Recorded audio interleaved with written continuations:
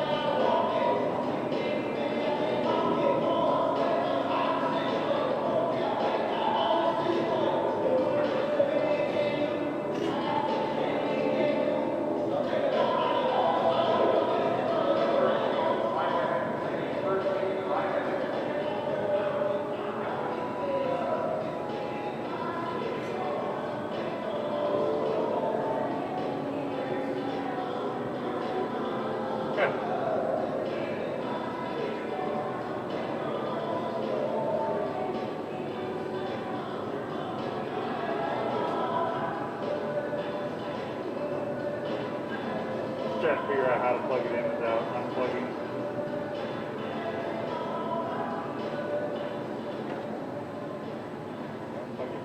And getting ready here for the women's 60-meter dash. We will have 2 heats coming your way shortly. Again, the first of 2 heats here, slated to have 8 competitors. We'll get them introduced to you as they get their final runouts here and settling towards their blocks. Again, moments away from the start of the Western Slope Challenge here today at Mountaineer Fieldhouse. Fieldhouse record in this event, 7:41, set by Shayna Thomas back in 2016. Screaming down the 60 meters straight here. We'll see if in the finals of this event we can challenge that.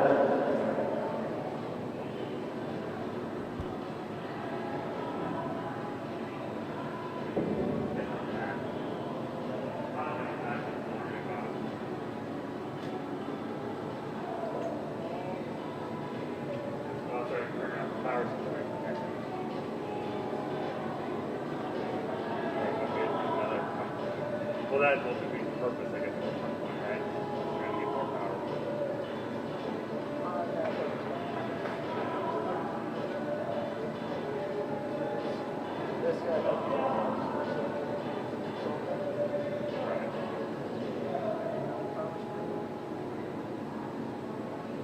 Power strip and power strip. We need to get more of those multi-pronged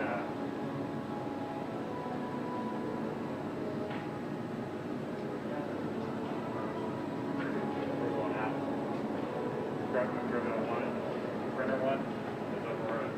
Yeah. That seems to be the easiest one to. I've got that.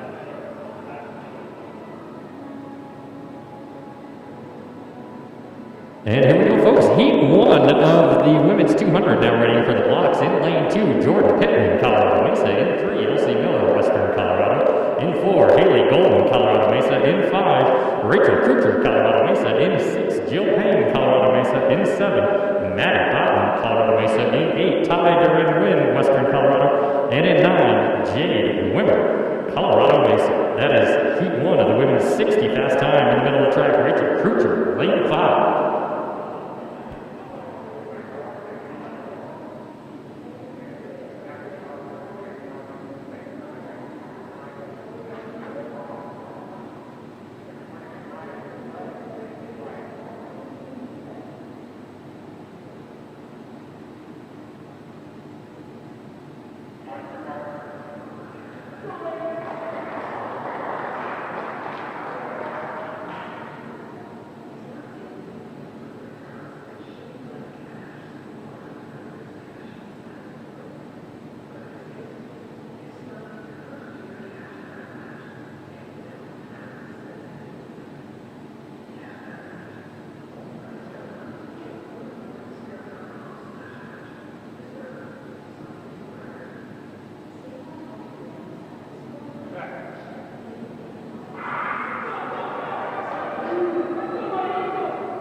And blasting down the track here.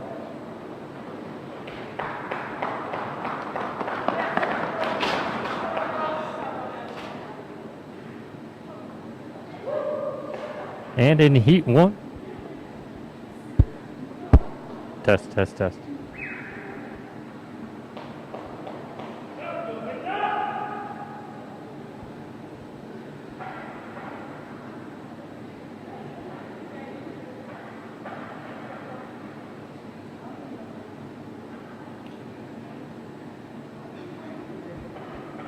Test, test.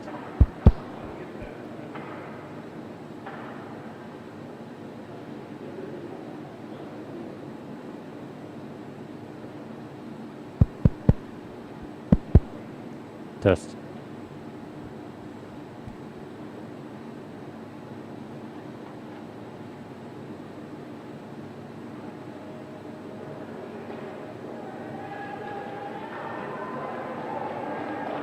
Test.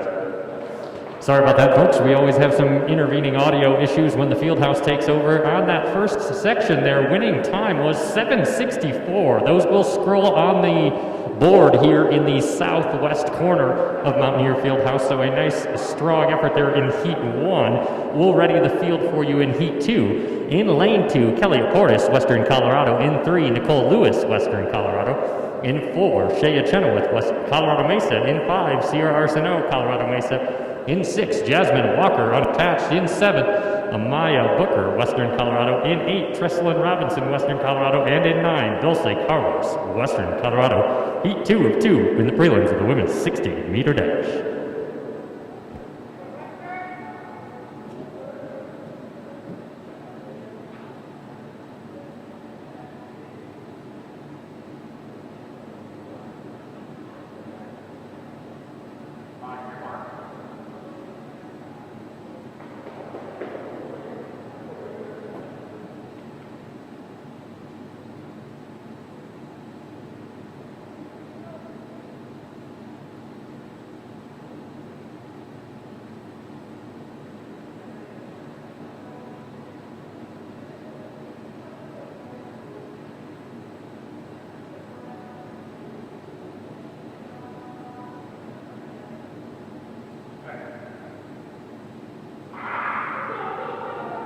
A fair start, and in lane 3, Chenoweth and Arsenault now.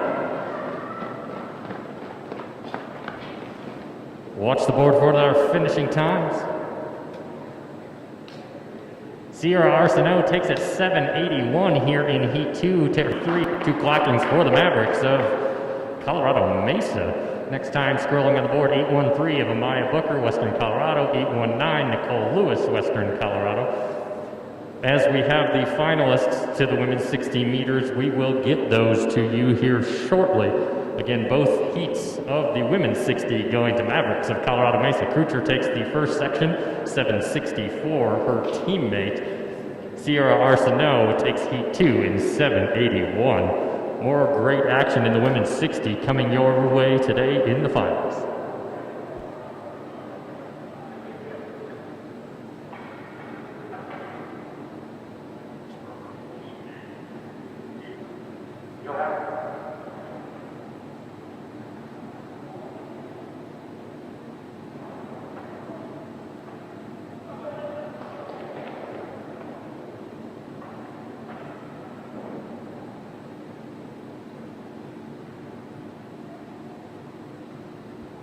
Early stages here, the indoor season.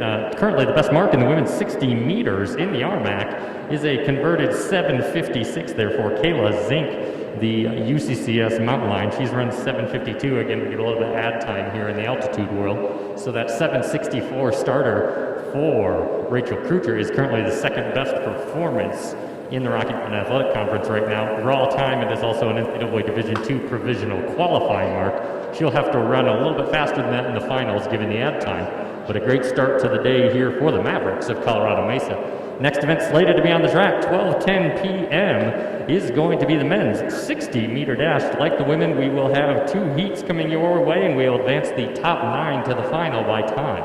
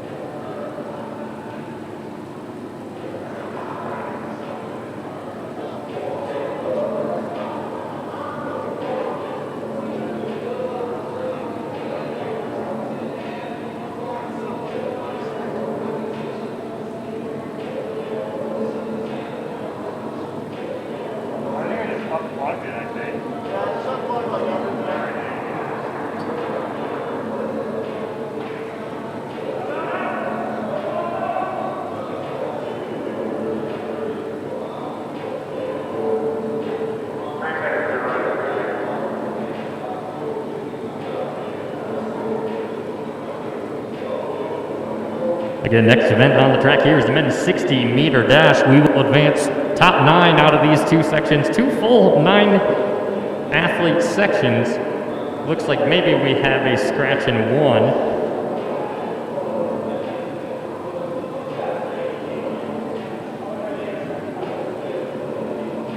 We do have 2 scratches here in heat 1 of the men's 60. Again, fieldhouse record in this event, 671.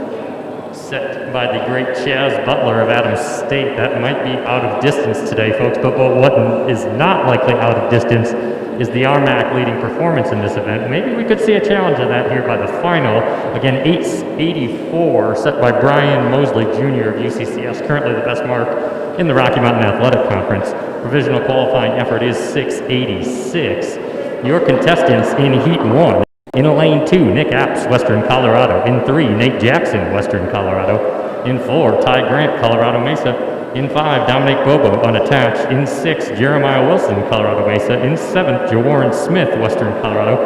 And in 9, Bo Thornton, Colorado Mesa. Your contestants in heat 1 of 2 in the men's 60-meter dash pre.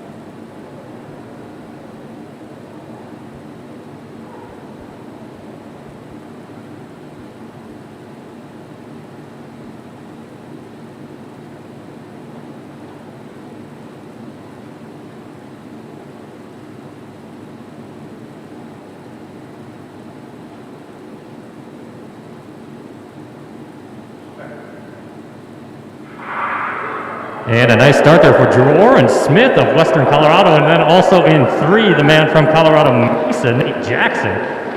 We'll watch the line.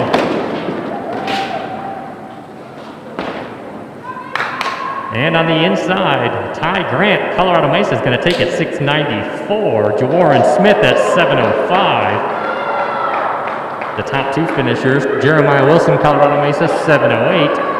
Time scrolling on the board, Dominic Bobo, 713, unattached.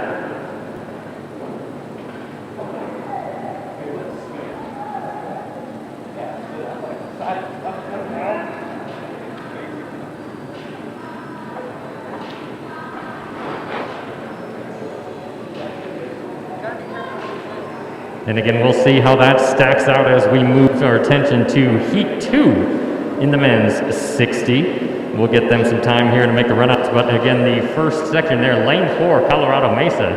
Ty Grant takes it in 694, so far the best time of the day, bettering his entry mark of 7 flat. So a couple gentlemen we'll see in these prelims closing out that 7-minute barrier. I believe a collegiate PR there for Jawarren Smith in the 60 as well here in heat 1 to heat 2.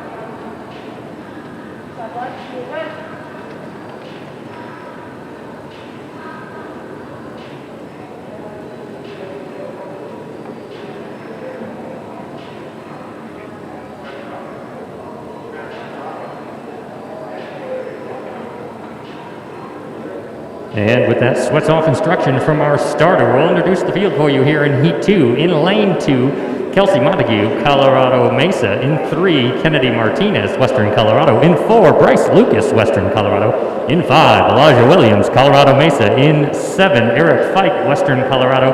In 8, Jaquarius Grant, Colorado Mesa. And in Lane 9, running unattached, Khalil James.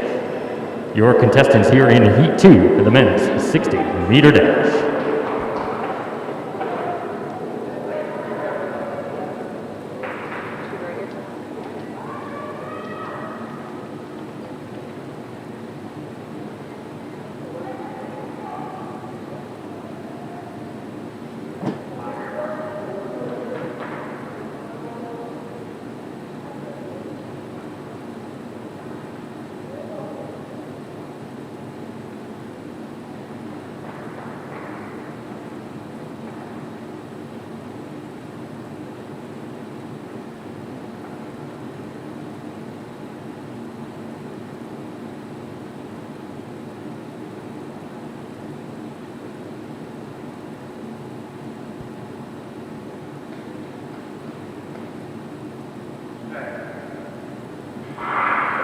And a nice push out of the blocks there in Lane 5. That is Elijah Williams for Colorado Mesa. But on his inside, the man from Western Colorado, Bryce Lucas, with a nice stretch run there. Winning time today, folks, Bryce Lucas, 6:82. Folks, that might be a provisional qualifying effort in the first race in a uniform for the man from California, Bryce Lucas, Great Oak High School. Elijah Williams, 6:88, a fast section there, folks. So we have a new leader in the Rocky Mountain Athletic Conference and shaping up to be a good final. Eric Fike rounds out that third position in Heat 2, 7:18. We will get you the finalists of the men's 60-meter dash shortly.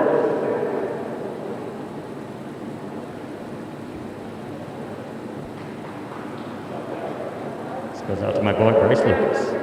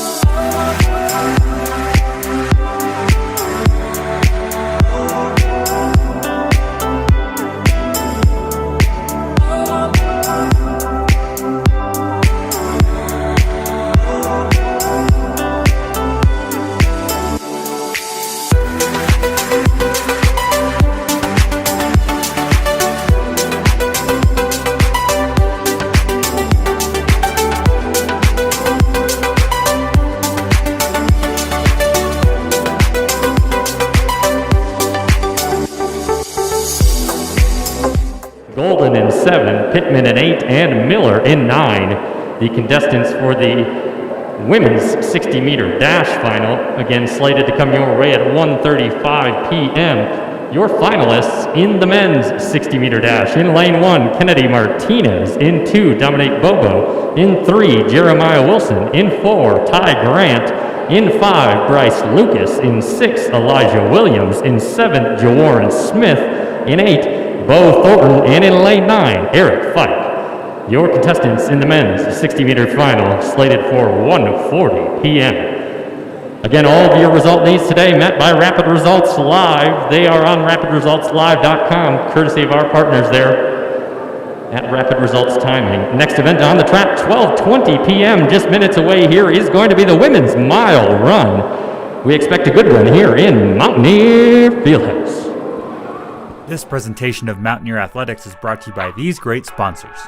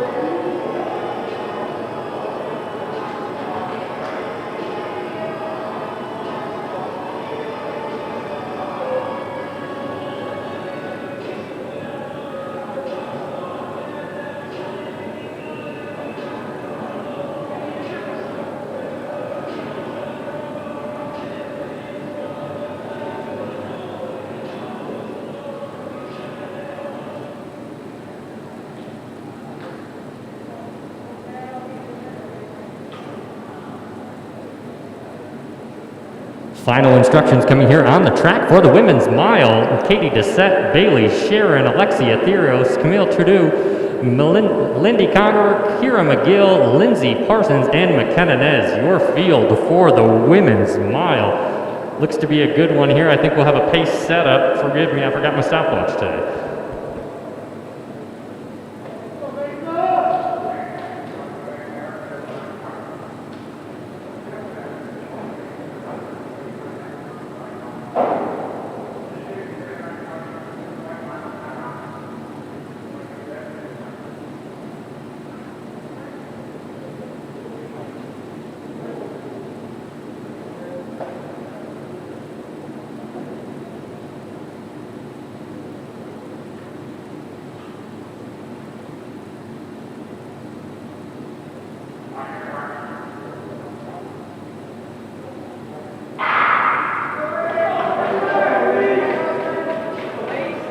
Here in the women's mile, again wearing hip 1, Katie Dissette, Bailey Shuren wearing hip 2 unattached. In 3, Alexia Theros, Western Colorado, wearing hip 4, Camille Trudeau, Western Colorado. In 5, Lindy Conger, Western Colorado. In 6, Kira McGill, Colorado Mesa. In 7, Lindsay Parsons, Colorado Mesa. And wearing hip 8 as they enter the turn here, McKenna Nez. That is Bailey Sharon unattached, Lindy Conger in that second position, and they're tight in third on the edge of lane 1, Kira McGill. A great year so far after a cross-country season for that Maverick of Colorado Mesa. Sharon's going to take the field through here. 41 seconds on my watch for the opening 200 meters. 82-second pace on the track, so a little under 5, right around 5:20 pace. We'll see how this continues to shake down. Moving up through the field there, Katie Dissette into that third position. She's on the shoulder of Conger. A great run in the 3K here last weekend at the Western Colorado University Triangular. Dissette now trying to back it up here in the women's mile. We'll hit a quarter.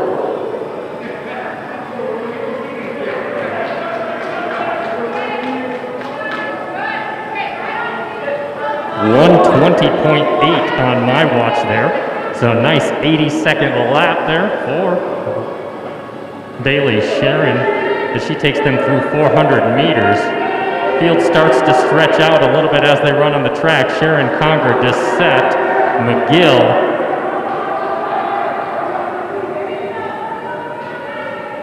Trudeau and Theros and Nez. 600 meters about to be in the books here.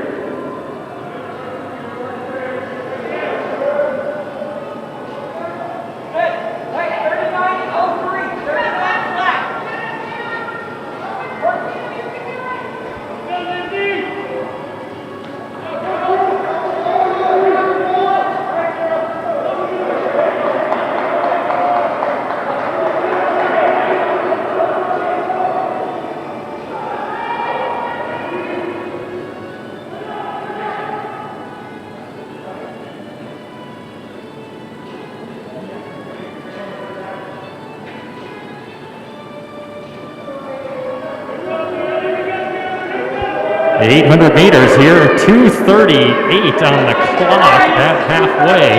Again, it continues to be Sharon leading the way. Conger,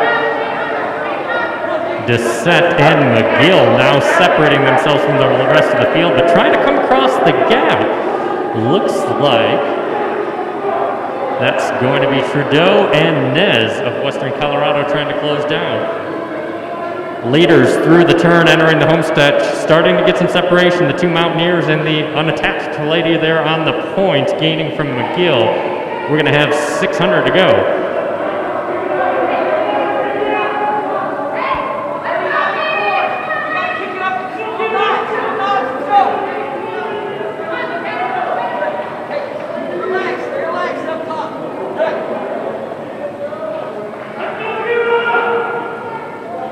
And down the backstretch, Bailey Sharon checks over her shoulder, that little bit of urgency to her teammate.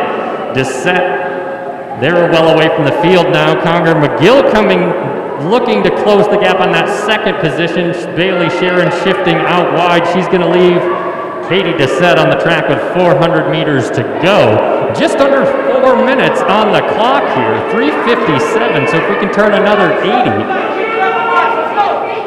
we'll have a pretty solid run here in Mountaineer Fieldhouse.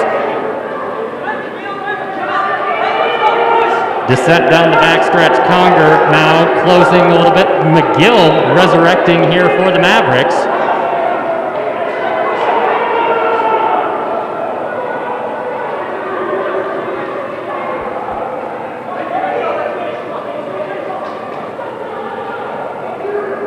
And into the home stretch here, Katie Doucette is going to take the bell.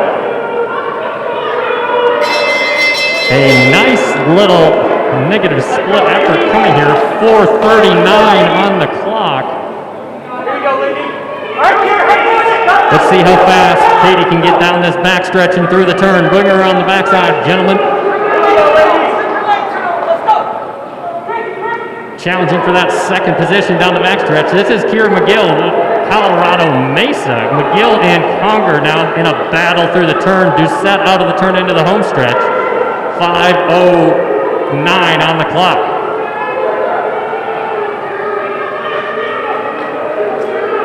And Doucette's going to take it 5:17 unofficially. McGill with a nice close over the final 150 meters to reclaim that second spot.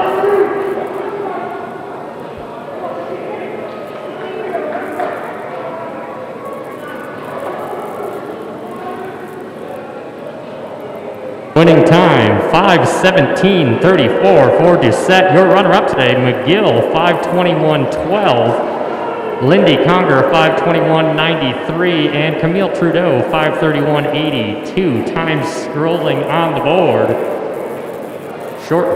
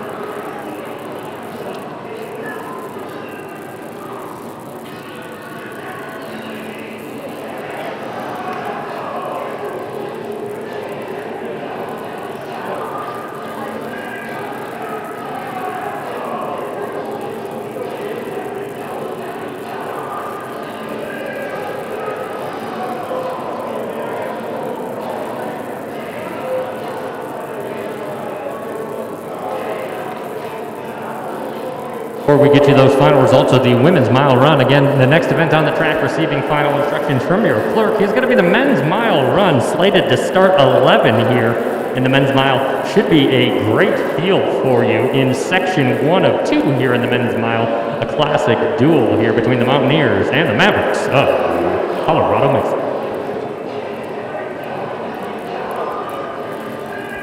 Your contestants in Section 1, Jonathan Speck unattached, Taylor Stack, Western Colorado, Gage Mayo, Western Colorado, Charlie Sweeney, Western Colorado, Tony Torres, Colorado Mesa, Juan Diaz, Western Colorado, Ryan Outler, Western Colorado, Cone Harrelson unattached, Matt Storer, Western Colorado, Jared Kuhn, Colorado Mesa, and Shane Nixick unattached. Section 1 of the men's mile.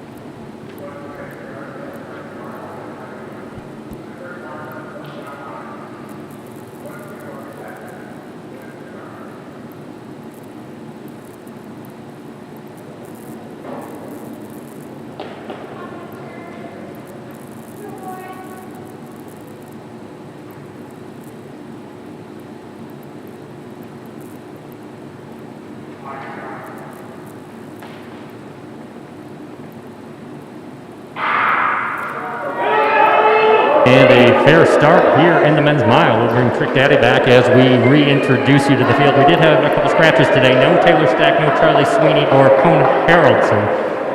So down the backstretch now, the man I believe pacing for this effort is Shane Nixick, former All-American for the Colorado Mesa Mavericks, now on the coaching staff there. Specht in that second position, running unattached. Torres, the muscular figure for the Mavericks, in that third position. Just over 32 seconds through the first 200 meters, so a nice pacing setup here from Nixick. He is familiar with this Mountaineer Fieldhouse. Specht there running well. Cadence looks strong for the man unattached. Torres, Mayo, Outler, Diaz. Storer and Kuhn in the back. We'll come to 400 meters here again. 103.93 on my watch, so a nice 400-meter split there. A strong setup coming. Mountaineer Fieldhouse record is 4:15.52 by Kevin Batt, the former Adams State Grizzly. We are on pace to erase that from the record books here. We'll see if we can continue that. Nixick getting a little bit of separation as our competitors may not appear to be going with him. Torres is going to step to the front now as Nixick comes off the track. Torres from Specht. Mayo now entering the picture. 137 high at 600 meters. Torres gaining separation from the rest of the field.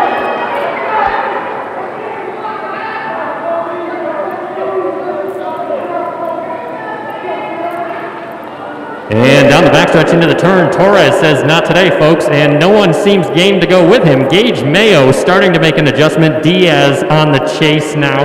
But right now, into the home stretch, Tony Torres coming to 800 meters, gaining plenty of separation. We're off pace for that record now, 2:09, but still a potentially nice run here coming from Torres. We'll see if any of those Mountaineers are ready to give chase. Juan Diaz looks game.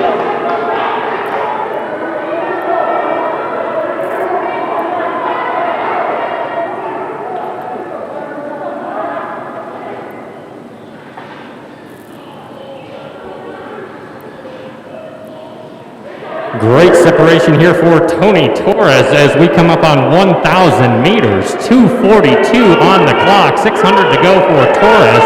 He's well away from the field. Diaz looks like he might try and make it a late race effort here, and the man from Colorado Mesa pulls into that third position. Right now, Tony Torres having his way with the field here in Mountaineer Fieldhouse. Locked in a duel for that second position. That is Jared Kuhn of Colorado Mesa and Juan Diaz of Western Colorado. But now Tony Torres with a good 35 meters of lead. 400 meters to go. 4:15. Torres cranking down the pace a little bit. It would take a sub-60 effort here to erase that Fieldhouse record, which seems unlikely. But now the Mavericks running 1 and 2 in this race. Excellent pace progression here for Jared Kuhn of Colorado Mesa. Diaz not quite ready to go away.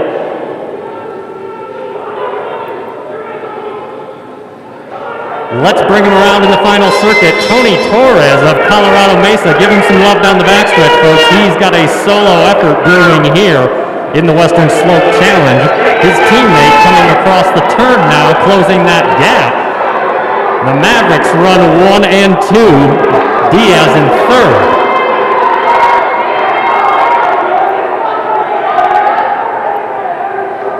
And a very nice run brewing here for Tony. Let's see if we can get him across in 4:19. Right there, Tony Torres takes it. Jared Kuhn, his teammate's going to be in second. The man from Western Colorado, Diaz, now coming to the finish line. Winning time, 4:20.67 for Tony Torres. Your runner-up, Jared Kuhn, 4:25.79. Your third-place finisher, Juan Diaz, Western Colorado, 4:30.42.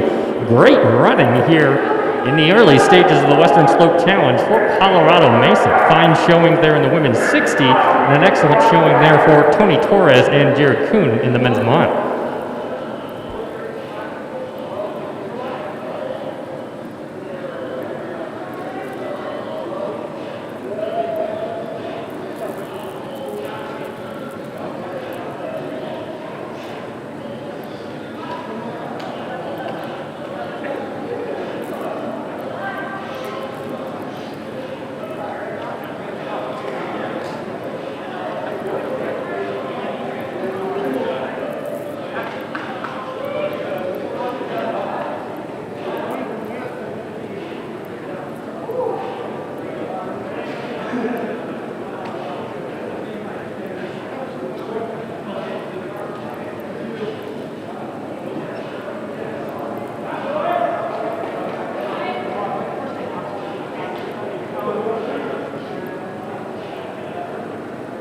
The big field assembling here for section 2 of 2 in the men's mile. Wearing hip 2, Michael Grabowski, Western Colorado. Hip 3, William Johnson, Western Colorado. Hip 4, Brady Labaret unattached.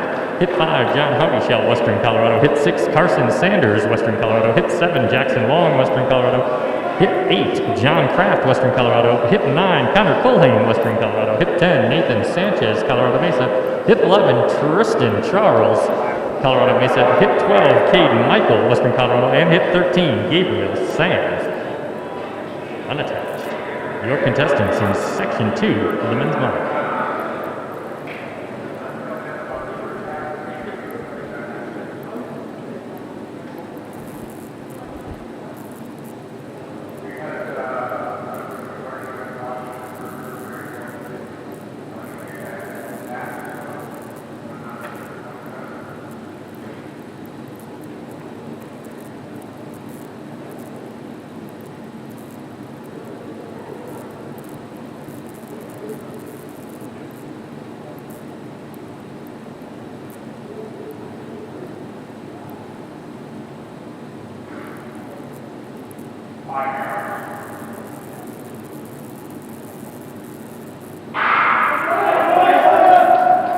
Grabowski, Johnson, Labaret, Howdyshell, Sanders, Long, Kraft, Culhane, Sanchez, Charles, Michael, and Sams, your contestants here in section 2 of the men's mile. A little perspective there on section 1 with that win. Tony Torres, after the conversion, looks like he's going to be the 4th fastest man in the Rocky Mountain Athletic Conference right now. We'll get a little conversion on that 4:20 effort. Likely going to be about 12 seconds here in Mountaineer Fieldhouse with the altitude and the track indexing. So a nice run there for Tony. That's going to index under 4:10, likely about a 4:08 high. That is speculative from me until we see the actual marks. Back on the track, a slew of Mountaineers here in section 2, and the man on the front of this one is John Kraft. Cade Michael, sorry. My eyes deceive me. Coming to 400 meters, leading the charge there. Cade Michael, Western Colorado, his teammate on his shoulder now takes the lead. Just under 65 seconds, so about 4:20 pace, 4:22 pace probably here. Grabowski now the new leader for the Mountaineers, running unattached in that 3rd position. Gabriel Sams. And then a slew of Mountaineers as we come to the 600-meter mark. About 4 seconds off the pace of the first section.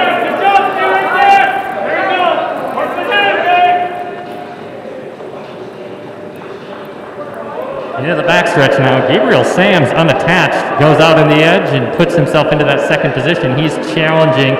Looks very steady, does Sams, in the white over black. Grabowski, your leader, Cade Michael, running in that 3rd position. In that top 6, 5 of them Mountaineers, the lone unattached man. 2:16 at halfway. Sams looks displeased with that pace. He's going to go around on the outside and take the lead into the backstretch from Grabowski. The unattached man gaining separation as the Mountaineers don't immediately make that move. Coming from deeper into the field, though, that is Jackson Long of Western Colorado. He seems game to compete today.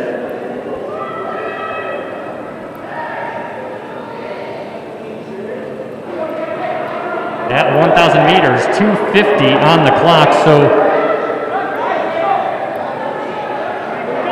600 meters to go on the track, and the Mountaineers starting to regain position in this race, closing down your leader, the unattached man, Sams.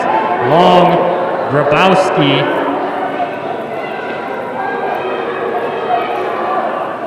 John Howdyshell, and Caden Michael. We're going to come to 400 meters to go. 3:24 on the track for your leader. Let's see if we get him here home at about 4:38 is my estimation. We'll see where we're at.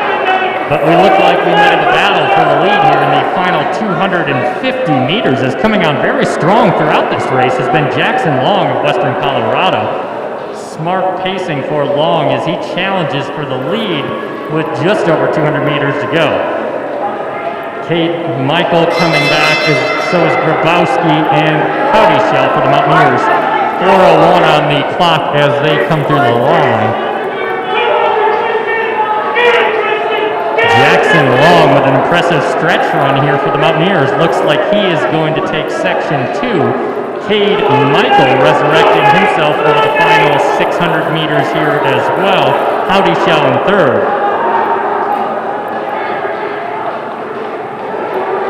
Into the home stretch.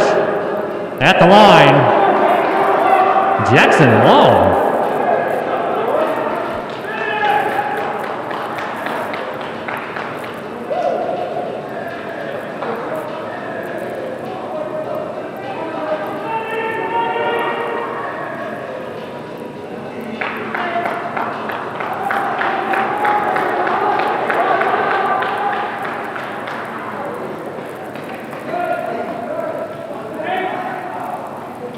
Winning time scrolling on the board here shortly for Jackson Long, 4:30.94.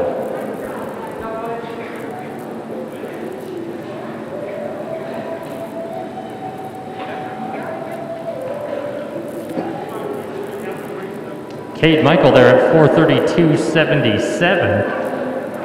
Howdy Shell 4:33.22. We'll continue to get the times for you here as their final and then share those official results again on rapidresultsblog.com. Coaches and athletes alike, you can keep pace with the meet here. Women's mile in the books, men's mile now in the books, and we will have those results for you here shortly. Taking that second section off an impressive close over the final 600 meters, Long of Western Colorado.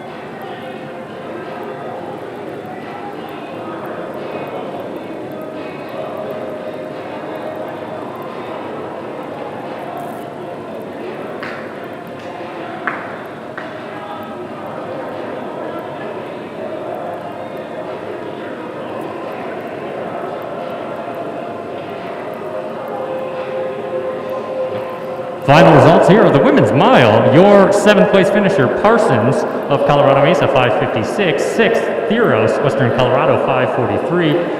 5th, Nez of Western Colorado, 5:33. 4th, Trudeau of Western Colorado, 5:31.82. Your 3rd place finisher, Conger, Western Colorado, 5:21.93.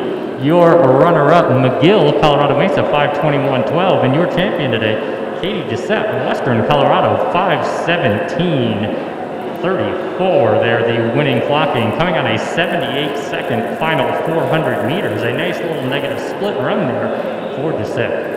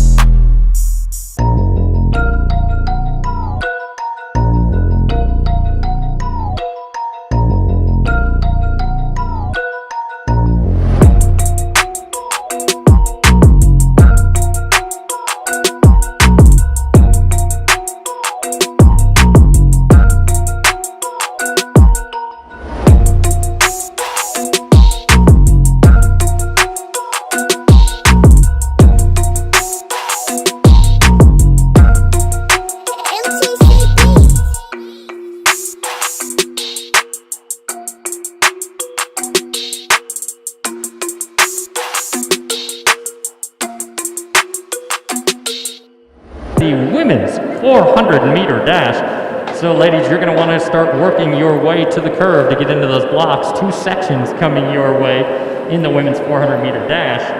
Fieldhouse record here, 56.10, set 2 years ago by Aria Miner, back in the Denver East product, now running for Baylor. So a fine performance from a fine athlete in the record books here at Mountaineer Fieldhouse. We're going to go to the women's 400-meter dash.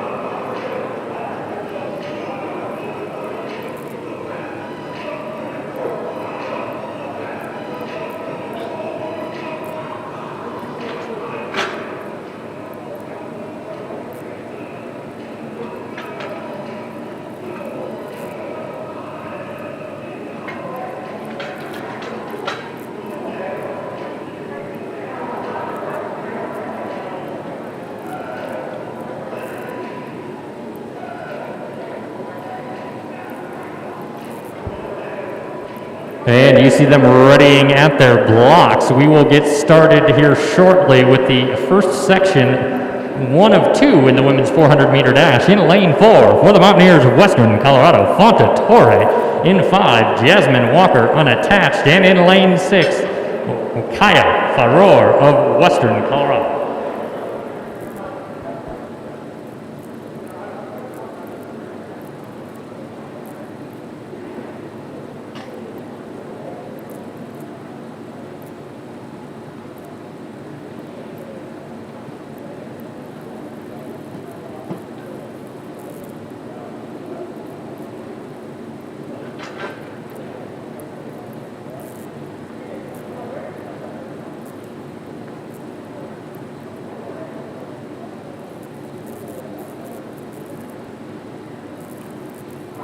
Sweats off, masks off, stand behind your blocks.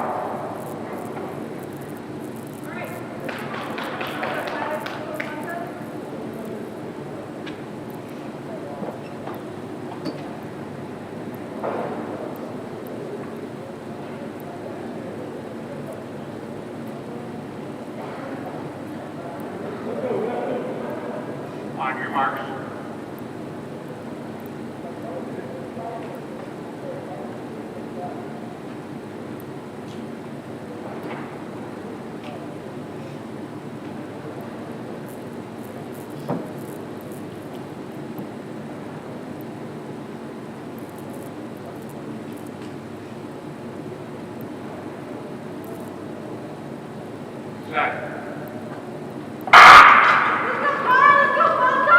And a fair start on the track and pushing well in lane 5. The unattached woman, Jasmine Walker, tore to her inside. Firor on the outside. Right now, Kaya holding. We'll see where they are at the stagger. A tight race brewing between Walker and Firor. Firor is going to take the cut. Long stagger here into the finish line. Fonta Torre in that 3rd position. About 27.3 on my visual assessment of the clock at 400 meters. Firor down the backstretch. Walker challenging. Into the turn here. This one continues to be Kaya Firor of Western Colorado. Walker fading through the turn. Torre holding up. Into the home stretch here, the woman from Hotchkiss. She's going to take section 1 here of the women's 400 meters. We'll get a final clocking. 58-23 there for Kaya Firor in the women's 400 as she takes it 59-61 for Walker and 102-15 for Torres. That will turn our attention here to Section 2 of the women's 400. In lane 4, Amber Valdez, Colorado Mesa. In 5, Sydney Trichler, Colorado Mesa. And in 6, Dulce Carlos, Western Colorado.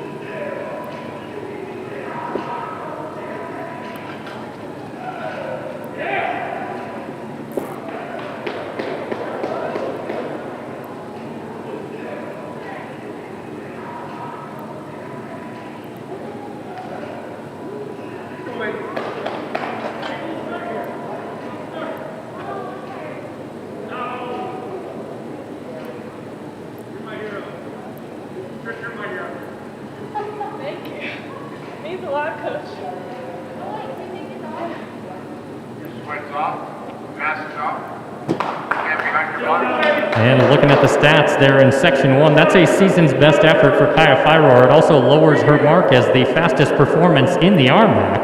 That was previously at an indexed 58.44. She just ran 58.23 real time. So that'll take us to Section 2, Valdez, Trichler, and Carlos.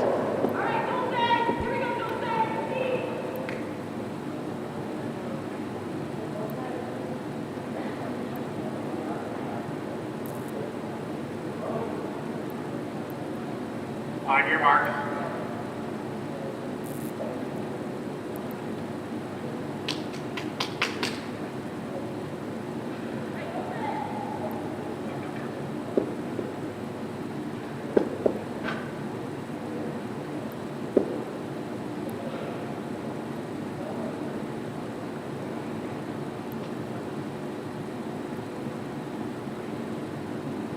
Set.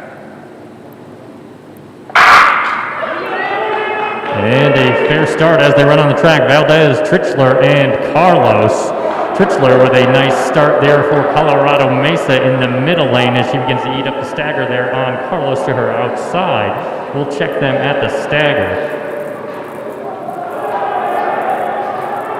Not going away though, all three of these women pretty evenly stacked here at the cut. Dulce Carlos with a nice little edge on the outside as she works to the finish line on the stagger.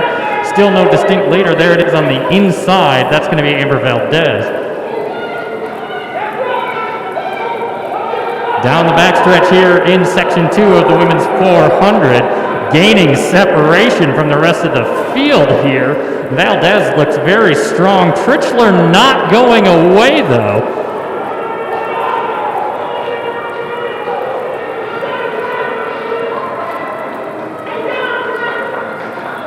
And at the finish line, that's going to be Valdez, followed by Trichler to her outside.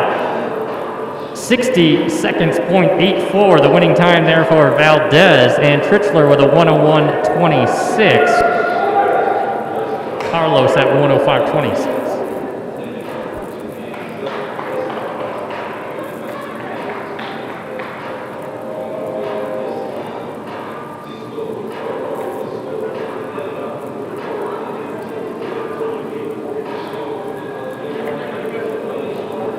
We'll get the results of the women's 400 finalized for you here in just a moment before we move on to the men's. Again, gentlemen, we have reseeded, so you're going to want to listen to your lane assignment for the men's 400. We will still have 3 sections, but we did reseed the men's 400. Men's 400 report. Men's 400 report. Final results of the women's 400. In 6th, Dulce Carlos, Western Colorado. In 5th, Fontatore, Western Colorado, 102.15. In 4th, Sydney Trichler, 101.26. In 3rd, Amber Valdez, Colorado Mesa, 1 flat 84. Your runner-up today, unattached, Jasmine Walker, 59.61. And your champion here today at the Western Slope Challenge, 58.23 for Western Colorado's Kaya Firor.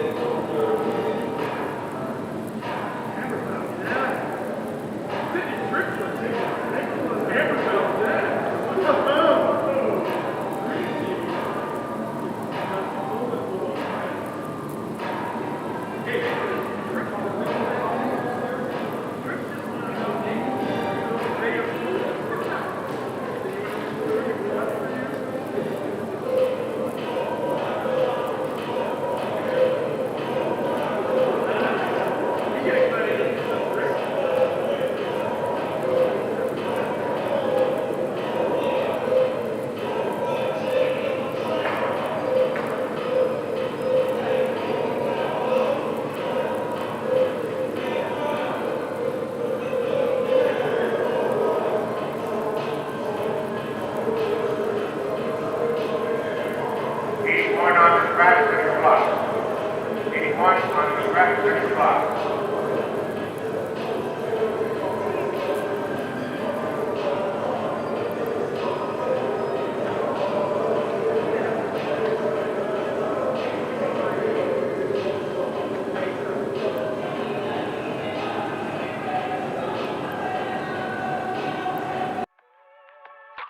For 50 plus years now, the Mountaineer Athletic Association has been the official booster club for Western Colorado University athletics.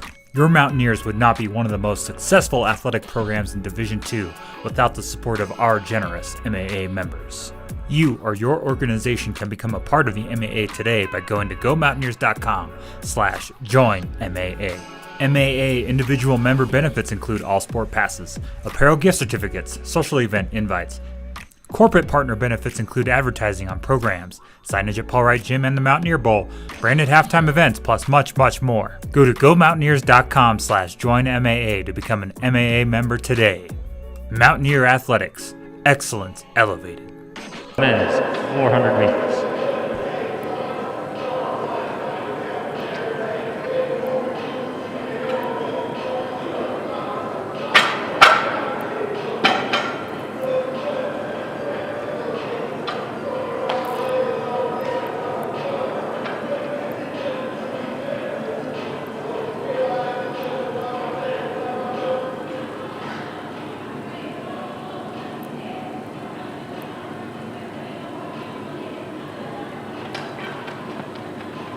And again, section 1, Montag in 4, Kazuski in 5, and Donaldson in 6.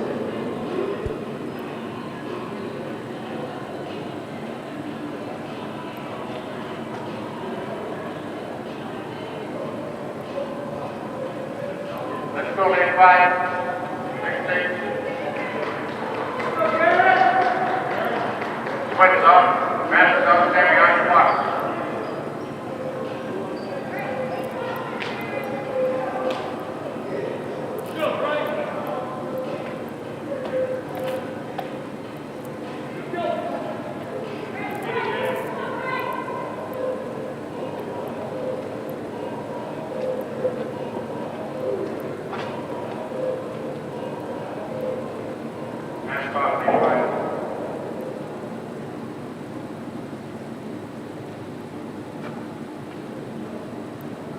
On your mark.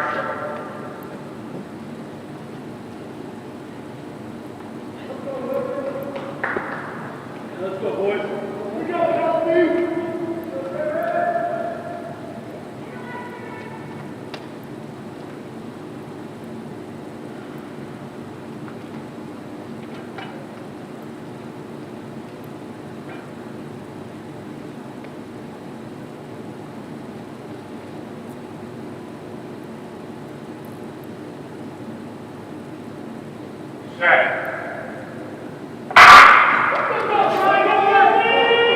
And a fair start here, Montag, Kazuski, and Donaldson running well in the middle of the track right now. And on the inside, Montag actually making up great ground here for the Mavericks of Colorado. Mesa, Kazuski with the light close here, and Donaldson. Right now, this one is Kelsey Montag of Colorado Mesa. He's going to take it first at the staggered. Kazuski takes it long, 24 high at 400 meters. Kazuski challenging on the outside now as Montag goes down the backstretch. He continues to lead. Aggressive running from the inside in lane 4 for the man here from Colorado Mesa. Kazuski not ready to surrender yet. We'll see if we get a stretch run here. Montag, Kazuski down to the wire.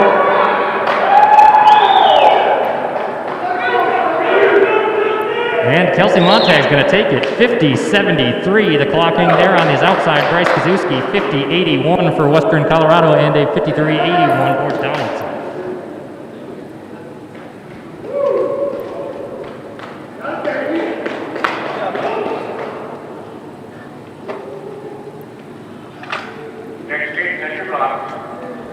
Section 2 now readying the blocks in the men's 400. In lane 4, Tyler Catrone, Western Colorado. In 5, Jansen Paris, Western Colorado.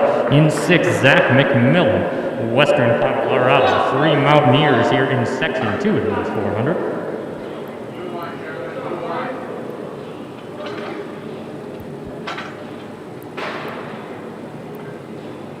quick stat research. If I'm not mistaken, that effort there from Kelsey Montag makes him the 5th fastest Maverick in indoor history for Colorado Mesa.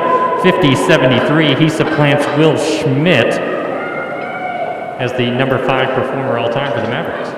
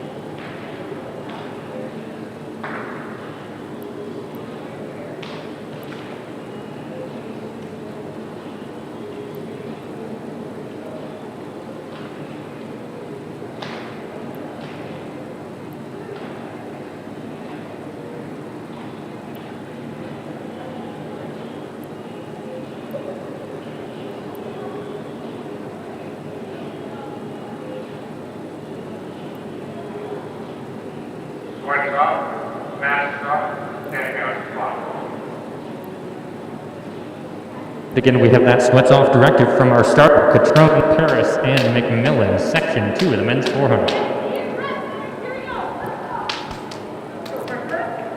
Go, boys.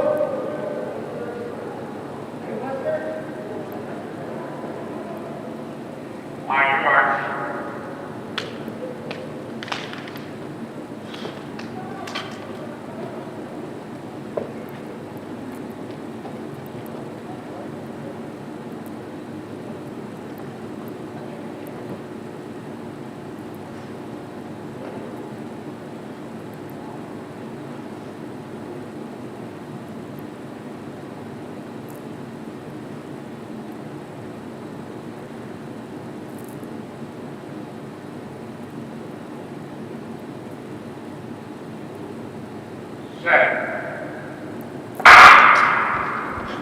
Clean start on the track, Catrone, Paris, and McMillan. In the middle of the track there, the man with that best start out of the blocks looks like it is Jansen Paris.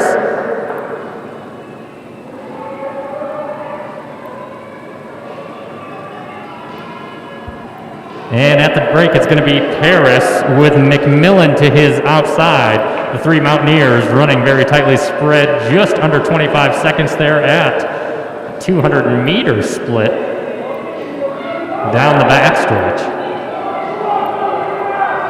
Running in the same order here. Paris, McMillan, and Catrone. Paris looking strong down the stretch, gaining some separation. Catrone coming around on the outside. Let's see a tight run here, closing it out well like he did last weekend.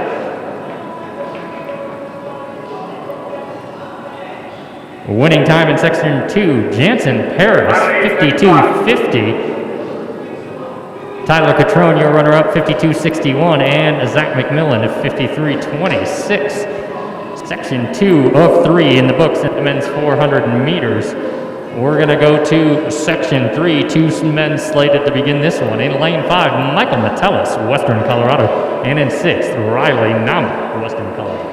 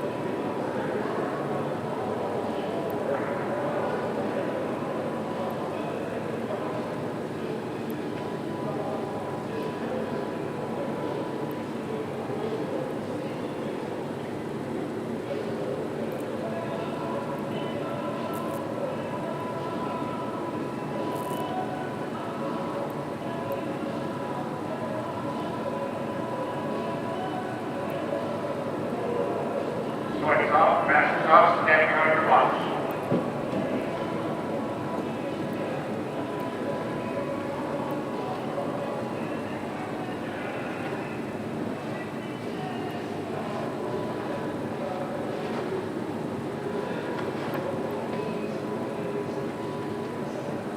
And sweats off in section 3, Metellus and Namba. Behind your marks.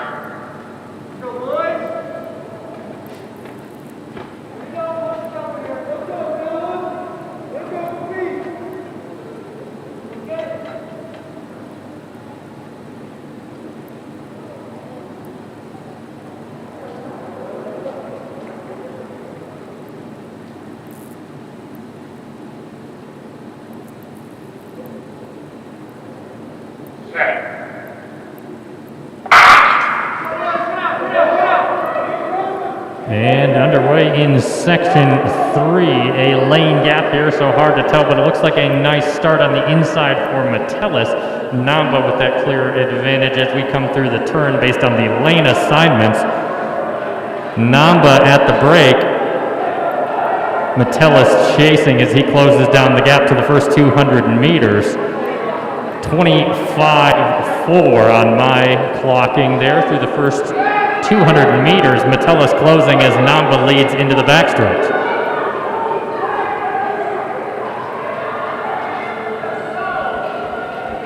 Looks like we might have a change at the apex of the turn here as Metellus challenges his teammate on the outside down the home stretch, Michael Metellus and Riley Namba.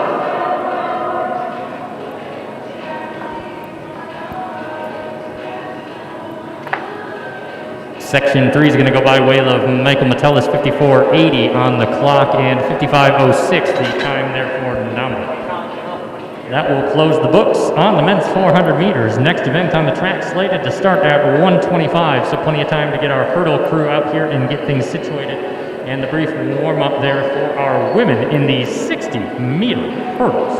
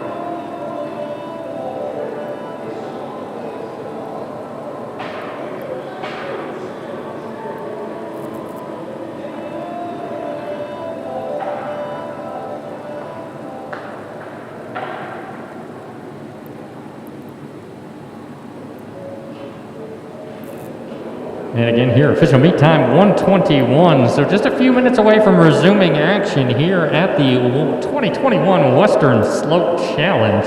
Next event on the track slated to be the women's 60-meter hurdles. We'll follow that in short order with the men's 60-meter hurdles, and then we will do the finals of the women's 60 and the finals of the men's 60. So plenty of action here on the straightaway coming your way in a few minutes.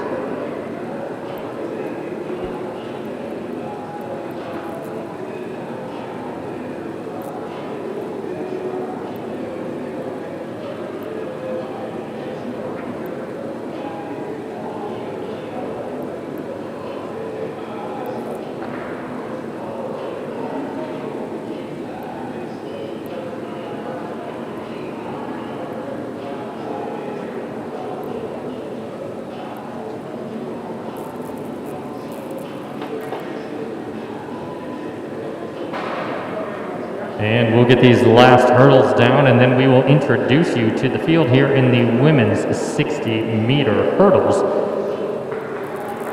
Slated to start 7 in this one, unless we have any last-moment scratches. Fieldhouse record in this event, 8:38 set by Salcia Slack. That is quite the burning performance here at Mountaineer Fieldhouse. The current best in the Rocky Mountain Athletic Conference is Missy Marini of UCCS at 8:98 off the index there. Just converted for altitude. Right behind her, Chelsea Murphy of Western Colorado, the school record holder here for the Mountaineers. And factoring into that picture shortly in the women's hurdles. We will now set the field for you in Section 1 and only 1, the finals here of the women's hurdles. In 2, Miles Hilbert, Western Colorado. In 3, Kiana Jackson, Colorado Mesa. In 4, Avery Griffith, Colorado Mesa. In 5, Chelsea Murphy, Western Colorado. In 6, Kelly Portis, Western Colorado. In 7th, Mika Jenrette of Colorado Mesa. And in 8, McKenna Mulder, Colorado Mesa.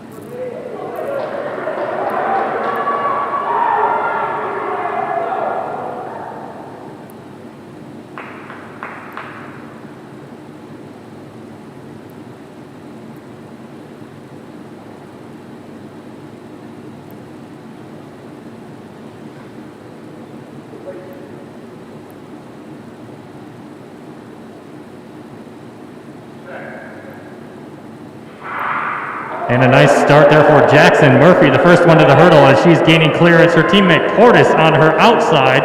This one looks like Chelsea Murphy is going to take it.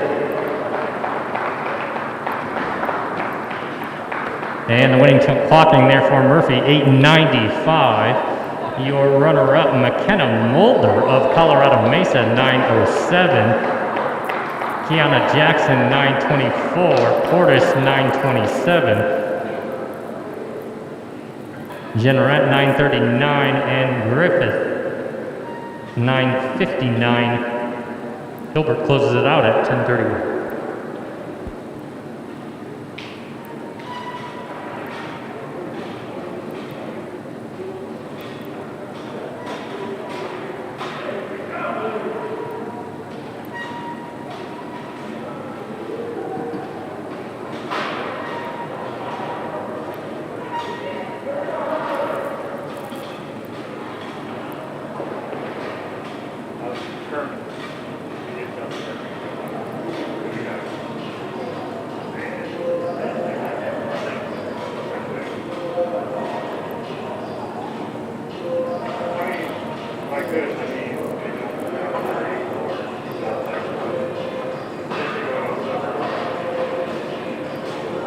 And thank you to our hurdle crew as we get these hurdles pushed back down the straightaway. And they're going to go all the way up, and we'll get that weight adjusted. Again, that weight is going to come back.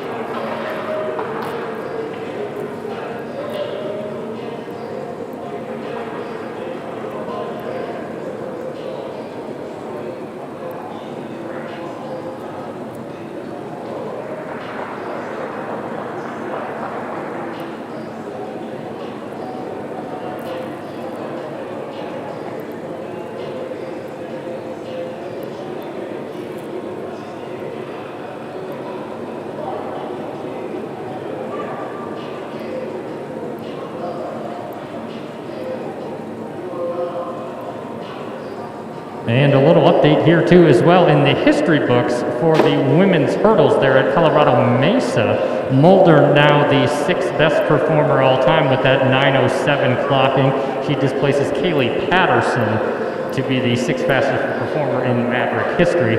As we direct our attention now to the men's hurdles, again slated to start in just 2 minutes here. The men's 60-meter hurdles. We will have 6 gentlemen coming your way in the finals of the men's 60-meter hurdle.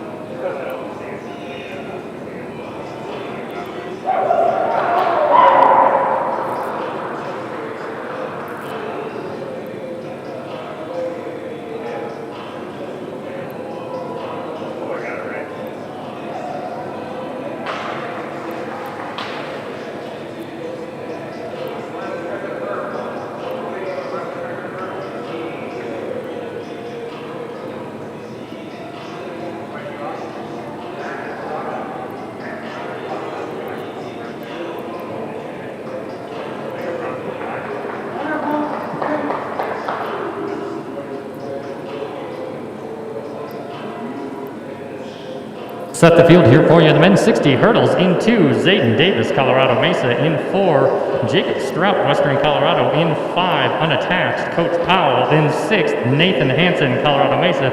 In 7, Nick Apps, Western Colorado. And in 8, Kevin Frau, Colorado Mesa. Your contestants here in the finals of the men's 60-meter hurdles. Mr. Starter.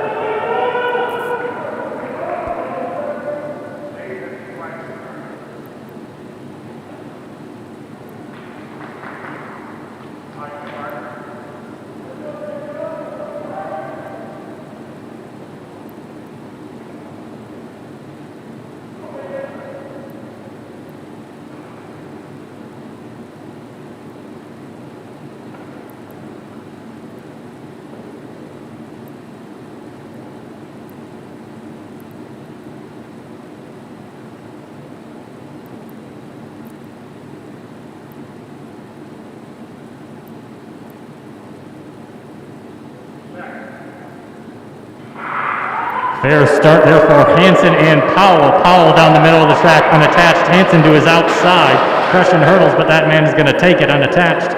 And that is Slater Powell, strength and conditioning coach here at Western Colorado. He's going to take it 8.30, just like his entry mark performance. A consistent man there is Slater Powell. 8.44, your runner-up, Zayden Davis, Colorado Mesa on the inside. Nathan Hansen, 8.46 on the outside of Powell there. And Jacob Stroop, 8.60. Those are the times so far scrolling through in the men's 60-meter hurdles.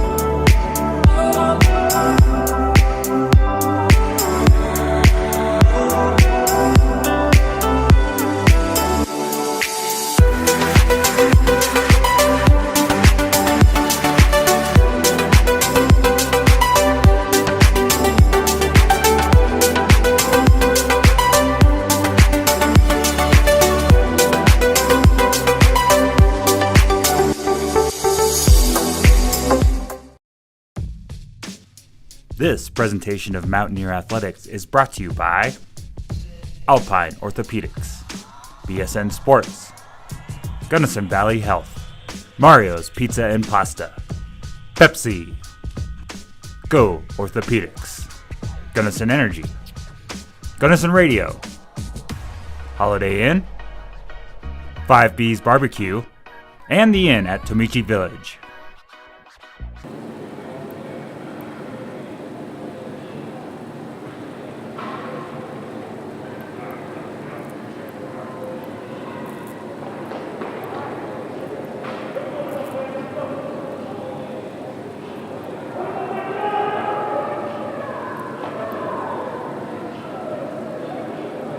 Fans, here we go. We're going to ready ourselves for the finals of the women's 60-meter dash. A good one coming your way here after a strong prelim heats to start out the day.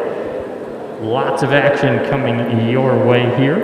A strong field will set it for you. In 1, Nicole Lewis, Western Colorado. In 2, Amaya Booker, Western Colorado. In 3, Jill Payne, Colorado Mesa. In 4, Shea Chenoweth, Colorado Mesa. In 5, Rachel Krucher, Colorado Mesa. In 6, Sierra Arsenault, Colorado Mesa. In 7, Haley Golden, Colorado Mesa. In 8, Jordan Pittman, Colorado Mesa. And in on lane 9, Elsie Miller, Western Colorado. Across the middle of the track there, a slew of Mavericks, fast performer in the prelims, Rachel Krucher, 7.64.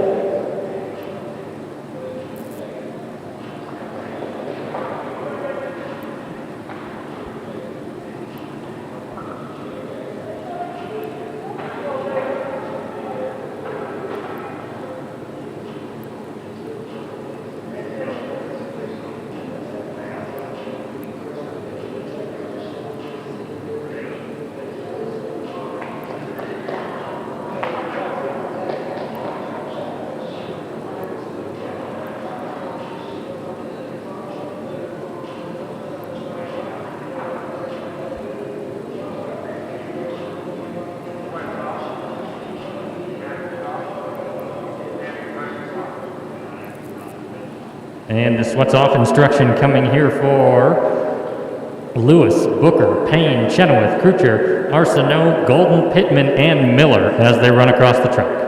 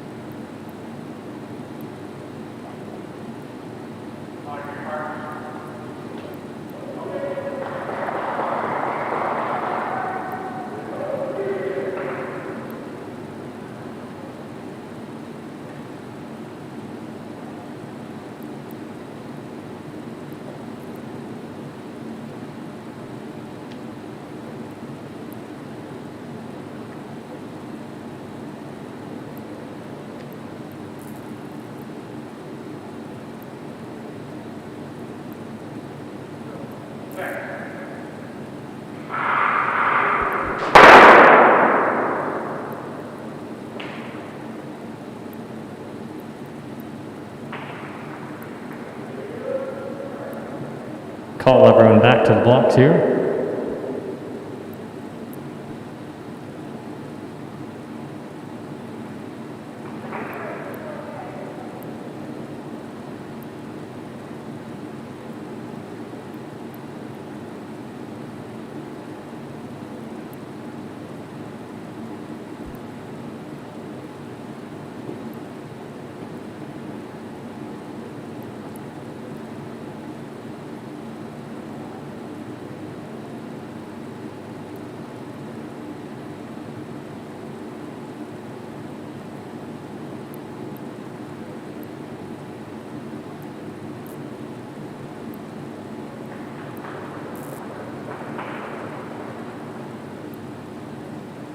And so we will restart here. We have lost lane 1 after that and a warning to lane 4 there. We will reset the field.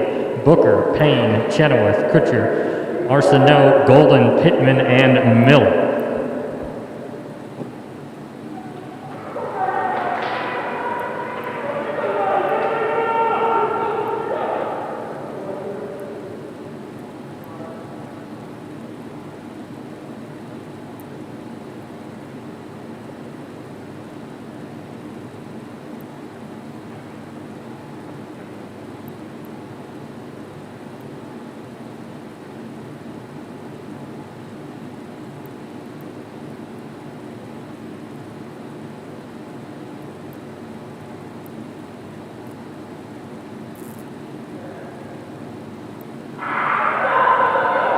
At this time for Krucher, powering away in 5. Arsenault to her outside. She only needed 2 starts here today, rolling down the track. 7:63 for Rachel Krucher, so her best on the day. Your runner-up to her outsides here, Arsenault 7:75. Chenoweth 7:98 after that scare on the first start. Golden 7:99. Payne 8:03 as the Mavericks roll 1 through 5. Make it 6. Jordan Pittman 8:08. Miller 8:21. Or Booker 8:13 and Miller 8:21.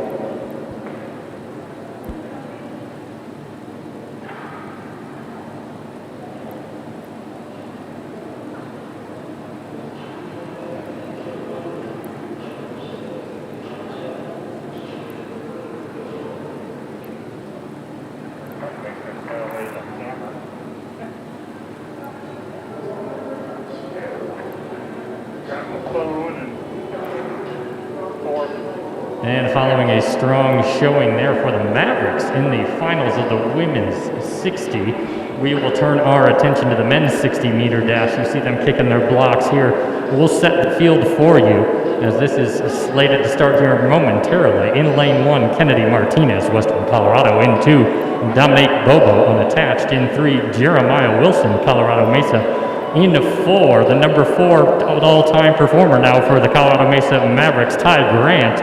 In 5, the fast qualifier out of the prelims, also number 4 all-time for the Mountaineers now, Bryce Lucas, Western Colorado. In 6th, I believe the new school record holder for the Mavericks, Elijah Williams. In 7, Jawarren Smith from Western Colorado. 8, Bo Thornton of Colorado Mesa. And in lane 9, Eric Fike, Western Colorado.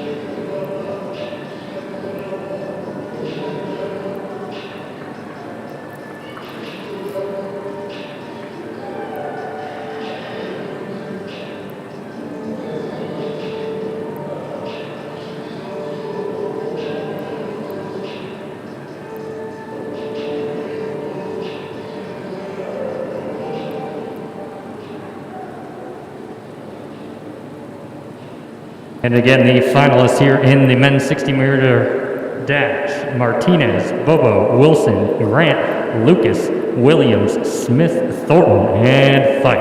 Mr. Starter.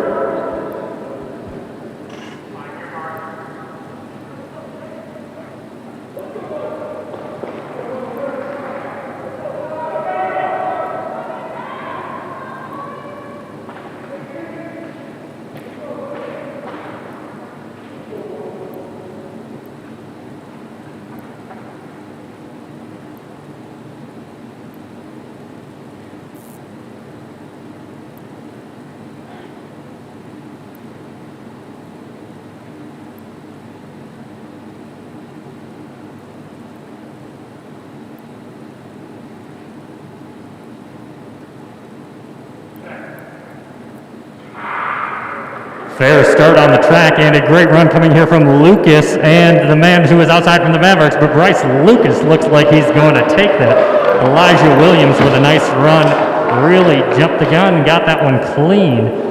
Bryce Lucas takes it 682 again on the day. Consistency is king here for Bryce Lucas. Elijah Williams 685, lowering his time from the prelims there. The fast man in lane 6, Ty Grant 694, again equals his prelim time. Great running here for Grant today. We'll keep the time scrolling on the board. Your champion at the Western Slope Challenge, Bryce Lucas.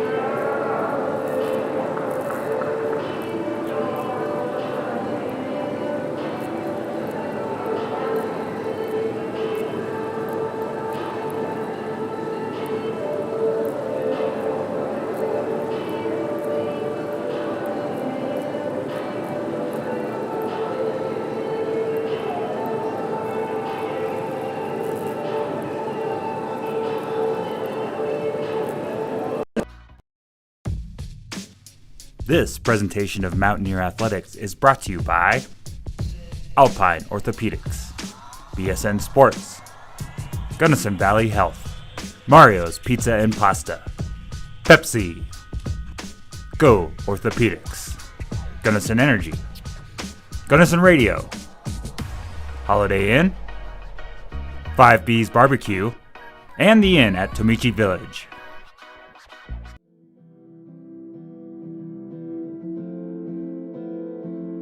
My name is Kyle. I'm the esports coach here at Western Colorado University.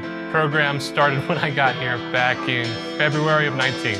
Western's very, very singular opportunity. Great location, beautiful countryside, and I feel that more indoor activities are a great way for students to socialize and compete.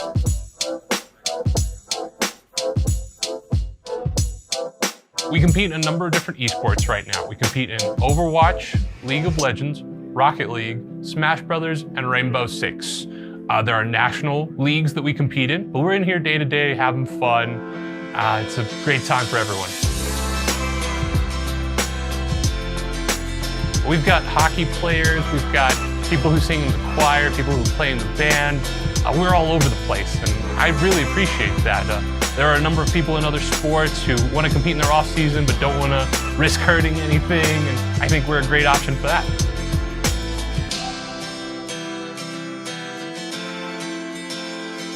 My name is Brett Scarborough. I'm a senior. I'll be graduating this spring, and I'm a music education major. I was really just looking for some guys to play games with. It's a lot of fun. We don't have super high expectations. We're really just a community rather than a high competitive team. Obviously, we want to win, but having fun is a priority.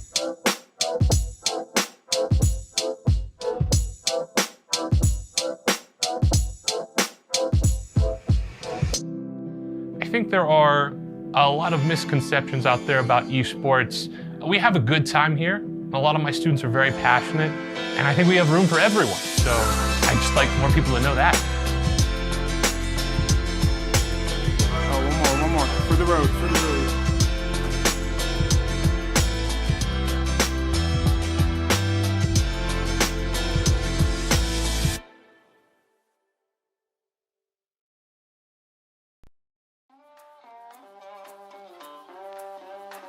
Being on the rescue team is definitely an experience that you can't make anywhere else. You can't go out on these all-night missions, all-night trainings with the people that you are with and not form all these lasting friendships. It's experiences that you will never gain somewhere else that prepare you for later in life. I definitely would not have the job I have now without all the experiences I've gained from the rescue team. Every Monday, typically we have our nightly trainings, and the curriculum lasts for 2 full years. And that way we can build from the ground up rather quickly.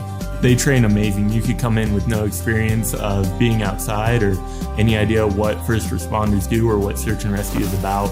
And all the trainings each week give you a new skill and get you really ready and prepared to be a part of the team. Some of the obvious teaching points are recreating in the outdoors and being safe in the outdoors, but also the more hidden bits come along with just professional communication. Starting out on the team as an 18-year-old, working with paid professionals in the rescue community, you learn very quickly how to construct yourself and come across as a professional in a genuinely risky sphere. Try to put some teams together and do your best to find your buddy. So call comes into 911. And obviously I take that call as a 911 dispatcher. And what we do is we figure out which team is going to take that call. If it needs to go to the sheriff's office first, we then page the rescue team. They'll call in, we give them all the information. The MC is who takes that call. There's MCs on calls 24/7. They will then send a text out to the team. We use ReadyOp. The entire team will receive that message. Everybody responds to the cache. They make their plan from there on what they're going to take, what they need. You load up, all the members go into the field, we find the patient, and then bring them out. We are an independent resource, actually a part of the sheriff's office. However, the school provides a vast majority of the members that are on the team. Acting as a full volunteer agency, we do accept anybody from the community. However, Western has been very inviting and fosters a community of people that want to come out and learn and go through the paces to become a full member. The team feels a lot more than just a team.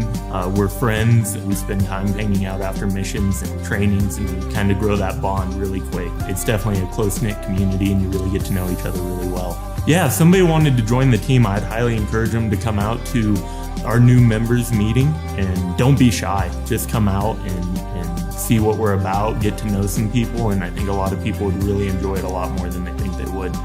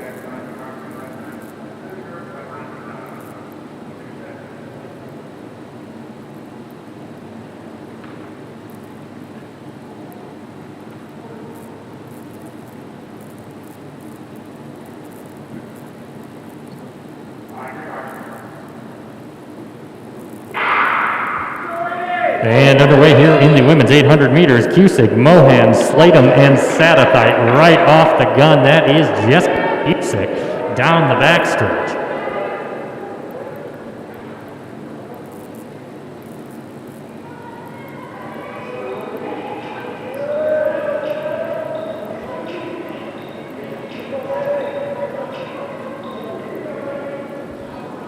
As we near in on 200 meters here, Cusick taking control in this one. A nice solid 32 high on my watch there. in the opening 200 meters. So Cusick setting the tone here early. Down the backstretch, she's going to hit 300 here shortly. Looks very strong. Running unattached here in Mountaineer Fieldhouse. Mohan in second. Sladham in third. Sadathite in fourth. Right now, this one all Jessica Cusick. Coming up on 400 meters. Let's watch the clock here, turning an impressive couple circuits. We're going to call that 65.8 at 400 meters. So well in the range of taking down that Fieldhouse record here. Let's see if we can get some support for Cusick as she comes down the backstretch and through the turn. She's going to have a shot at it today in this solo effort. We'll see.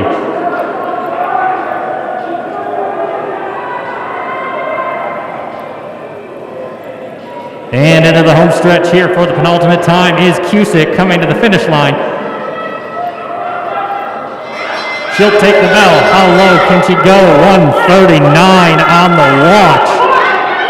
Let's see if we can get her there. 2:15:61 is the clocking that we're looking for. Down the backstretch, Cusick continues to build. Just over 100 meters to go. Mohan still in second. Well back. Into the turn at the apex. 2:05 on the clock, folks. We got a shot here. I think she's going to do it. Let's get her home. 2:15 is the Fieldhouse record. That will do it. Official clocking 2:14:34. A great run here at 7,723 feet. Folks, a round of applause for your new Mountaineer Fieldhouse record holder, Jessica Cusick.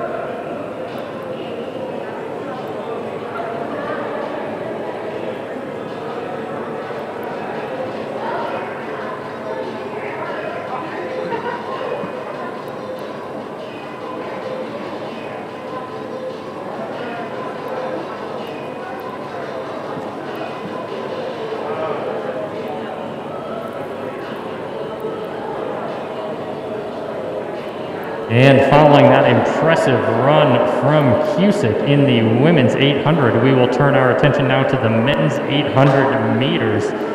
It is going to be Cone Haraldson in 1 unattached, in 2 Jacob Valdez, Colorado Mesa, in 3 Jeremy Killoy unattached, in 4 Braden O'Neill, Western Colorado, in 5 Janai Brown unattached, in 6 Connor Culhane, Western Colorado, and wearing hit 7 Daniel Carr unattached.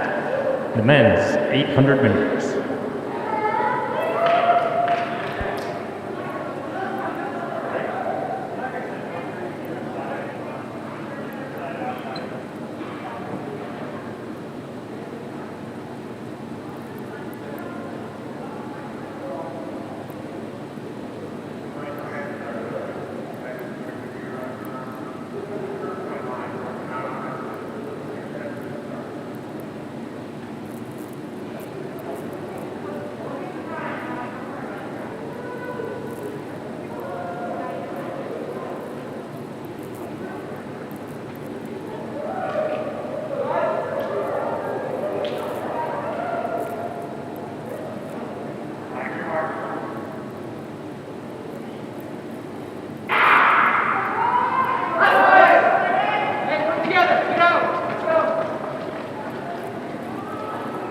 Way here in the men's 800 meters, a couple scratches here. Leaves us Valdez, Killoy, O'Neill, Culhane, and Carr. Right now that is Braden O'Neill to the front for Western Colorado, wearing hit 4.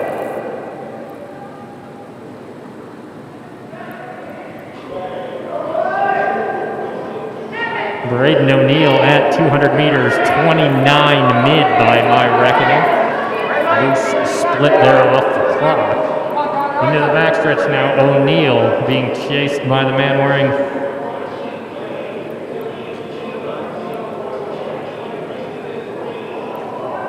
hip 3.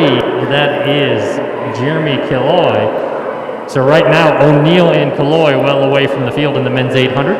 We'll get a 400-meter split here just in a second. As expected right there, about 101.60. Or sorry, 1 flat 60.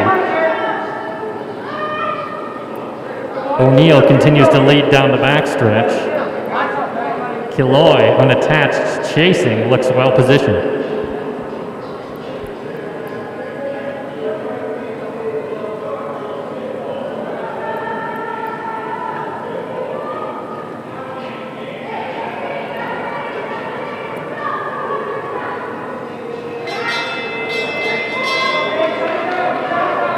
New leadership on the track. Jeremy Killoy running unattached. He's going to take it into the backstretch.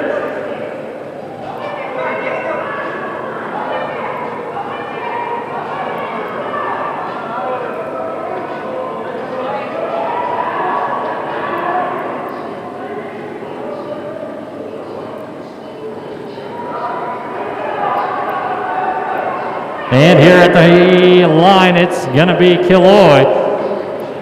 His official clocking, O'Neill behind. 2:05.31 for Jeremy. 2:06.09 for Braden O'Neill, and we'll continue to bring him across here in the men's 800.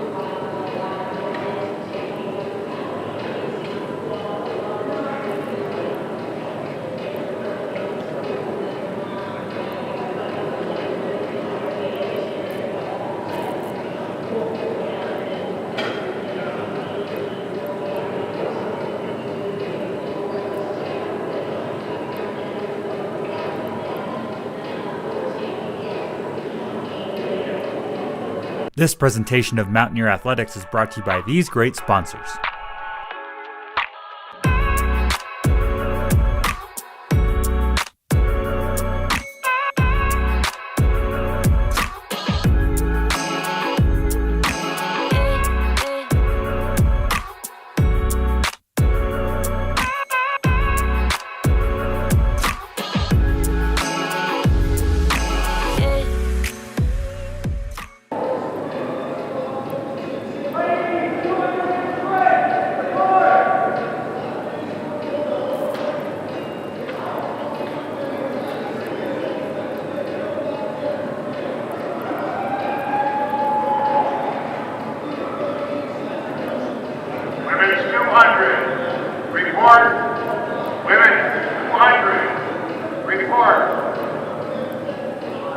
And a reminder to our athletes and coaches alike, the next event here in Mountaineer Fieldhouse for the Western Slope Challenge will be the women's 200-meter dash, slated to start at 2:10. So just a few moments away from 3 sections here of the women's 200. We'll bring them to you in a moment.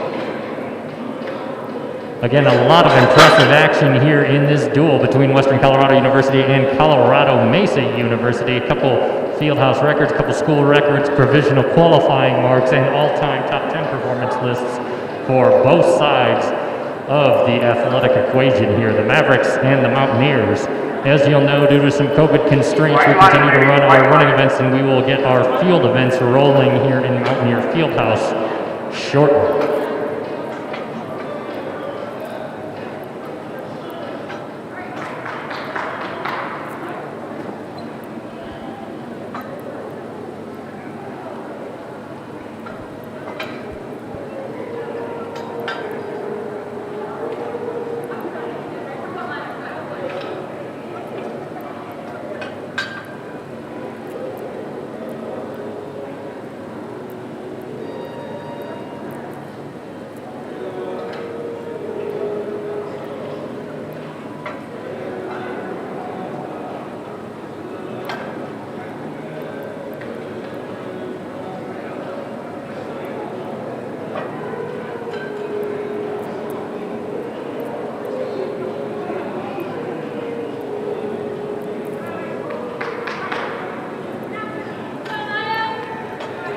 And folks, a little perspective here on that facility record performance for Cusick. We started out with a 32.3, went to a 33.1, a 33.8, and then closed the books on a 35-second there. So really an aggressive 600-meter performance for Cusick as she holds on down the stretch run to break that fieldhouse record by just over a second, 1.3 seconds. Congratulations to Cusick.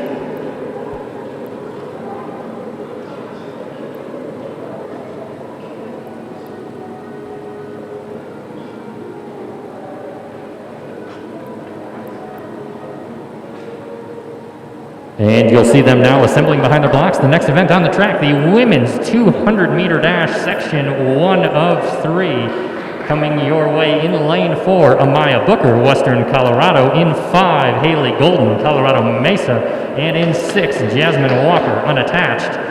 Fast time in the middle of the track, Haley Golden. Also with the same seed time to her outside is Walker. So watch the outside of the track here in section 1 of the women's 200-meter dash.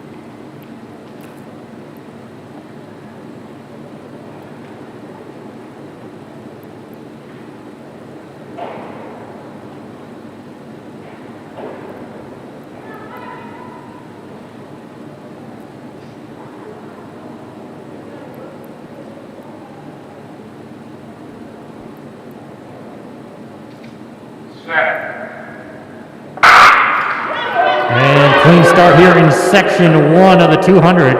Right out the blocks, moving very well in 5, Haley Golden of Colorado Mesa.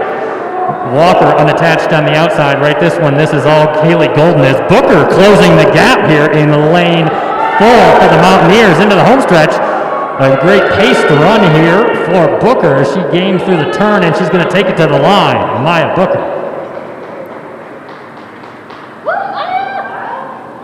26:08, the official clocking for Amaya Booker. A strong run here in the books in her first effort of the season in section 1 of the 200. Time scrolling on the board, 26:29 for Golden and 26:76 for Jasmine Walker.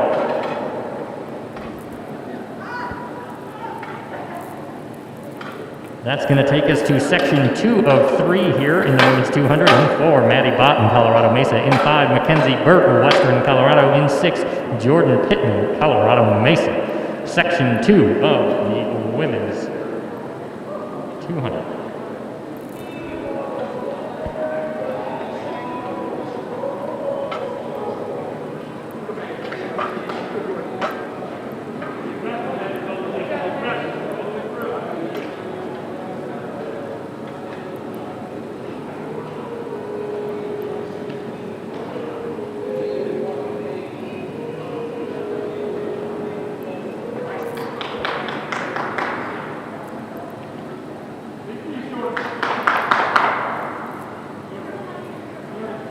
Sweats off, masks off. Stand behind your clock. Sweats off instruction from our starter in 4, Botten. In 5, Burt. And in 6, Pittman.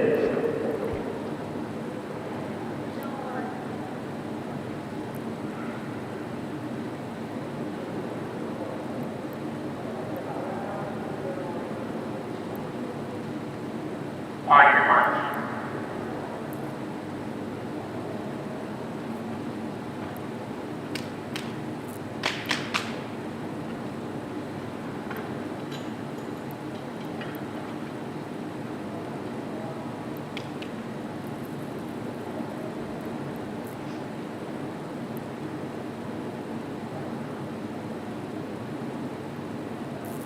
Set. Down the track here in section 2, nice out of the blocks is Mackenzie Burt of Western Colorado. Makes up that stagger in the first 50 meters. We'll see into the turn here. There is some aggression on the outside from Jordan Pittman in section 2. Burt now gaining the advantage. Long stride for Mackenzie Burt as she comes down the stretch looking strong for the Mountaineers. Watch the clock. Next beat, 6 blocks. Burt's going to take it 26:39 there, the clocking for Mackenzie, 26:66 for Pittman, and 27:88 for Botten. That closes the books on section 2 of the women's 200. We'll move to 3. Slated to start here in lane 4, Elsie Miller, Western Colorado. In 5, Tresslyn Robinson, Western Colorado. And in 6, Fonta Torre, Western Colorado.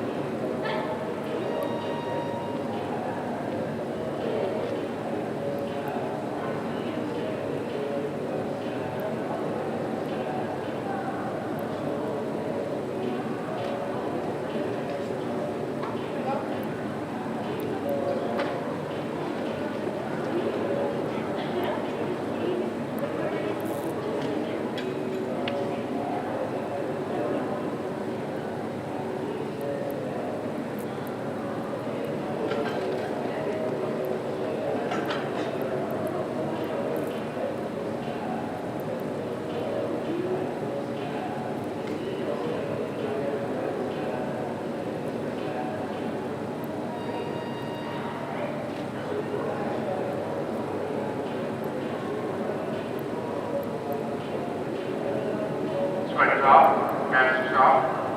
Stand behind your clock. Off instruction coming here in the women's 200. Miller, Robinson, and Torrey.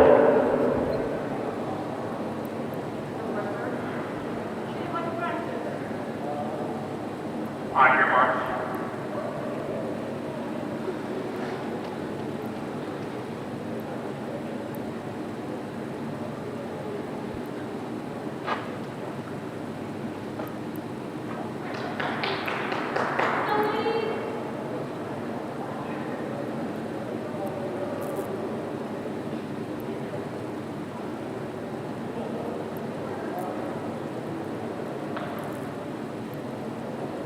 Set. And underway here in Section 3 with the strong start in Lane 6. Fontatore of Western Colorado into the backstretch. Miller on the inside there, that sandwich. But right now, a great cadence into the turn for Torre. She gains separation from the rest of the field. We'll watch down the stretch right now. Fontatore, Elsie Miller coming on the inside. Trestlin Robinson in the middle. Torre's going to take it. 26.70, the clocking there for Fontatore on the outside of the track. 27.1 for Trestlin Robinson. And 27.17 for Elsie Miller. That'll close the books on the women's 200. Next event on the track, the men's 200-meter dash. 3 sections coming your way. We'll get those competitors down there to you shortly. 2:13 or 2:30, the estimated start time of the men's 200 meters. So we got about 15 minutes here. In the meantime, just moments away from the start of the men's shot put competition. Jamison Moore, Colorado Mesa. Corbin Miller, Colorado Mesa. Hayden L., Western Colorado. Timothy Frank, Western Colorado. Logan Butterfield, Western Colorado. Kevin Chavez, Western Colorado. Tucker Kelly Walsh of Western Colorado. Graham Butcher throwing unattached. Carter Evans, Western Colorado. Hayden Riley, Colorado Mesa. And Reese Reba, Western Colorado. Your contestants in the men's shot put now warming up here on the north side of the field house.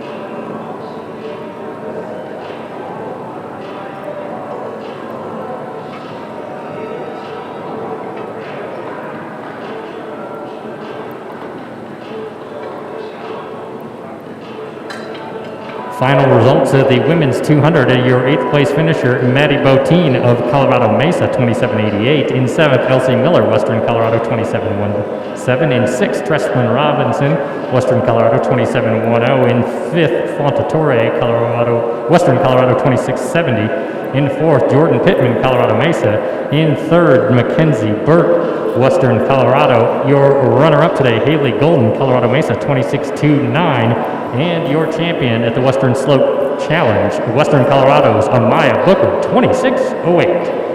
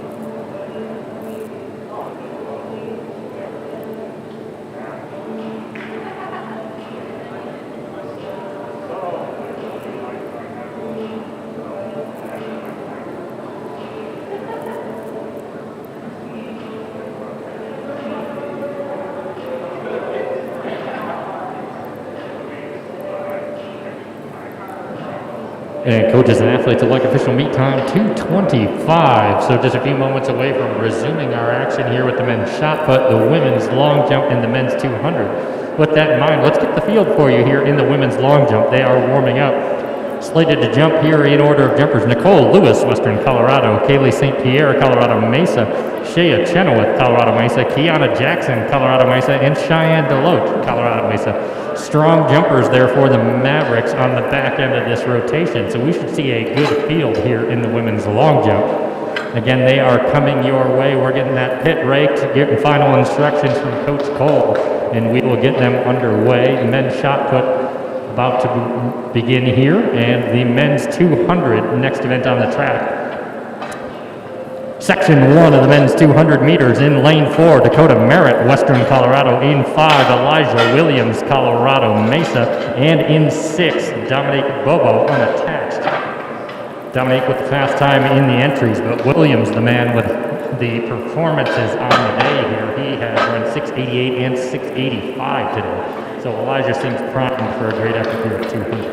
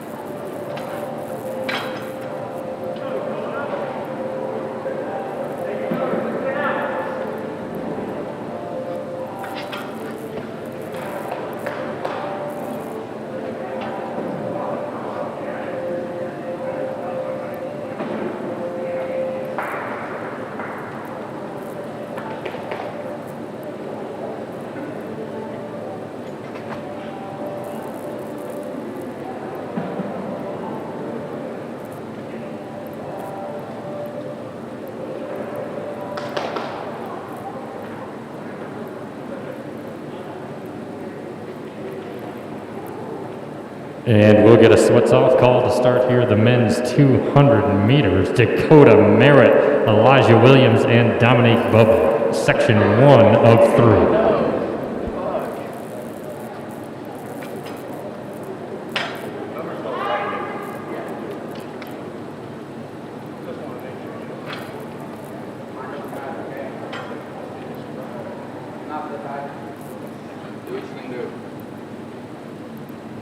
Sweat is off, mask is off, standing on your block.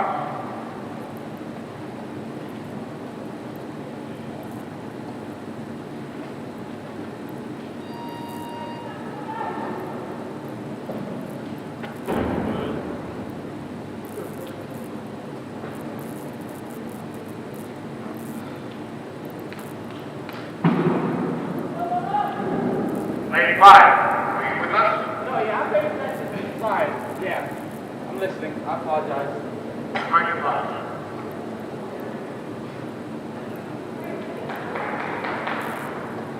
On your mark.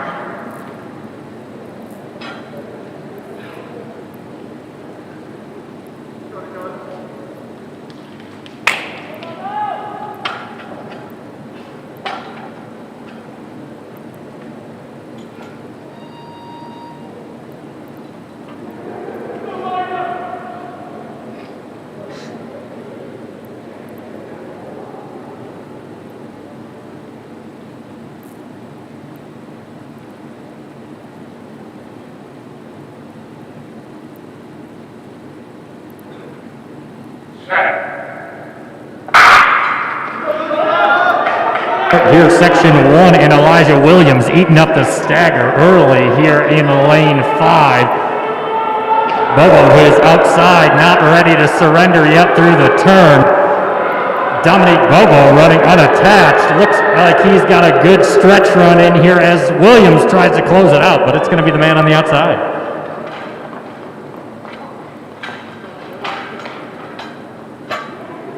21:81 clocking there for Dominique Bobo in 6, 22:21 for Williams, and Merritt 23:54.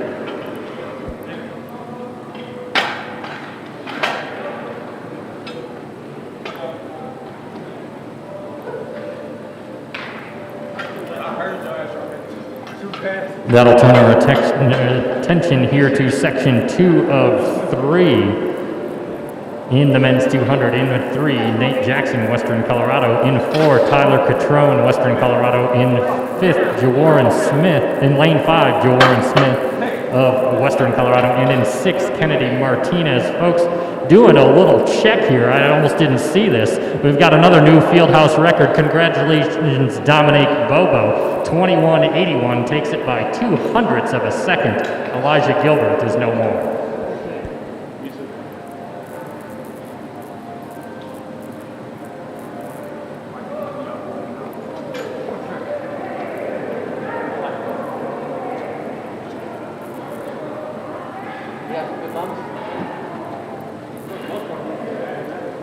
You guys have the two? Yes, sir. Yeah, so. Coming up here? Yeah. Coming up here, not close. Where'd you come from? Grand Junction. Yeah. This is crazy. Different ball game. I'm gonna go.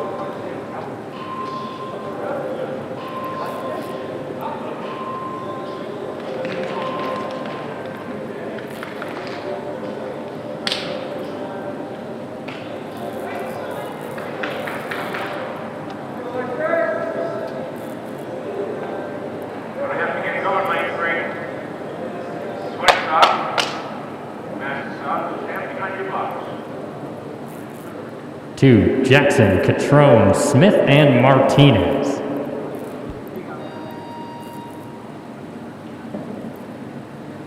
On your marks.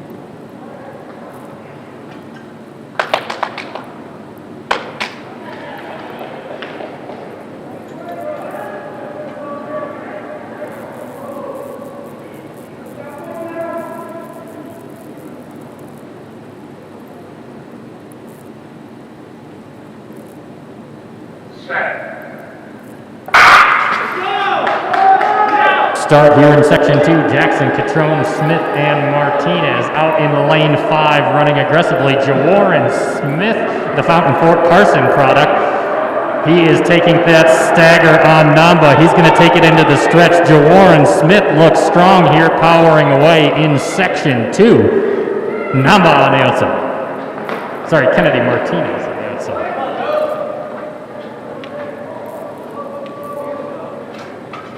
Jawarren Smith takes it 22:93, the clocking.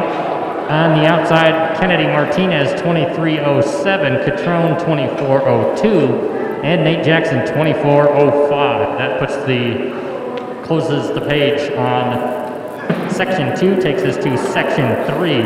In lane 4, Riley Namba, Western Colorado. In 5, Jacob Strout, Western Colorado. And in 6, Zach McMillan of Western Colorado.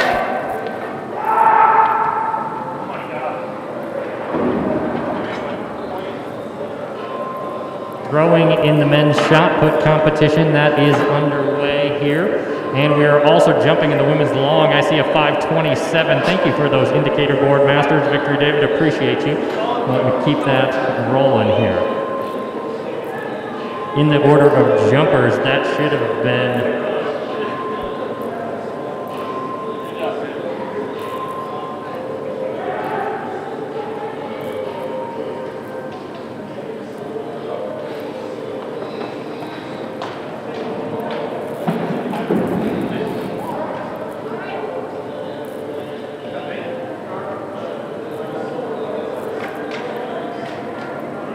I believe that 5:27 belongs to St. Peter. If I'm not mistaken, that was Kiana Jackson last on the runway for Colorado Mesa. By my reckoning, this should be Cheyenne Deloach.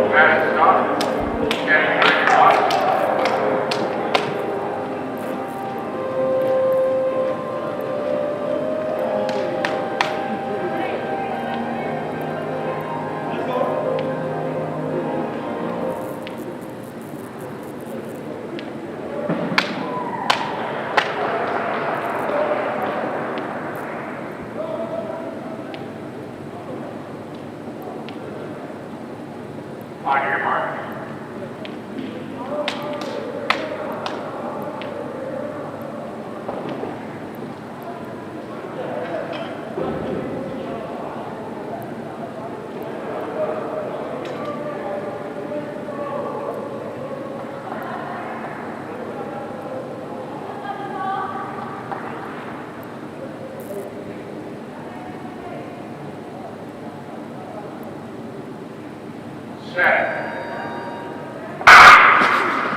And a clean start here in section 3. Sorry about that, gentlemen, to leave you waiting there at the blocks. That's on me. In lane 5, running very well for the Mountaineers. Jacob Strout now is going to be the man in the lead. To his outside is McMillan. Strout now coming into the home stretch. That preferred lane in 5. He'll take section 3. 23:65 there, the clocking for Jacob.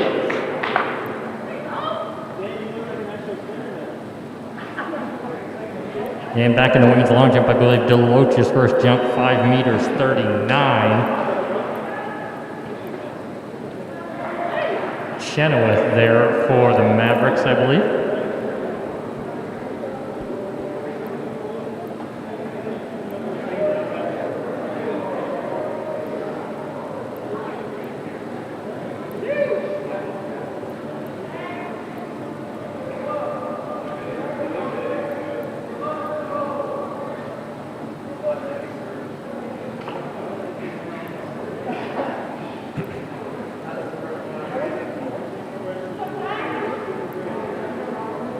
And an update for everybody here in the field house. With the conclusion of the men's 200 meters there, we'll have a sizable gap till the 4x4, give these athletes some time to rest, and also to get our field events underway, again with the capacity restrictions here in Mountaineer Field House.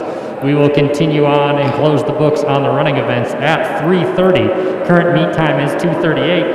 In terms of the action now, we have a unique opportunity in track and field here to give these field athletes their due diligence. Often doesn't happen in track meets with lots going on, but the women's long jump here, the primary action, best mark in the field so far, 5:47. Now Reese Reba in the men's shot put.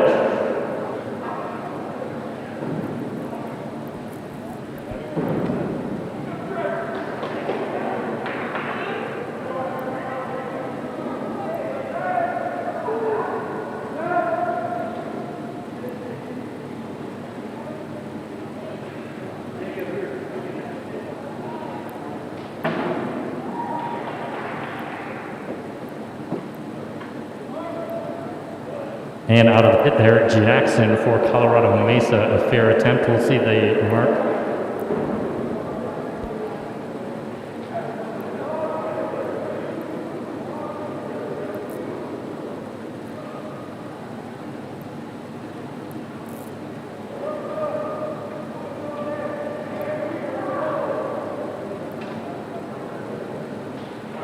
And 5:22 there, the mark for Jackson. Now Cheyenne Deloach on the runway for Colorado Mesa.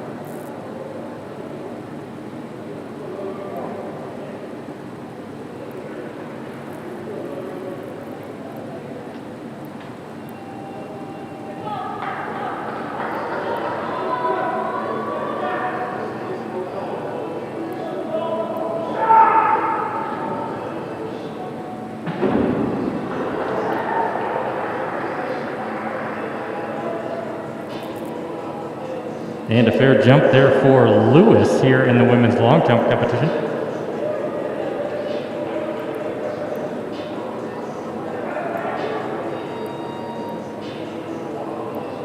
4 meters 70 there for Nicole Lewis.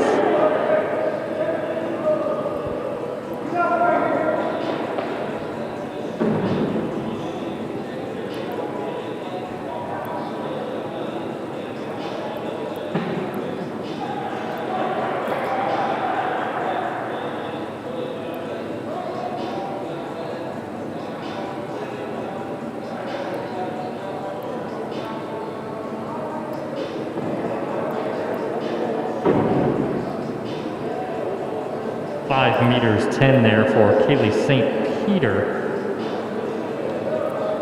Again, by my reckoning, the best mark in the field here in the women's long is 5 meters 47 in the early goings. That's 17:11 and a half. In the men's shot put, I believe the best mark is Hayden Riley of Colorado Mesa, 15 meters 42. Graham Butcher throwing unattached here in the ring.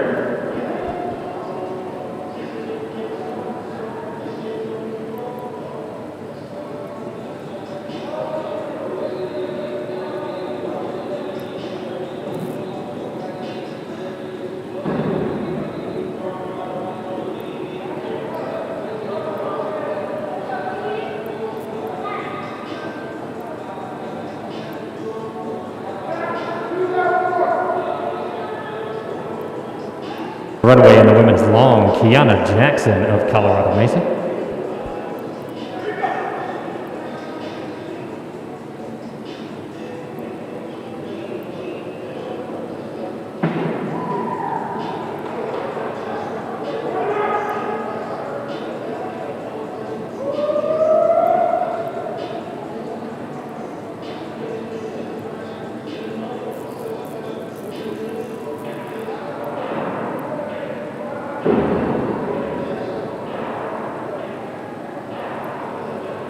A 5:27 effort there, so an improvement for Kiana Jackson in that round of jumps. This will take us to the bottom of the jumper rotation. Cheyenne Deloach, Colorado Mesa.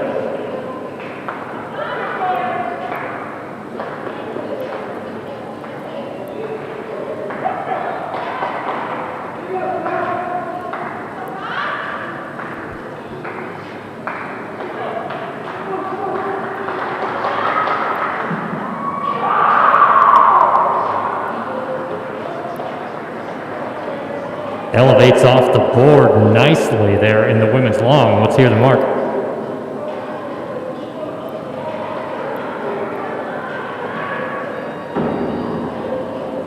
And 5 meters 61 now, the best leap of the day for Cheyenne here in the women's long jump.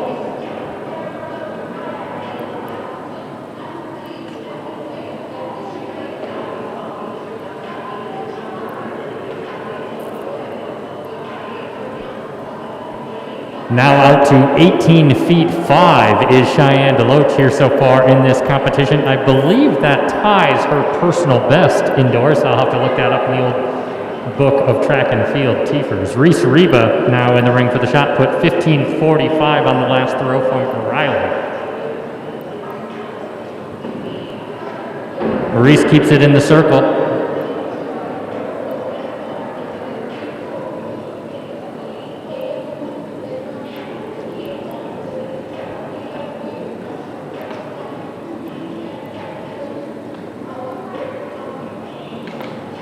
I believe 14:90 there, the effort for Reba.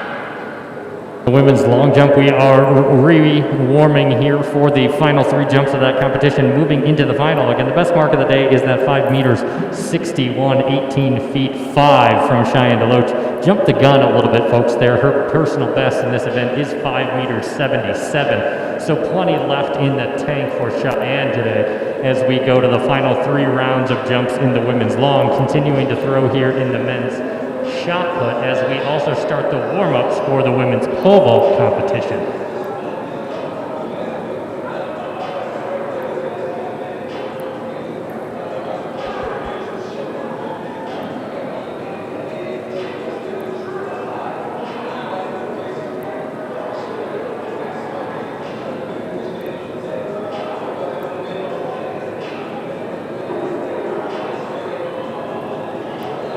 Currently leading here in the men's shot put competition, Hayden Riley of Colorado Mesa, 15 meters 45. That's 50 feet 8 and 1/4 of an inch for all you Imperial folks out there.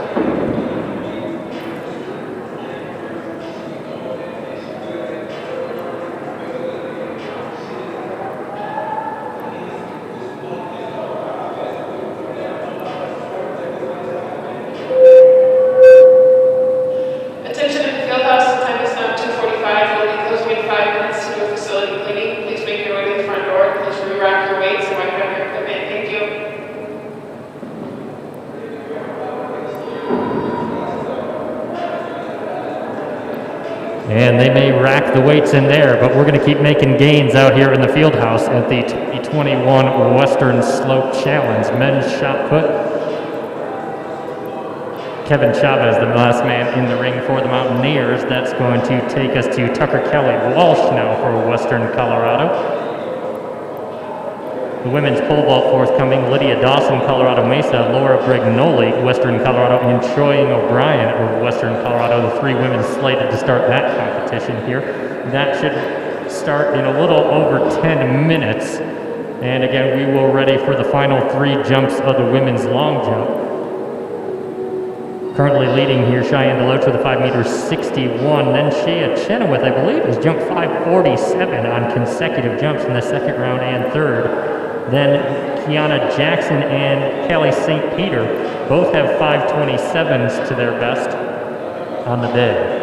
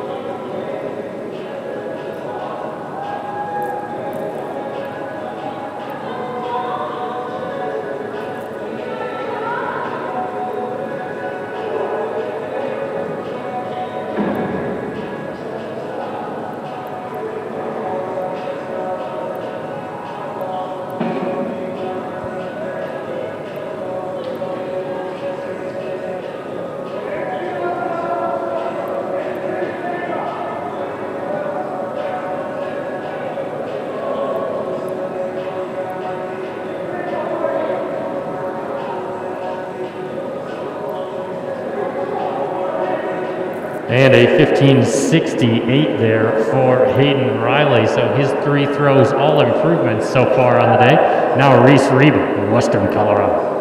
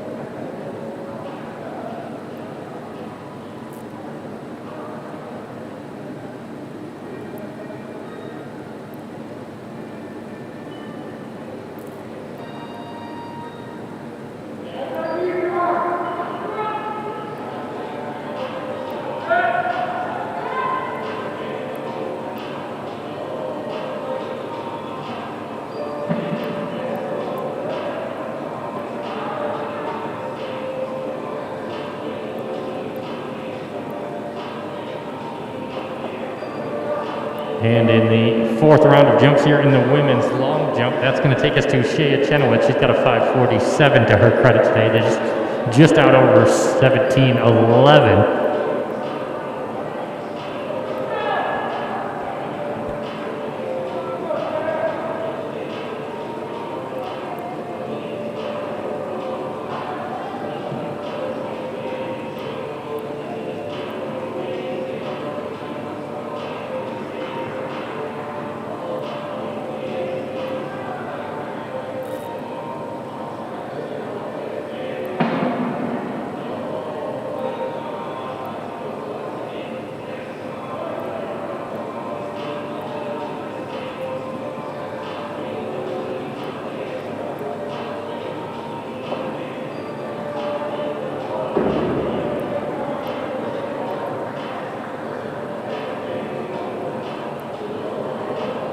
And remarkably consistent today, 5 meters 48 there, though, so the best effort on the day for Chenoweth so far. Many jumps, 3 jumps in a row, remarkably consistent. Now to the bottom of the order of jumpers here, 4th round jump, Cheyenne Deloach, currently your leader in this competition. Her 5.61, good for 18 feet 5. That's currently the 3rd best performance in the Rocky Mountain Athletic Conference with 3 jumps left.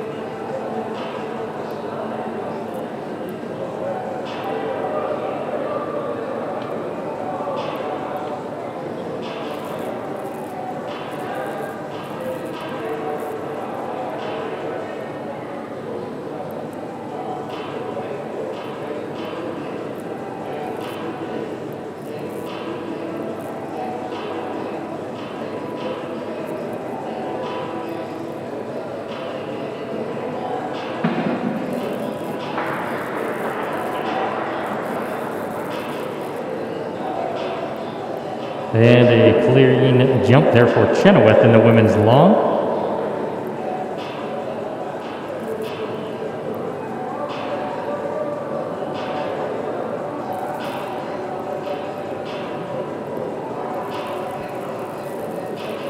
.5 41 there for Chenoweth. So not an improvement, but her last 4 jumps all in the 540s.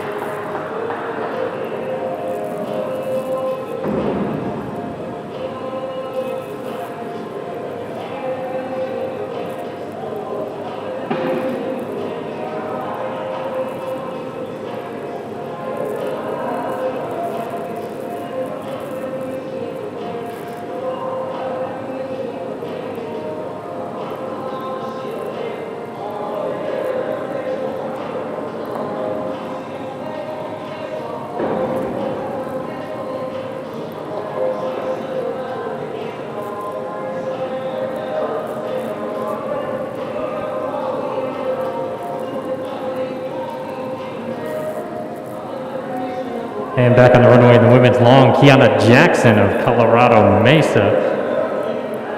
6th round jump.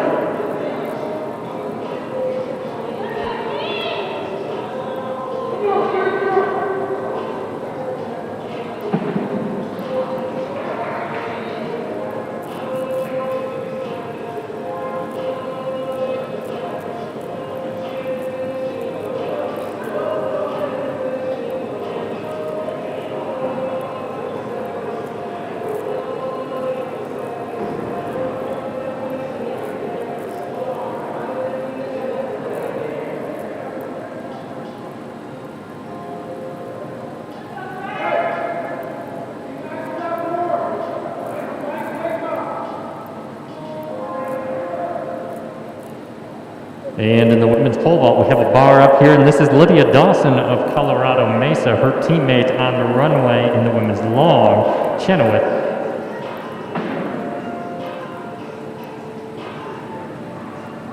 Fair jump on the final round for Chenoweth.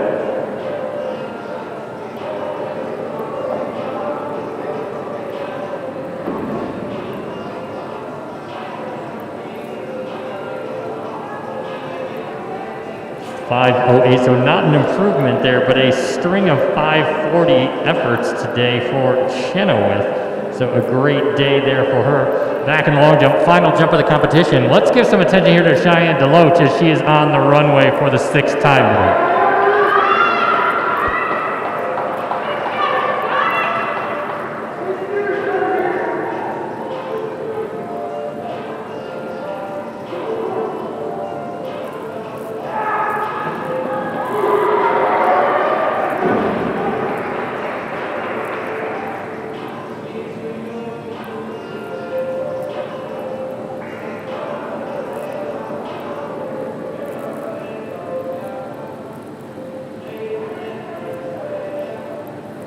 And Cheyenne will close the books with a 5:29 there on her final. So she's going to take it today by graces, I believe, her third round jump at 5 meters 61. Again, 18 feet 5, the winning leap for Cheyenne today. Currently the third best performance in the Rocky Mountain Athletic Conference. That is the end of the women's long jump. We are now underway with the women's pole vault and the men's shot put. The men's long jump slated to start in a half an hour here at 3:30. That is unattached Graham Butcher in the shot put ring. And that was Dawson of Colorado Mesa, the last attempt in the women's pole vault competition.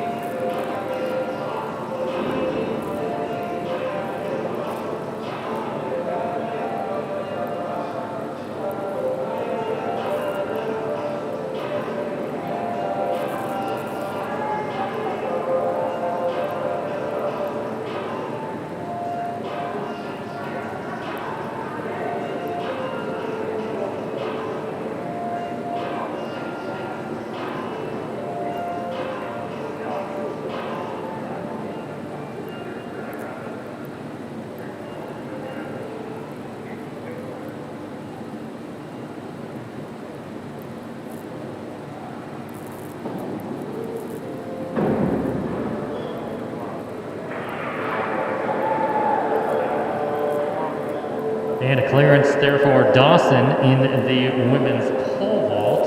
And a nice little save in the ring for, I believe that was Tucker Kelly Walsh.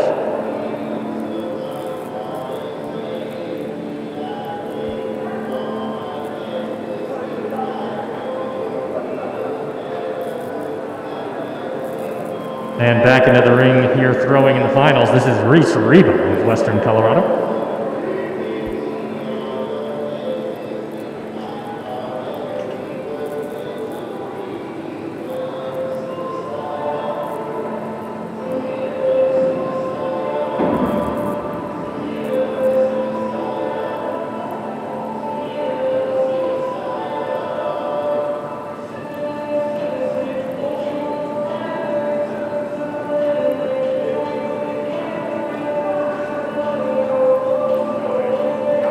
And I believe a 14.95, if I'm hearing correctly, for Reba, which I believe is his best throw of the day.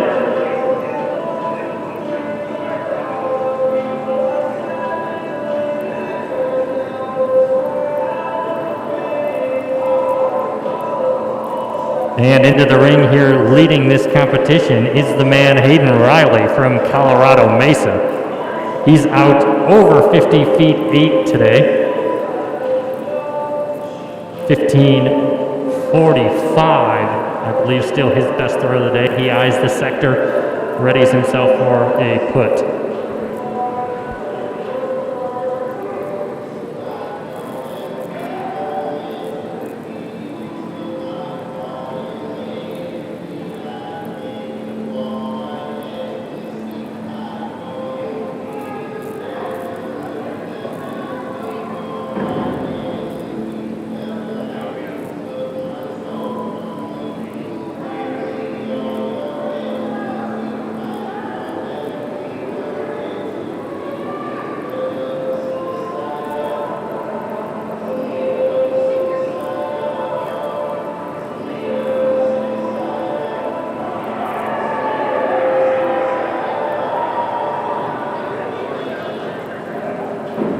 Some excitement for the Mesa contingent there as Dawson takes another bar in the women's vault competition. Right now, the only competitor in the competition is Dawson. Soon we will have Brignoli and O'Brien joining for the Mountaineers.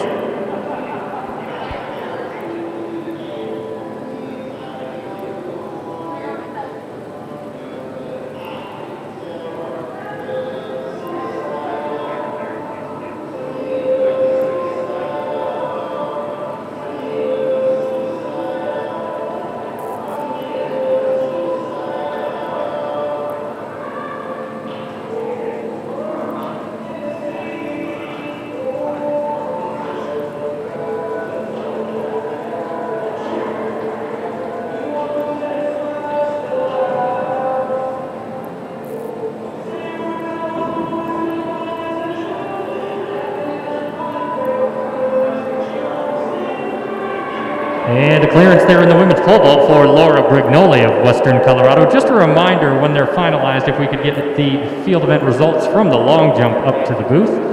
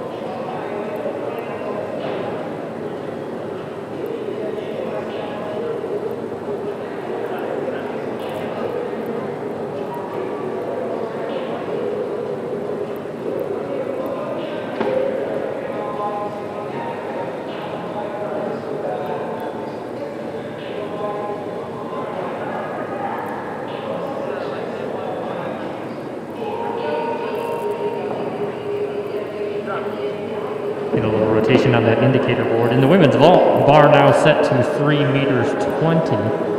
Brignoli over that, O'Brien not in, and I believe Dawson looking for a clearance.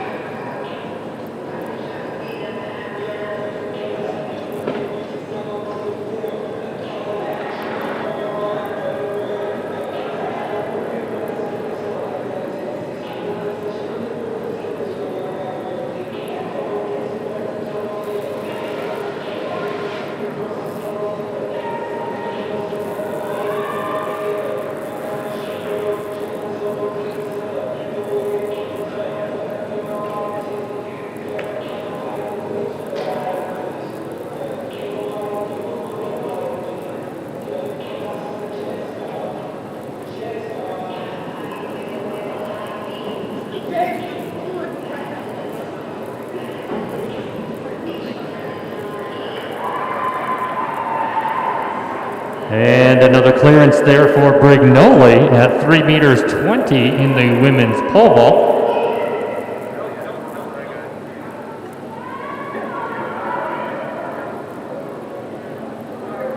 Next jumper on the runway in the women's pole vault is going to be Lydia Dawson. Came to us with a 3:13 entry mark, so this 3:20 bar would be a nice performance here today.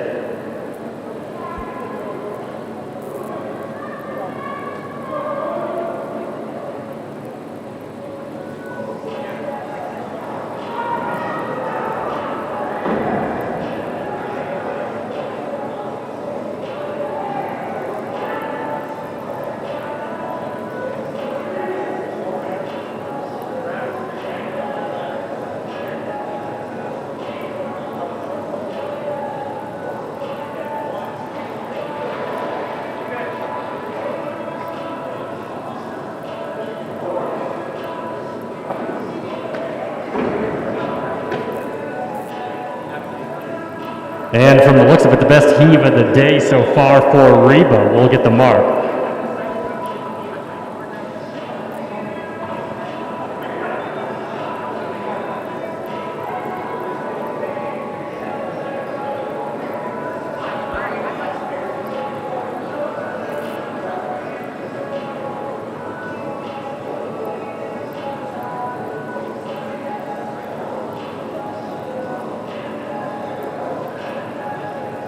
And that's what I thought I heard there. That's a 15:33, so the best throw of the day by far here for Reba with that 15:33 effort. Now Riley back to the ring for the Mavericks. As is his routine, he will sight it out before he steps in.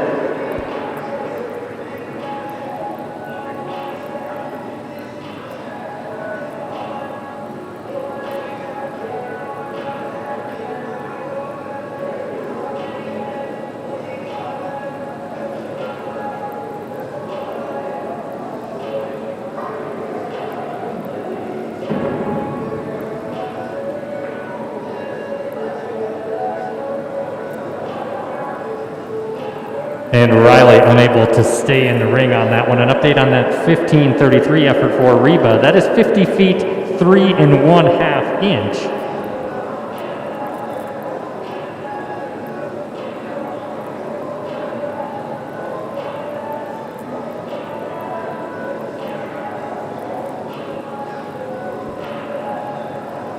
Reba and Riley with some nice throws today when we look at the conference standings.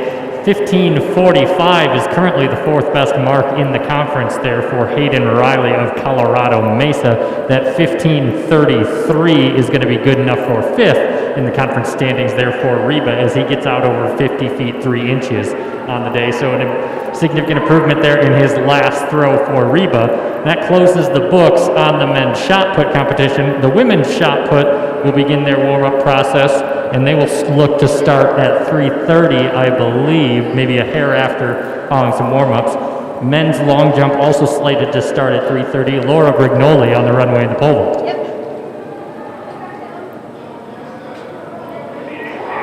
And an easy clearance there for Laura at 3 meters 35.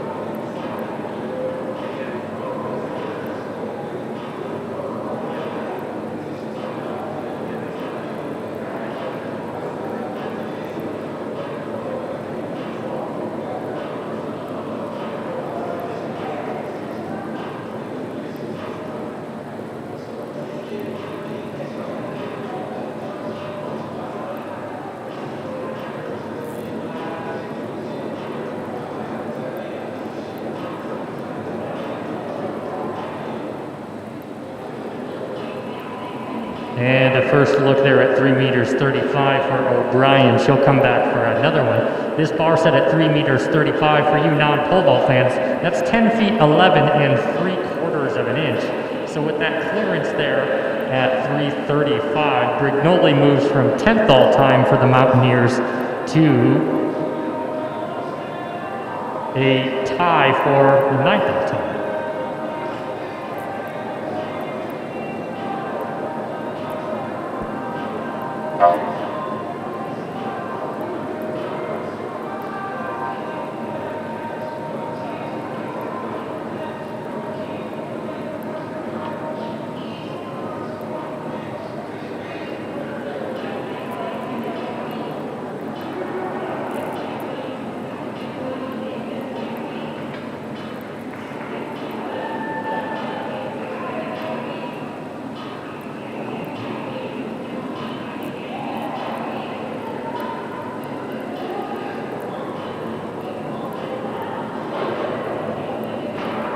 And a reminder to our event officials, if we could get that men's field series for the shot put up in the booth when it is available, we will take that and get those results finalized. Now warming up the women's shot put, I'm going in the women's pole vault. Setting up the high jump competition here, which should start at 4 o'clock with the men. Women's shot put, men's long jump, the next event on the runway. Do the camera on pole vault for a little bit.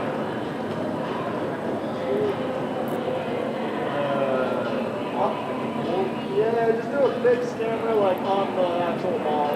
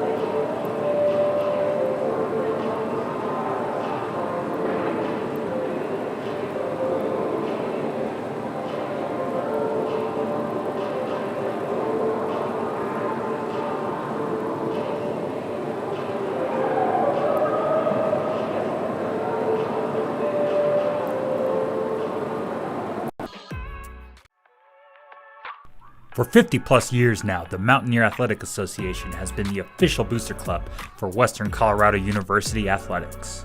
Your Mountaineers would not be one of the most successful athletic programs in Division II without the support of our generous MAA members. You or your organization can become a part of the MAA today by going to gomountaineers.com/join-MAA. MAA individual member benefits include all sport passes, apparel gift certificates, social event invites, Corporate partner benefits include advertising on programs, signage at Paul Wright Gym and the Mountaineer Bowl, branded halftime events, plus much, much more. Go to GoMountaineers.com/joinMAA to become an MAA member today. Mountaineer Athletics. Excellence elevated.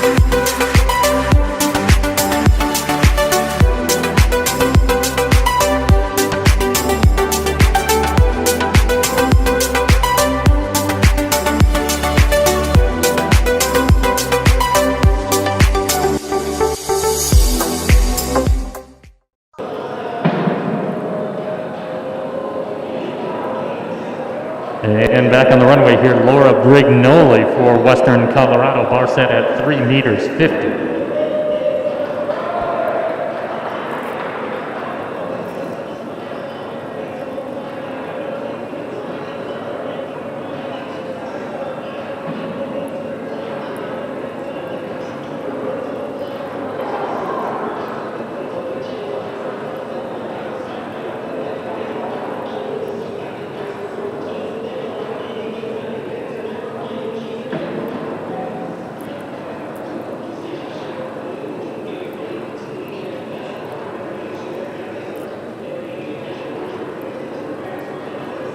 Full results of the women's long jump. In fifth with the best on the day of 4 meters 82, Nicole Lewis. In fourth with the best of 5 meters 13, Kaylee St. Peter. In third from Colorado Mesa, 5:27, her best leap of the day, Kiana Jackson. Your runner-up also from Colorado Mesa with a best of 5 meters 48, Shea Chenoweth.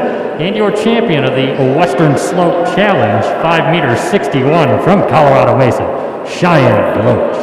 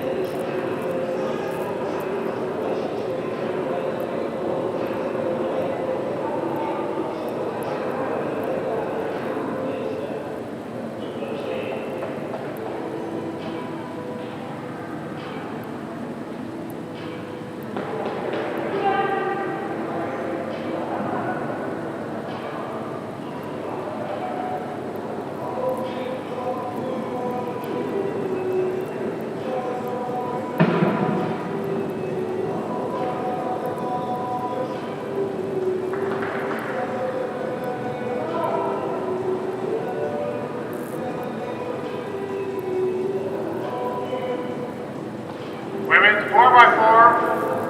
Women's 4x4 report to the start finish line.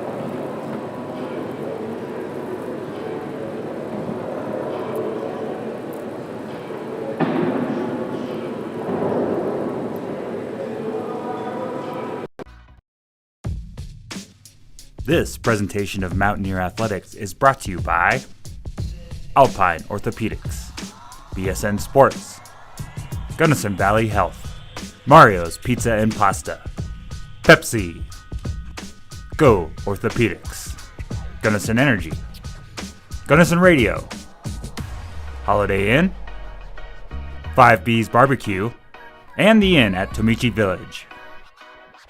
Shakes out in the final running event of the day on the women's side.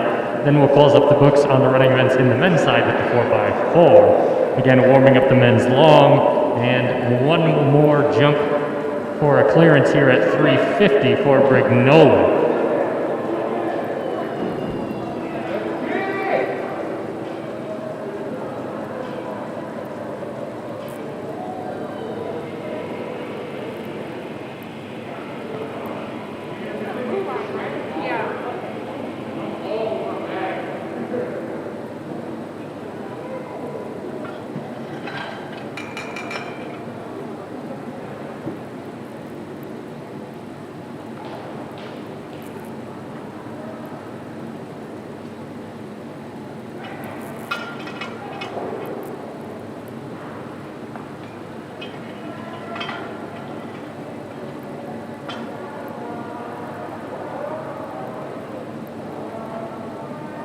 And back in the women's pole vault, this is Brignoli for Western Colorado.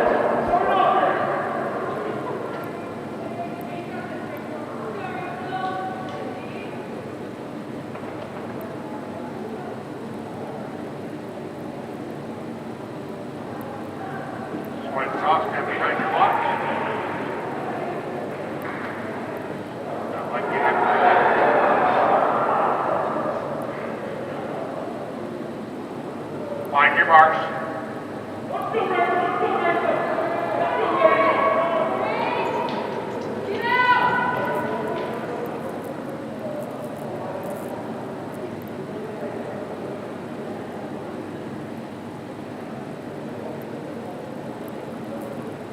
Set.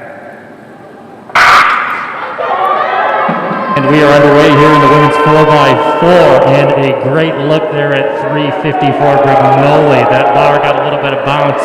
Thought we were going to have some luck on our side in Mountaineer Fieldhouse, but it was not to happen. On the carry here, opening for the Mountaineers, that is Chelsea Murphy on the outside in 6. She's going to take the stagger here early. We're going to check in on that 200-meter split.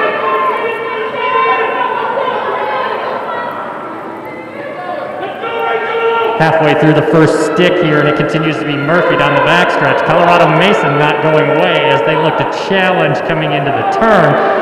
Murphy sensing that presence. She's got a hold here in the turn.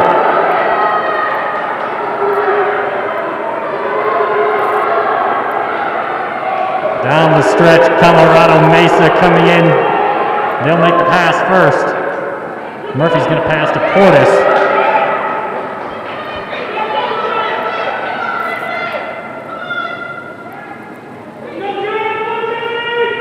And both athletes here for the Mavericks and the Mountaineers with a hard push through the first 400 meters on this second carry of the women's 4x4.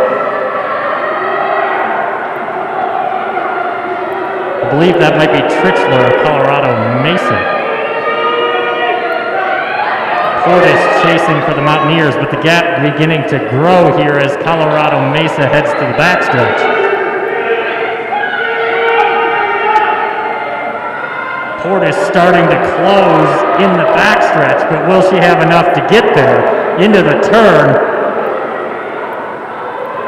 Mesa tightening up, Portis on the charge.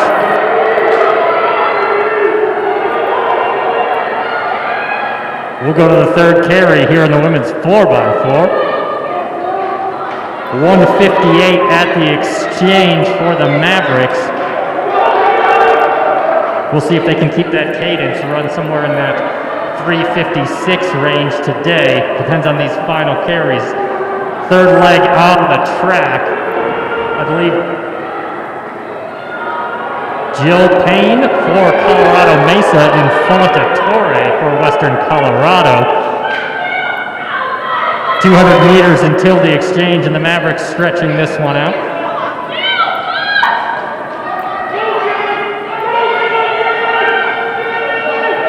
Torre with a little bit of ground gained on the backstretch. Trying to eat away through the turn, still Colorado Mesa.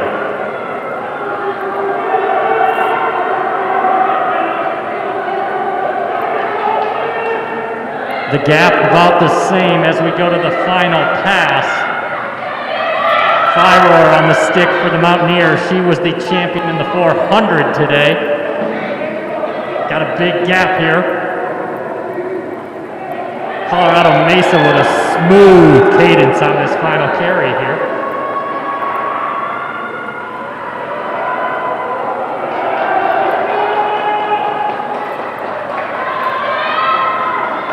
3:25 for the Mavericks with 200 meters to go.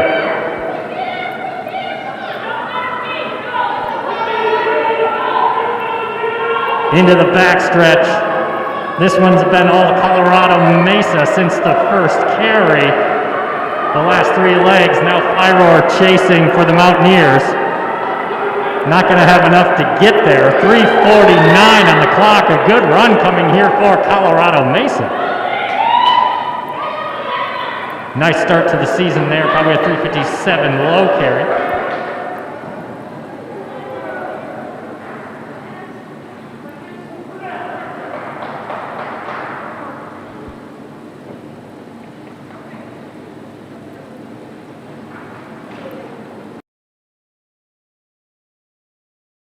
For Colorado Mesa, 3:59.84 for Western Colorado. So a nice little 3:57 sub for the Mavericks to start out their season here. Jumping in the men's long, I see a 6:85 and a man walking away from the pit. That is Graham Butcher. I believe that mark belongs to him, unless that is Purnell's first leap for the Mavericks.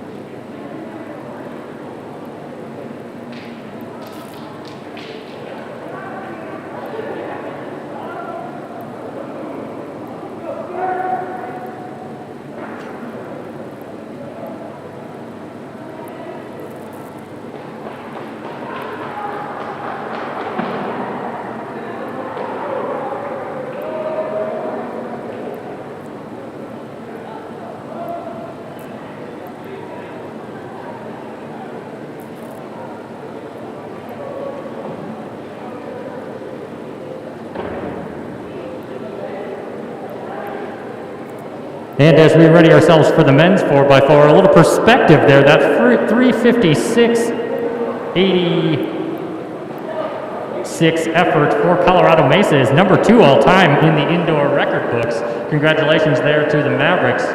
Nice job, ladies. You get to shave about a second there and you're in the school record books.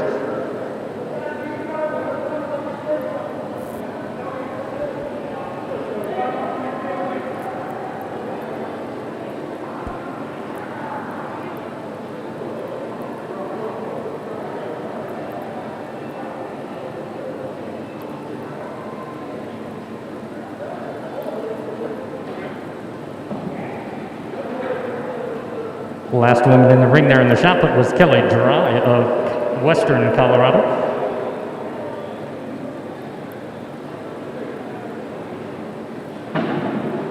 That'll take us back to the top of the order of throwers here. Miles Hilbert, the next woman in the ring for Western Colorado. Then Malia Holmes-McCown of Colorado Mesa. Sequoia Kellogg, Western Colorado. Krista Wortham of Western Colorado. And then back to Dry.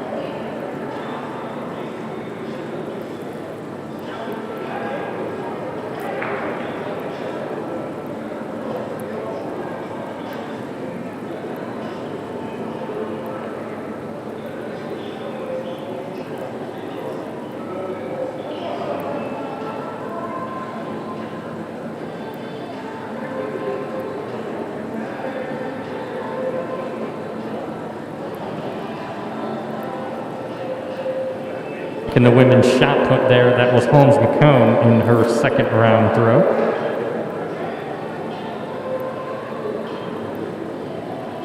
Now Sequoia Kellogg here for the Mountaineers.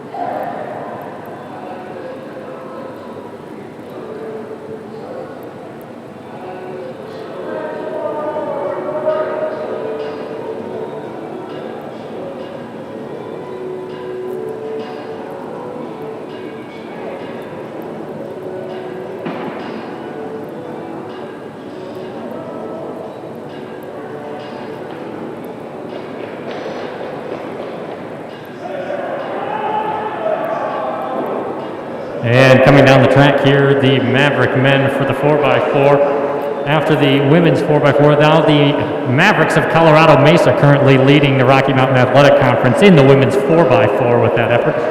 So one in the books and more to come for the Maverick women. Their counterparts now joining the Mountaineers at the line for the men's 4x4. 6:32, the last jump on the board there. I believe that was Khalil James of unattached.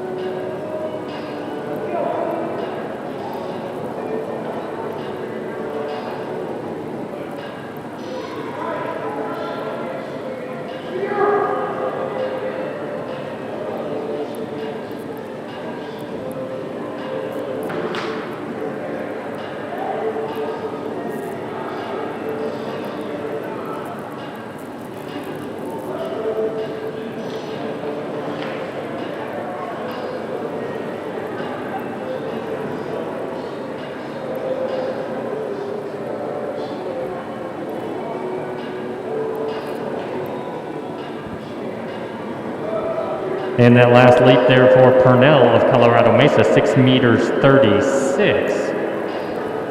Now Graham Butcher unattached on the runway. Wortham coming to the ring in the women's shot.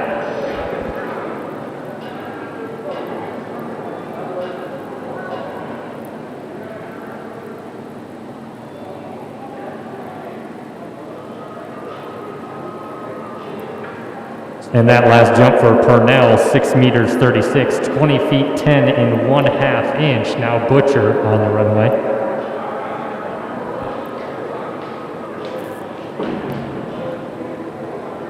A reminder to our field event official, if we could get the men's shot put results to the timing booth, that would be exquisite. And we will now turn our attention here to the men's 4x4 lead-off legs walking to their blocks. Our starter, thank you today, Mr. Ed Belling, is also preparing himself for the final running event of the day. As always, thank you to our officials, all of our volunteers on the hurdle crew, and the great squad up here in the booth. That is Craig Bailey at Rapid Results for all the efforts in getting us ready. Here comes the men's 4x4.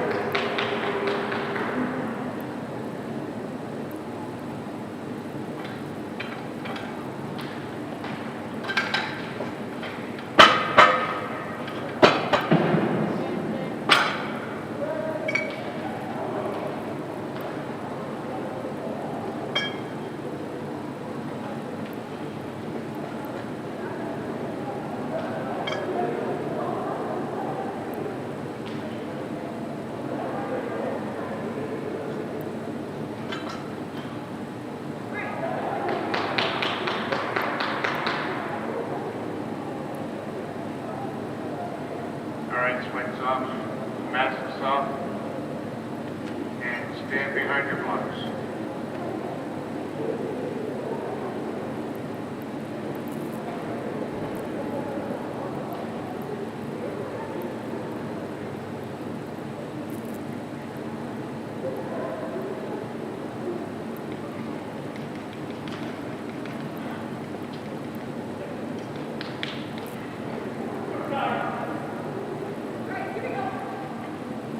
On your marks.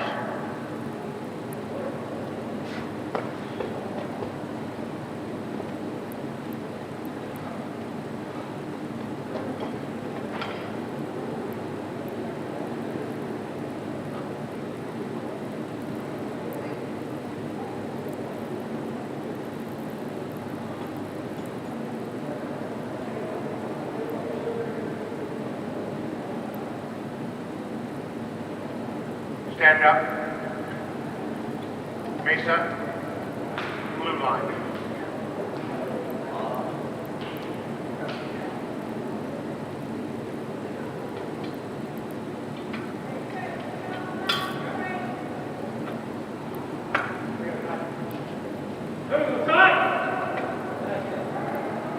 Now we'll do this again. Ready, Mesa? On your marks.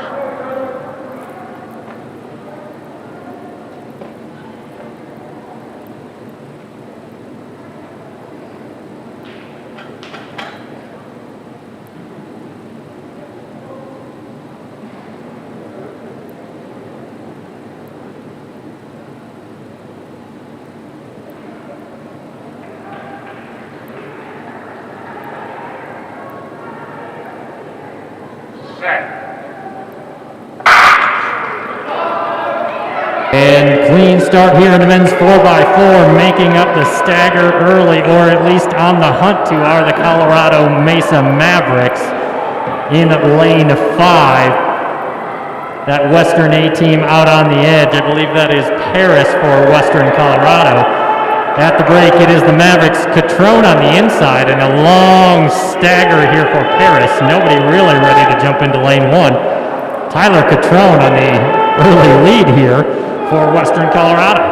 Down the backstretch, let's see how this action unfolds. Colorado Mesa comes hard into the turn, out in lane 2. Paris chasing. Catrone still holding that second position. He'll shift out, and this one's going to be tight at the exchange. A little bit of self-induced carnage at the exchange there, but everybody comes through clean. Kazuski on the big stick here for the Mountaineers, dodges the man on the ground and rushes into the front. A big effort in the first 100.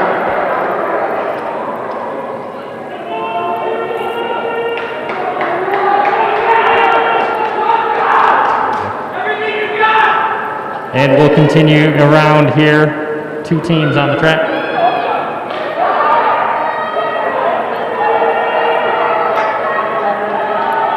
And we'll be all right, folks. We don't need the whole world over there to get off the track. And back on the track here.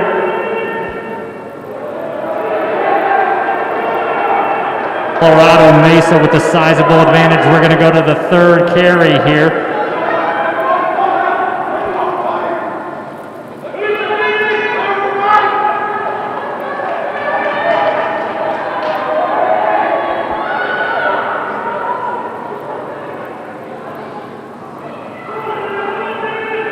And the Mavericks into the home stretch here with a sizable advantage now. 2 teams left on the track.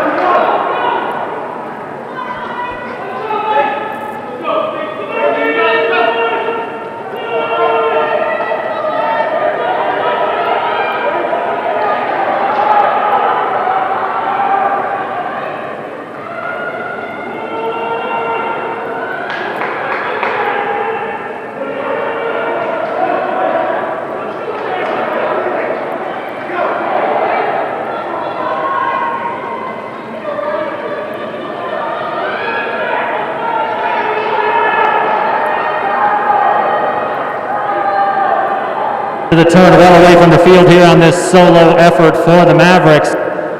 coming into the final 200 meters here. Let's watch the clock. 3 flat with 200 meters to go. Looking at a high 320s effort probably here today, maybe 326, we'll see. Through the turn.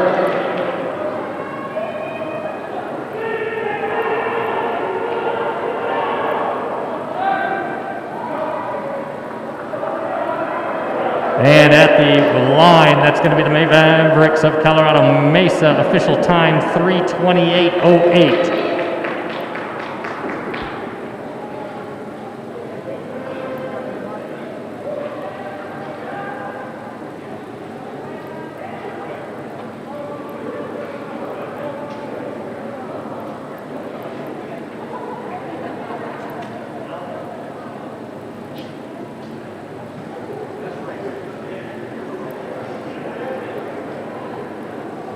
All the way back.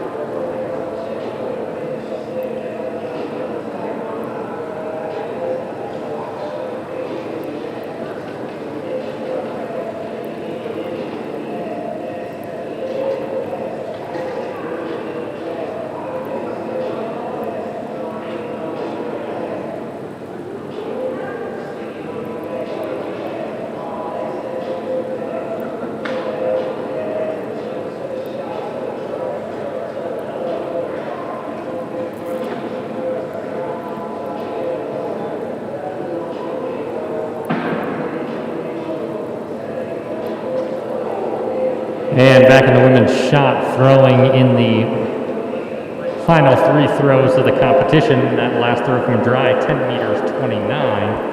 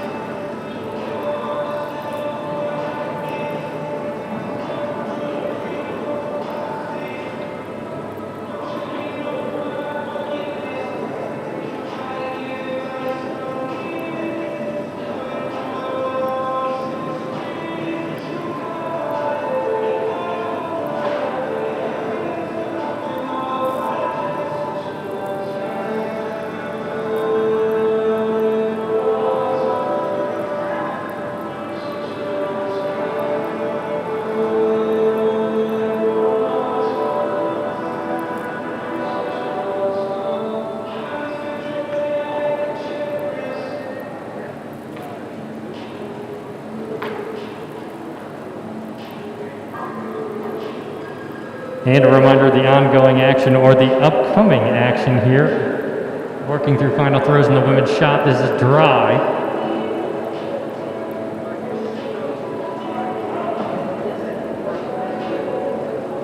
And then warming up also here in the men's high jump competition that's slated to start in just a few minutes. The next action over on the pit will be the women's triple jump at 4:15, followed by the men's at 4:45. Following the women's shot put that is ongoing here, we will have the men's weight throw, and then the men's pole vault will close out the evening. So men's high jump soon to begin here.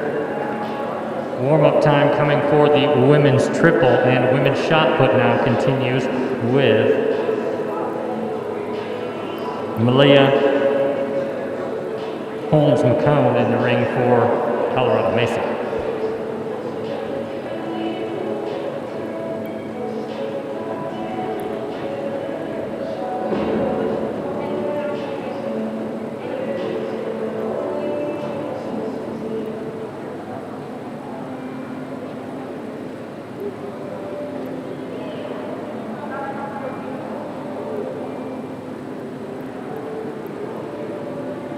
And final results here of the men's shot put competition. In ninth, Jamison Moore, Colorado Mesa, 11:25. In eighth, Kevin Chavez, Western Colorado, 11:31.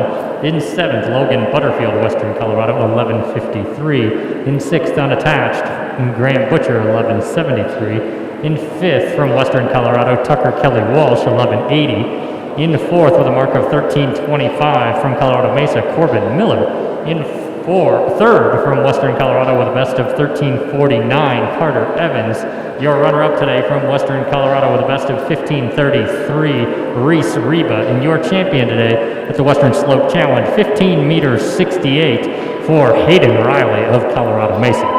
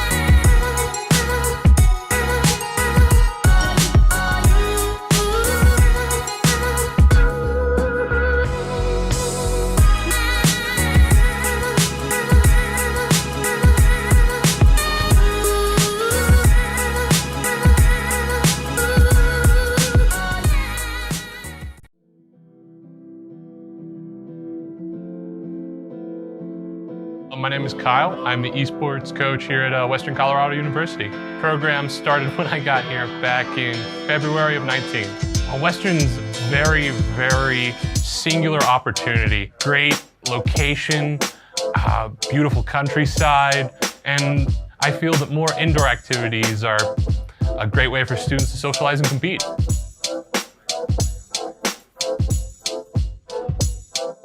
We compete in a number of different esports right now. We compete in Overwatch, League of Legends, Rocket League, Smash Brothers, and Rainbow Six. There are national leagues that we compete in, but we're in here day to day having fun.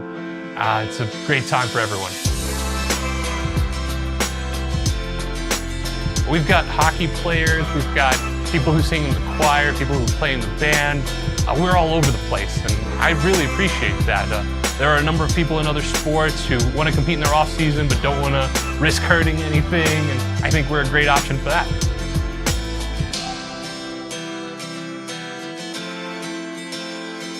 My name is Brett Scarborough. I'm a senior. I'll be graduating this spring, and I'm a music education major.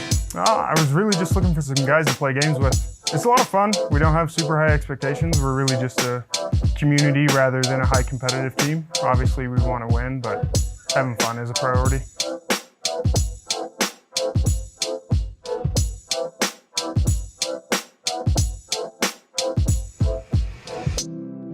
I think there are a lot of misconceptions out there about esports. We have a good time here. A lot of my students are very passionate, and I think we have room for everyone. So I'd just like more people to know that. Oh, one more. For the road.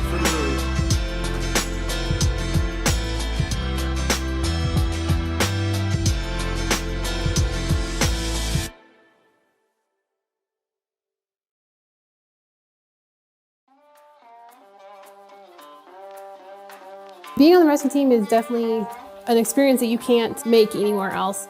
You can't go out on these all-night missions, all-night trainings with the people that you are with and not form all these lasting friendships. It's experiences that you will never gain somewhere else that prepare you for later in life. I definitely would not have the job I have now without all the experiences I've gained from the rescue team. Every Monday, typically we have our nightly trainings, and the curriculum lasts for 2 full years. And that way we can build from the ground up rather quickly. They train amazing. You could come in with no experience of being outside or any idea what first responders do or what search and rescue is about. And all the trainings each week give you a new skill and get you really ready and prepared to be a part of the team. Some of the obvious teaching points are recreating in the outdoors and being safe in the outdoors, but also the more hidden bits come along with just professional communication. Starting out on the team as an 18-year-old, working with paid professionals in the rescue community, you learn very quickly how to construct yourself and come across as a professional in a genuinely risky sphere. Try to put some teams together and do your best to find your value. So call comes into 911. And obviously I take that call as a 911 dispatcher. And what we do is we figure out which team is going to take that call. If it needs to go to the sheriff's office first, we then page the rescue team. They'll call in, we give them all the information. The MC is who takes that call. There's MCs on calls 24/7. They will then send a text out to the team. We use ReadyOp. The entire team will receive that message. Everybody responds to the cache. They make their plan from there on what they're going to take, what they need. You load up, all the members go into the field, we find the patient, and then bring them out. We are an independent resource, actually a part of the sheriff's office. However, the school provides a vast majority of the members that are on the team. Acting as a full volunteer agency, we do accept anybody from the community. However, Western has been very inviting and fosters a community of people that want to come out and learn and go through the paces to become a full member. The team feels a lot more than just a team. We're friends. We spend time hanging out after missions and trainings, and we kind of grow that bond really quick. It's definitely a close-knit community, and you really get to know each other really well. Yeah, if somebody wanted to join the team, I'd highly encourage them to come out to our new members meeting, and don't be shy. Just come out and see what we're about, get to know some people, and I think a lot of people would really enjoy it a lot more than they think they would.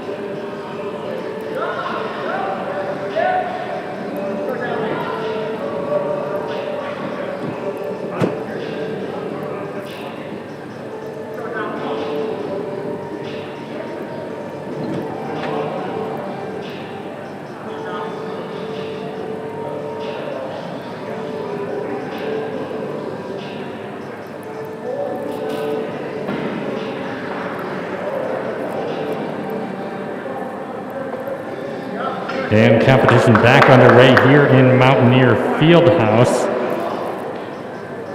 I believe that was the first throw of the weight cut throw competition. Jameson Moore, Colorado Mesa.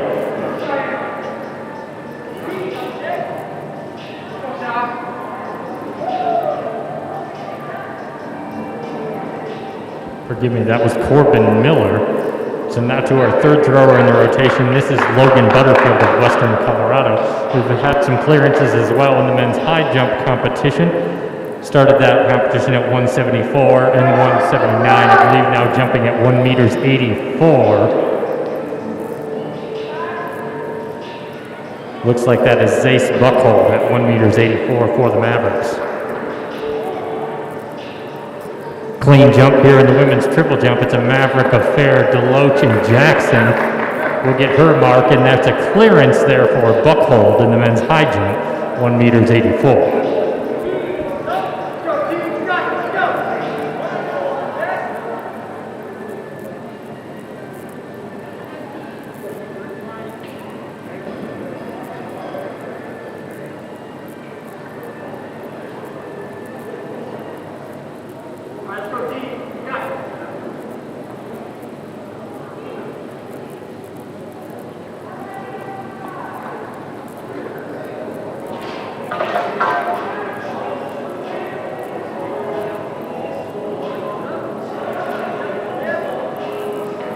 And that leap from Cheyenne Deloach, 11 meters 40. We'll get a triple jump check there on the imperial values. We're going to call that 37.5. I believe the first round jump there for Cheyenne Deloach in the women's triple. Again, the teammates Jackson and Deloach here in this competition.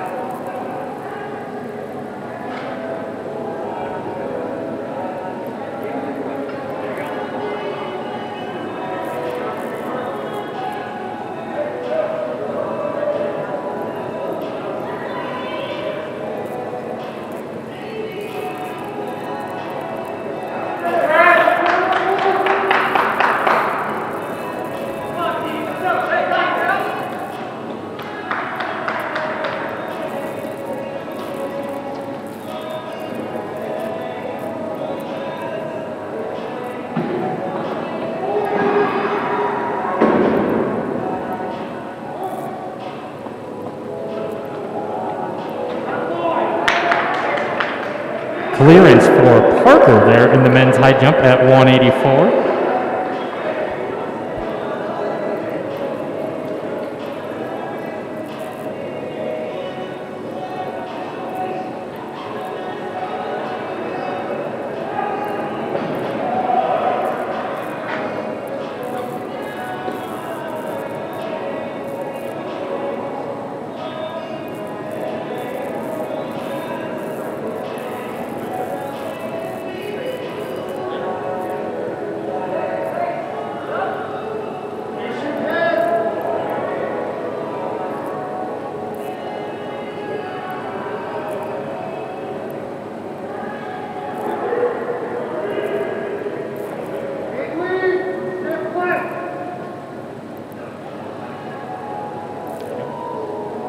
And Reese Reba now in the weight room.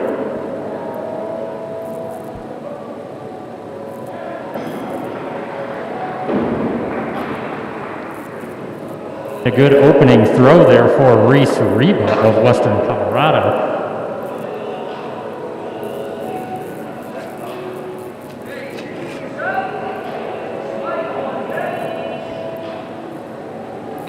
That last jump in the women's triple Jackson was a 11:22. So taking our time here in this two-woman competition.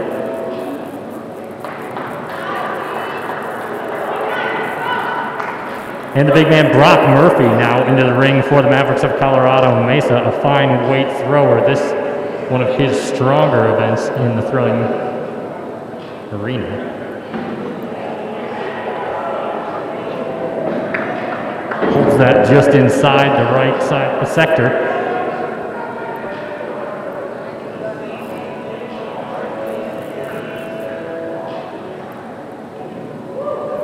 Back in the men's high jump competition, this is Mike Morgan of Western Colorado. Bar still set at 1 meter 84 by my reckoning.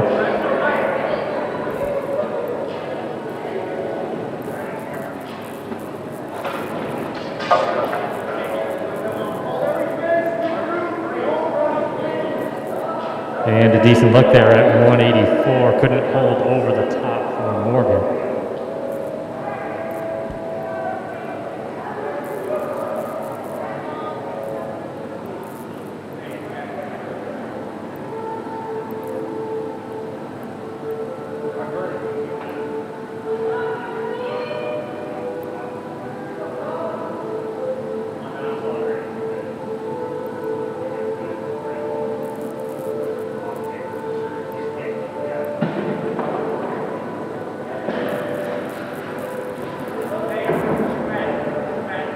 And in the high jump there, that was Anselmo with a look at 184, tight on the bar. He brings that down with him.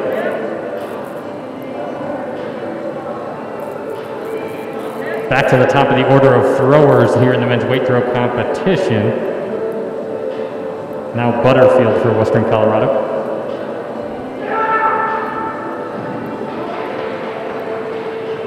Butterfield likes that one. Missed his first round attempt.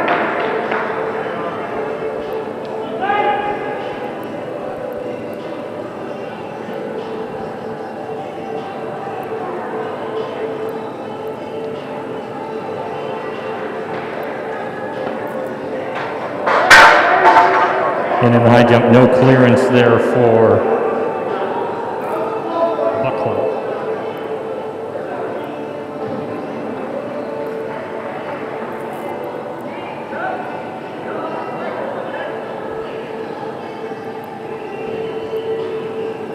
.12.05 there, the throw for Tucker Kelly Walsh in the men's weight throw. Continuing to work our way through this competition.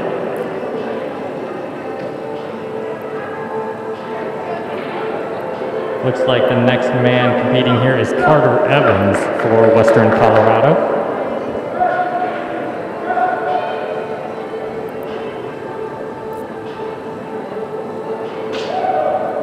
Teague Parker with a decent look at 189, I believe.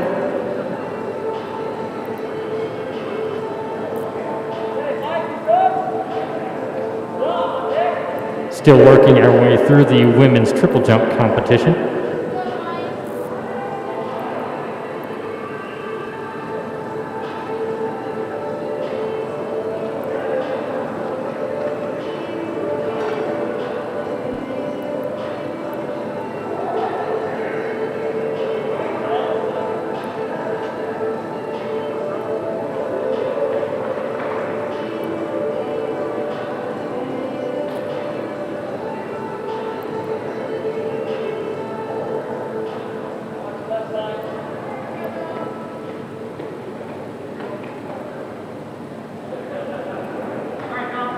Play now for Colorado Mesa.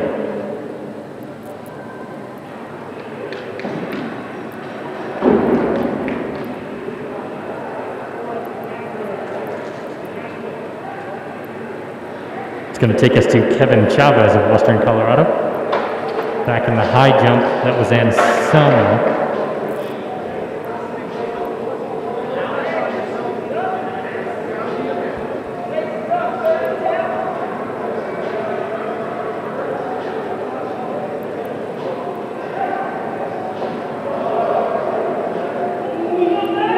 Throw there for Kevin Chavez.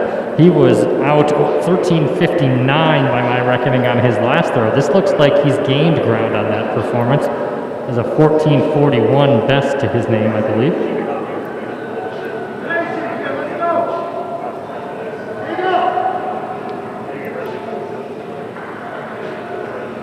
And out over 14 meters for the first time today is Kevin. 14.01 takes us to Reese Reba, his teammate from Western Colorado.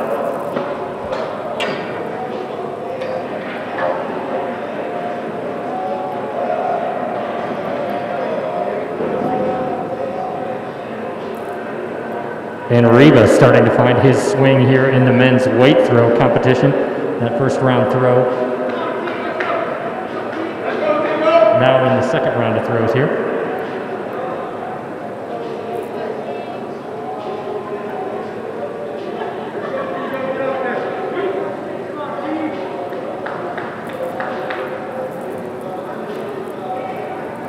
And 15:23 there, the mark for Reba. Brock Murphy back to the ring.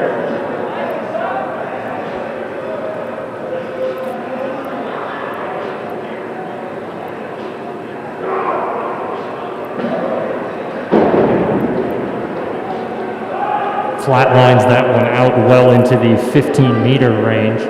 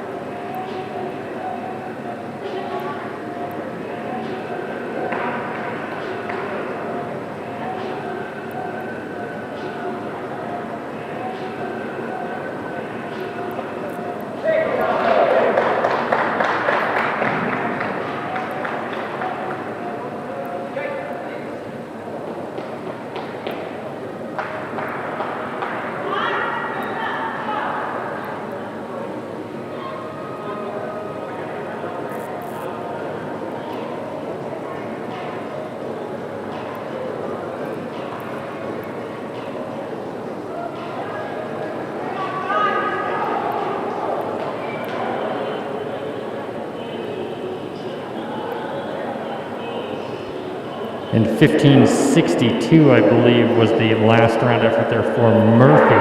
So that's his best on the day. New lead here in this competition. Perspective there on the left of the RMAC, that 15:62 is currently good for 7th in the conference. I'm sure we'll see more today from both Murphy and Reba. Back jumping here in the women's triple, again taking the max allotment of jumps here, giving these women plenty of time to rest. That was Cheyenne Delote.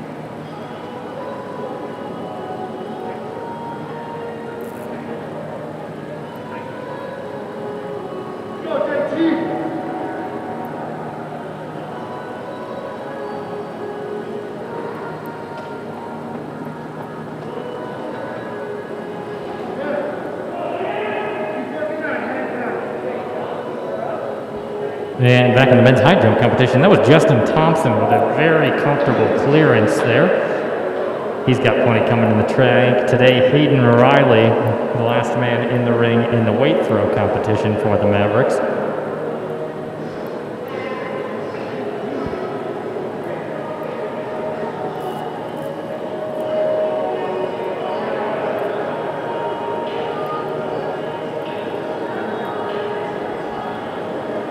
Can we get a rotation on that indicator board at the men's high jump?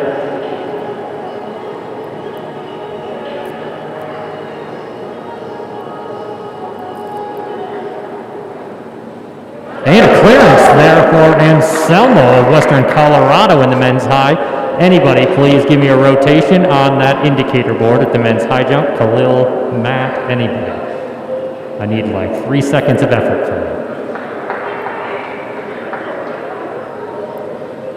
Khalil James, could you please rotate the indicator board?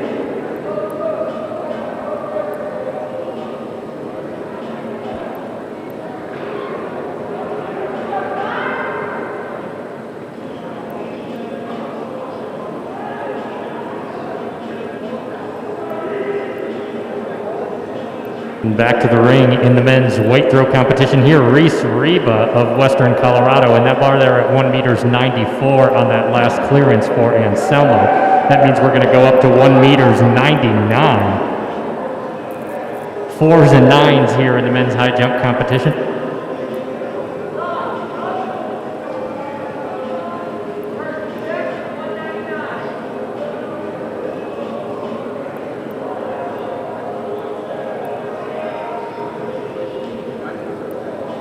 And I think 15:28 might have been what I heard there in the weight throw for Reba. We'll check that indicator board here in a moment. Bar up now at 1 meters 94, and Selmo eyes the approach here for Western Colorado. Or sorry, 1 meters 99, a clearance on his last jump at 1 meters 94. Brock Murphy in the ring in the weight throw.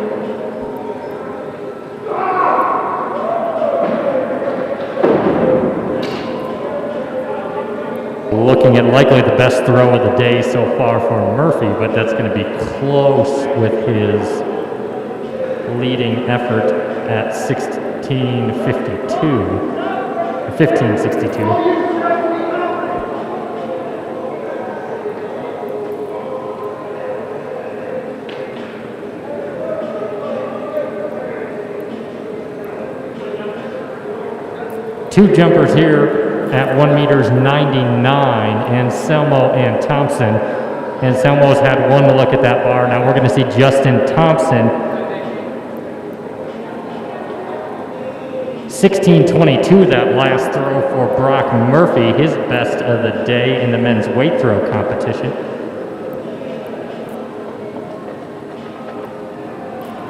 Thompson over the bar with a great clearance there in the men's high jump. Looks like we've certainly got a 204 in the books for Thompson today. Let's see if we can take it higher than that. Murphy with a 16:22. Only 5 men in the RMAC have thrown over 16 meters this year, so a nice throw there for Brock Murphy.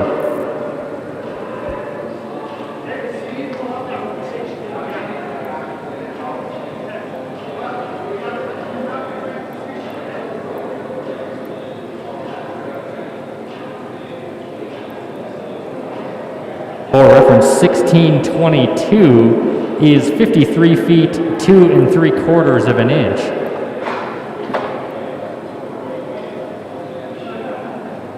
So still short of Murphy's PR, as he's got plenty left to give us here, and we'll go and continue the rotation here in the men's weight throw competition. Bar still at 1 meters 99 in the high jump.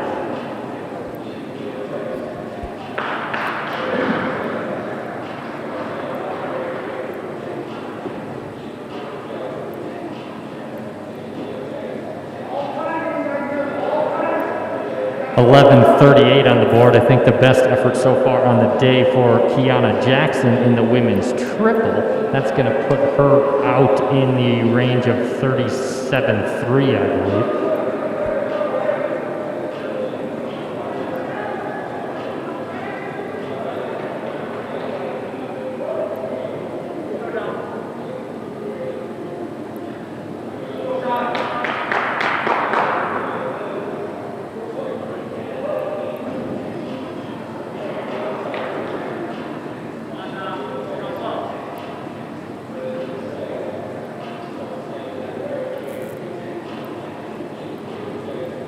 And a fair jump there for Deloach in the women's triple. Now Anselmo in the hop.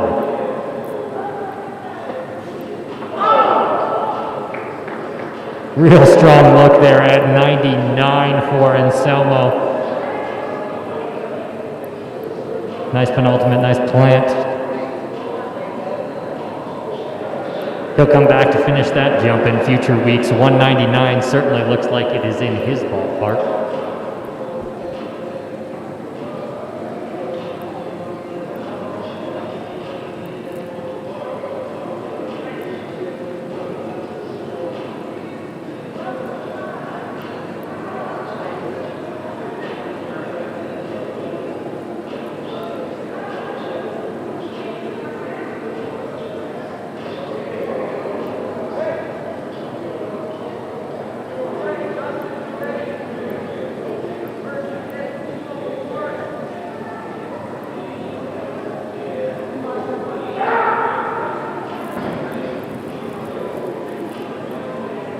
And with that clearance at 194, that's a new personal best for Dominic Anselmo of Western Colorado in the high jump. Clearance at 199 for Thompson. That means we're going to take the bar here to 204 in the men's high jump competition.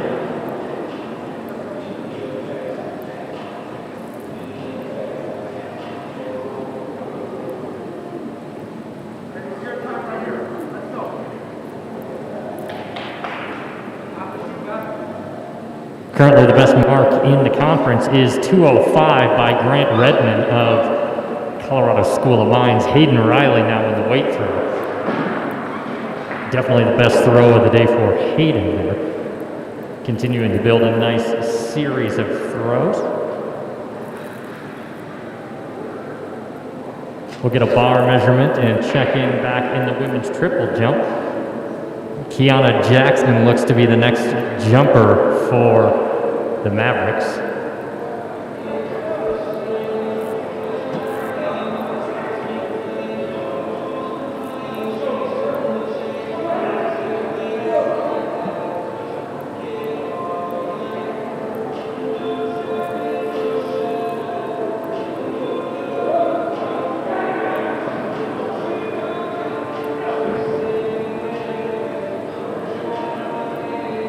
And then that there, Riley over 14 meters for the Mavericks, 14.67, his best on the day.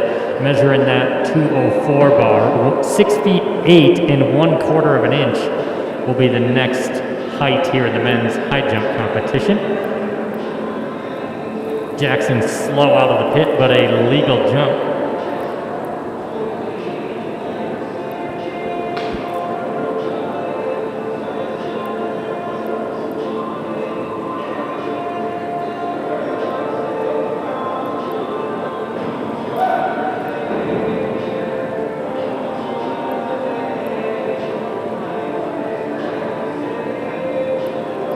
And 11:25 there for Jackson, so I think she will continue to ride that 11:38 as her best performance of the day.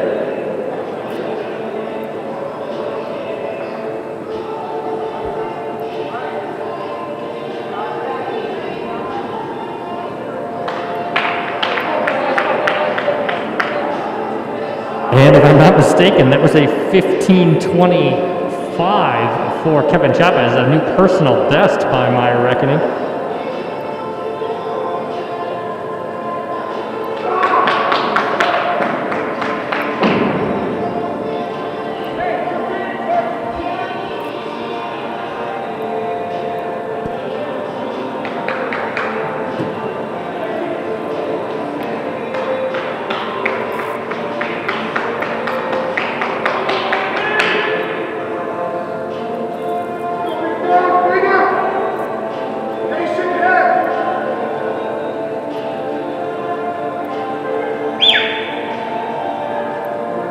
And a 15.83 there for Murphy. Back in the high jump, this is Thompson with a nice look at 210 now. A beautiful jump there. Catches it with his Achilles tendon. Thompson's got this one in the book at 210. Generally, the magic bar in NCAA Division II. If you're a 210 man, you're going to the NCAA championships. No doubt about it.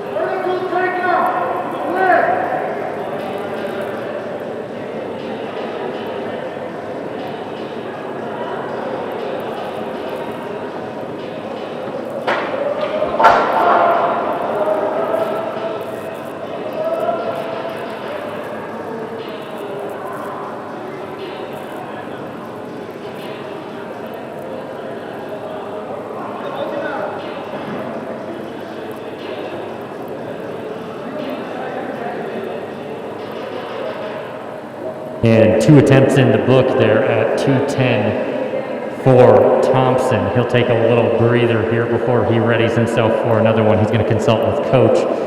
2 meters 10 would be the 3rd best performance in NCAA Division II right now. 2 men from Texas A&M Commerce, Ushane Pereira and Mickey Ferdinand, have jumped 2:11 this year. That is 2:11 or better, 6 feet 11. One man at 2:09, so Thompson looks to supplant Braden Sorensen here on the Nationals list. Warming up for the men's triple jump competition.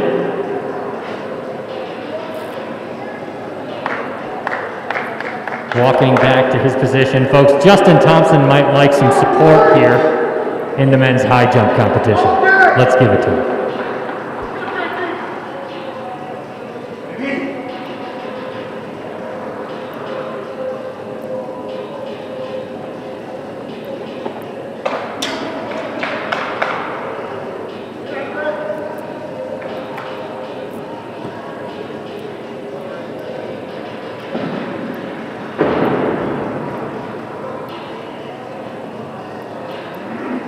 And that will close the books there. The beautiful first attempt at 2:10 for Thompson.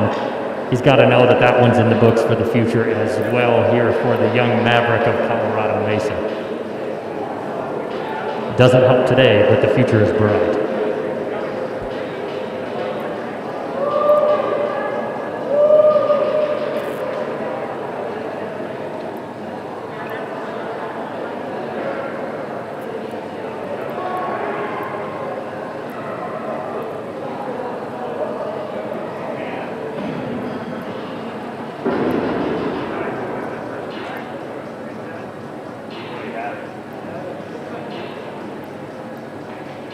And if I have my marks right there, that 1481 that's currently on the indicator board in the weight throw belongs to Hayden Riley, so that would be an improvement for him.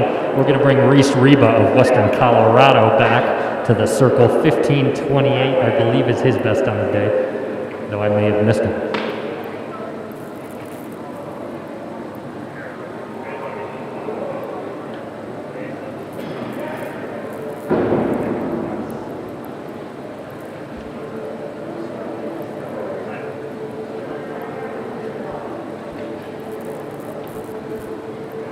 And when we have a second, if somebody could bring those high jump results up to the booth, we will get those entered. And the triple jump as well. Oh, we already got that, thank you.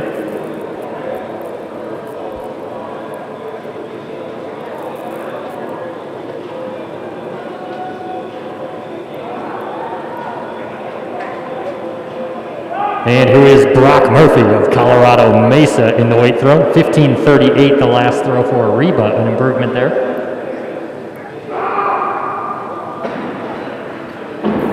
Murphy's going to come out of the front on that one, he didn't want it.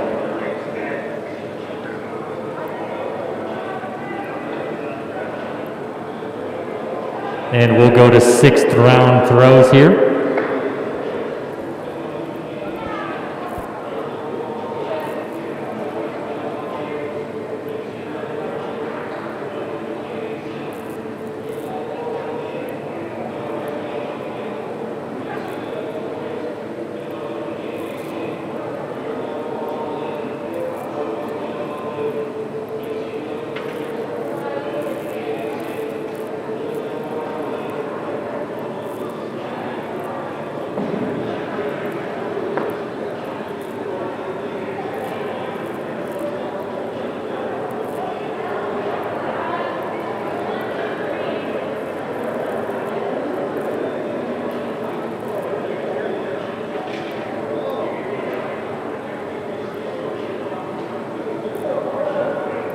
And an update there in the final results of the men's long jump that closed up a while ago.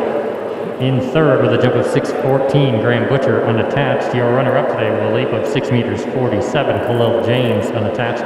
And your champion today by graces of a 6:85 effort. Again, that is 22.5 3/4 of an inch. Spencer Purnell of Colorado Mesa.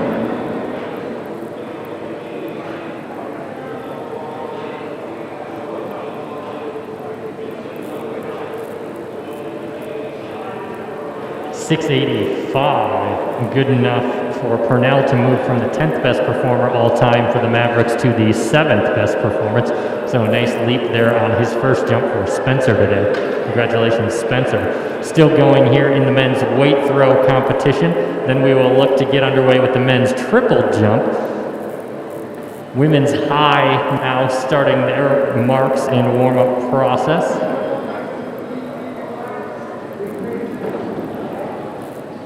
Men's pole vault yet to come as well this evening.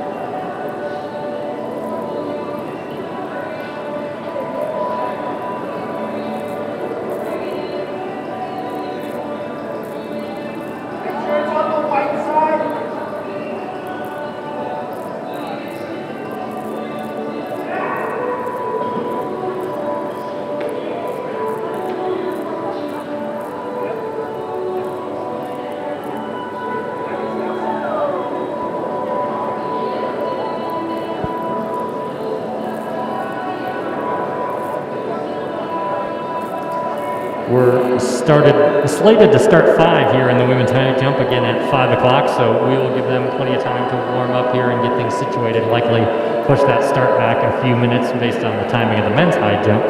Men's triple jump warming up, also slated to start 5 in that competition as well. 2 of them coming to us straight from the men's high jump, Anselmo and Thompson. Your competitors, and Buckhold, so forgive me.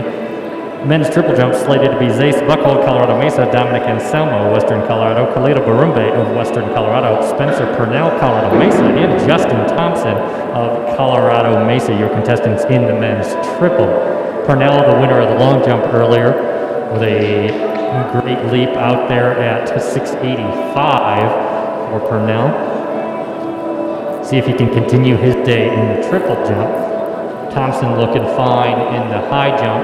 We'll see how it translates to the horizontals. The same for Anselmo. Kevin Chavez of Western Colorado.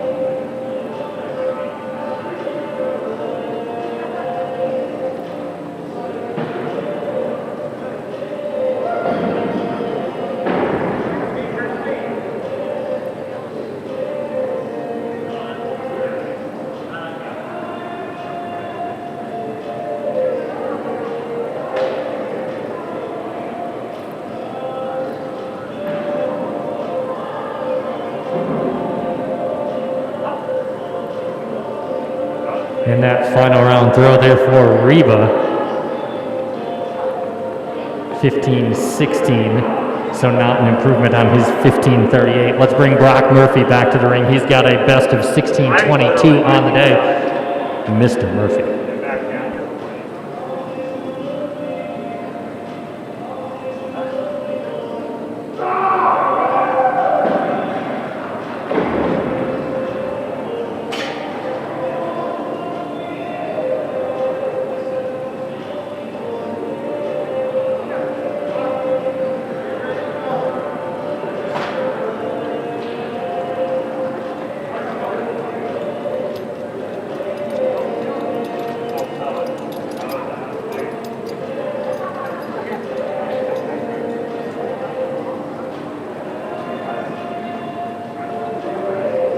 And Brock will close that out with a 15:82, so he'll continue to ride that 16:22 as his best effort of the day. That should give him the competition there.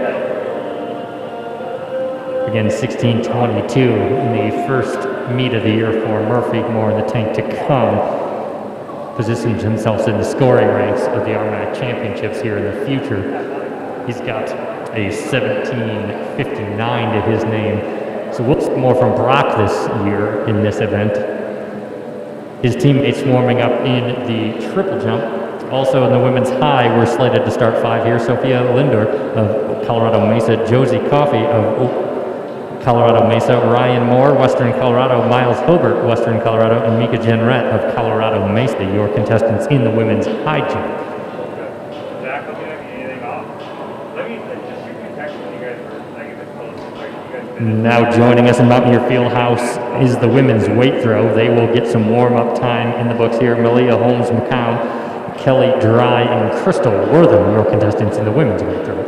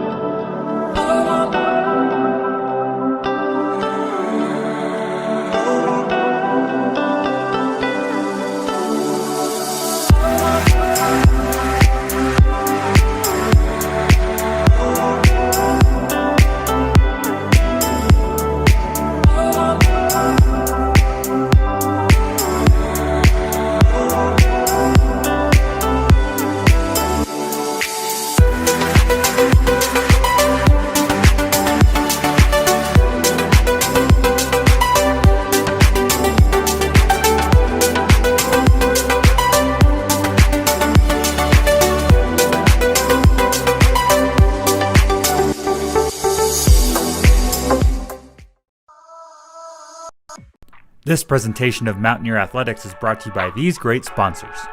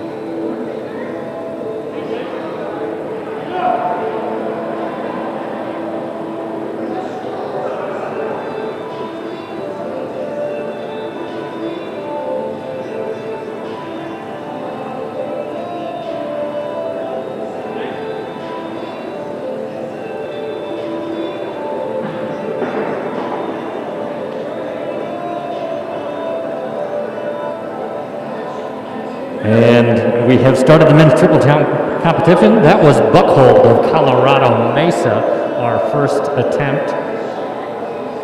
Now at the back of the runway is Dominic Anselmo of Western Colorado.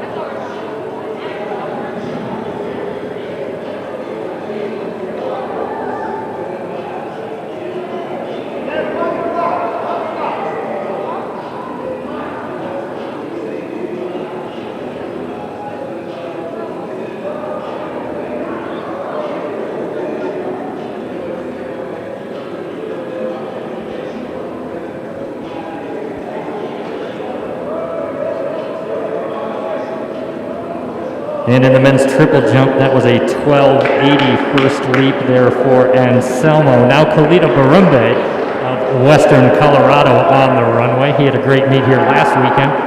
Etched his name in the all-time history books in the top 10 lists.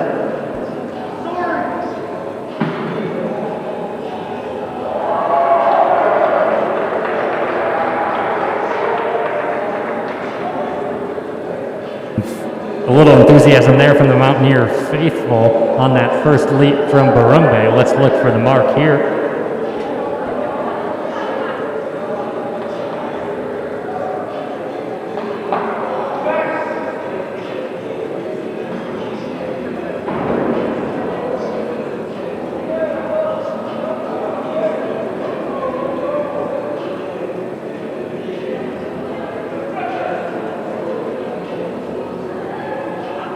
And like last week, first leap coming out of the gates, Khalida Barumbe, 14 meters 31, a collegiate best on his first jump. And that's going to take us to Spencer Purnell of Colorado Mesa.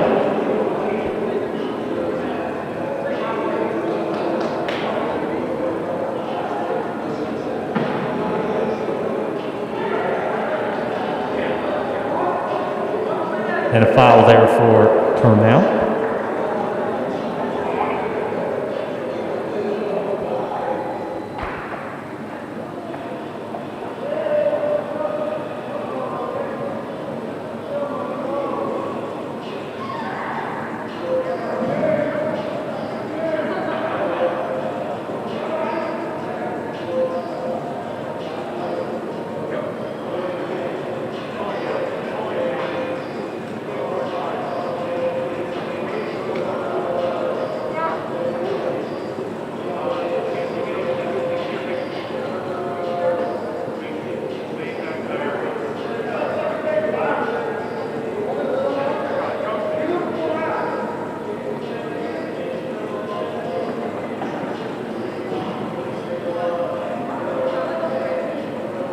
And a safe jump there on his first attempt. Leaving some of the board there is Thompson. We'll get the mark on that.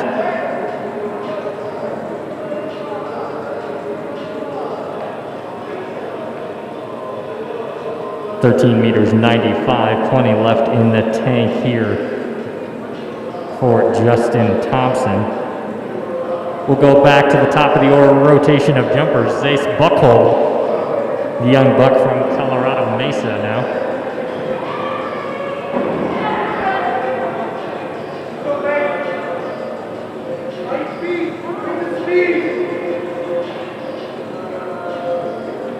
Still warming up in the women's high jump and the women's weight throw competition. The ongoing action here is second round jumps in the men's triple.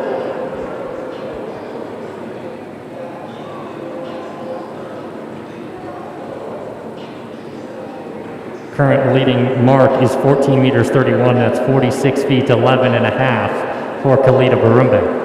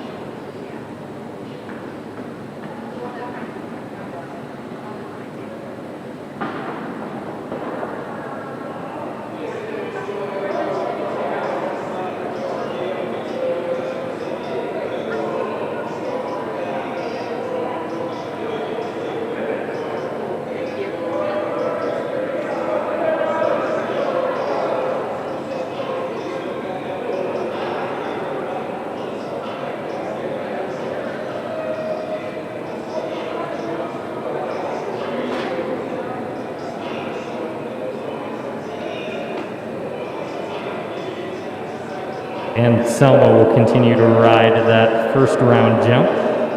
Now back to the runway, the man who just set a collegiate best out here, 14 meters 31. This is Khalida Barumbe of Western Colorado.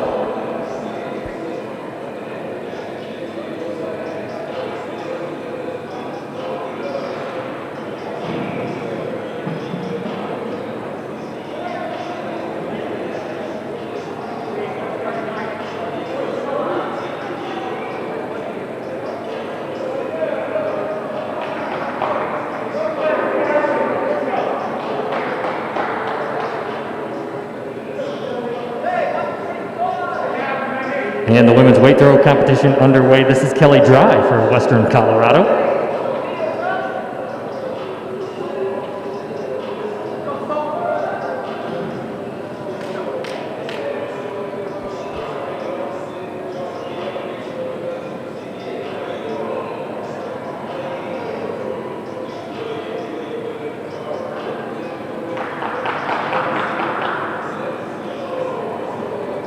And bar is up in the women's high, and we have a clearance there. I believe that is opening height 1 meters 45, and that might have been Sophia Lindauer of Colorado Mesa. This is Ryan Moore now of Western Colorado in the women's high.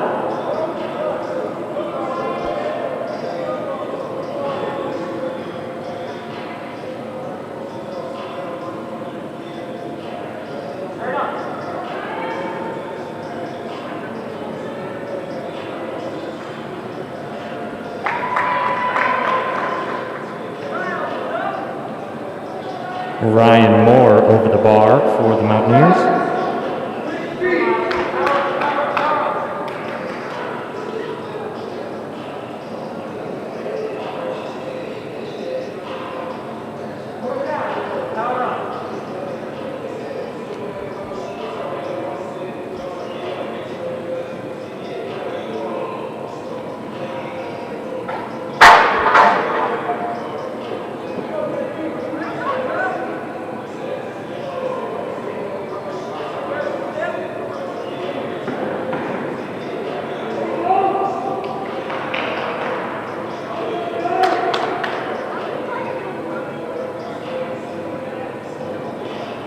And that was Thompson there in the men's triple jump will weight. That mark looks like an improvement over his first round.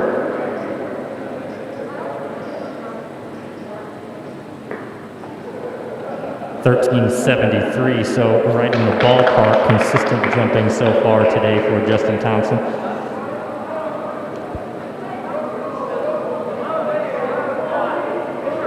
We'll go back to the top of the order of jumpers. This is Zace Buckhold of Colorado Mesa. Third round jumps coming here.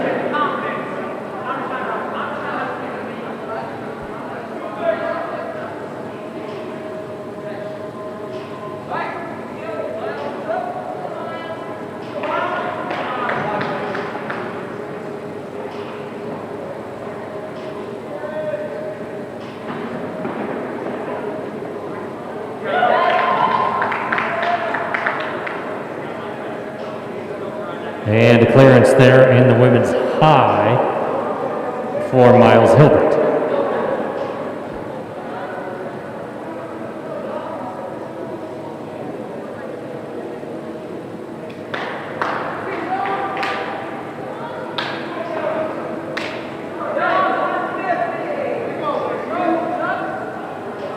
In the women's weight throw, this is Kelly Dry now. I believe the bar moves up to 1 meters 50 here in the women's high jump competition.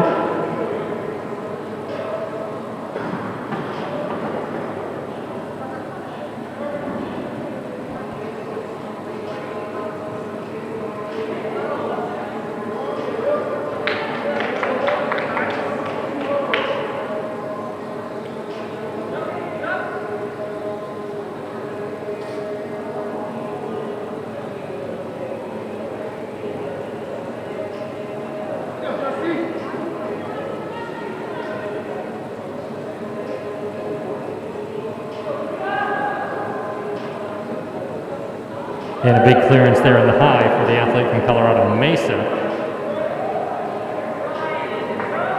Barumbe can't find the board there on that attempt.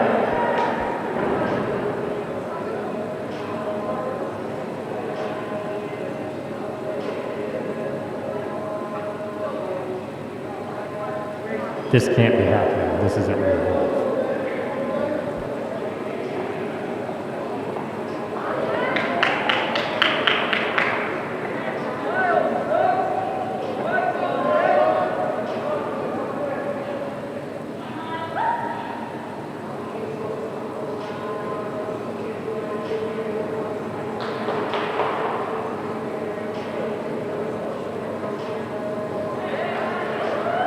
And a clearance there in the women's high jump for Hilbert with the bar at 1 meters 50, I believe.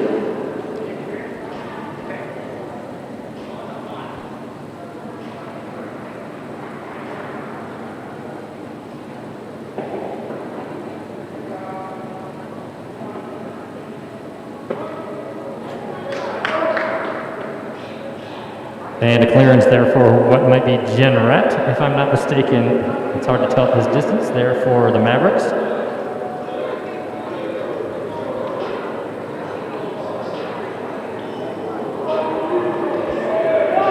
And 13.64 there, the last attempt on the runway in the men's triple jump for Spencer Purnell.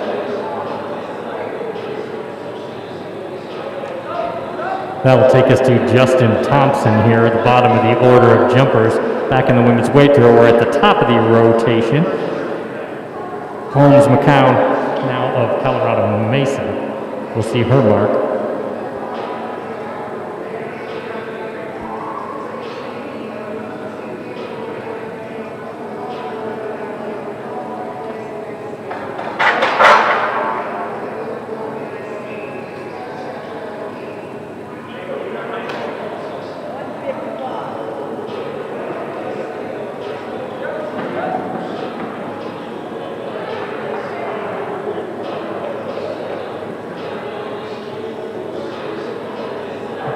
Quick through his first two phases. Thompson, we'll see the mark here. He's jumping consistently at 13 high tonight. And out over 14 for the first time tonight. 14.30, so now two marks of 14.30 for Justin Thompson and 14.31 for Barumbe. So we have a great battle brewing here in Mountaineer Fieldhouse in the men's triple jump.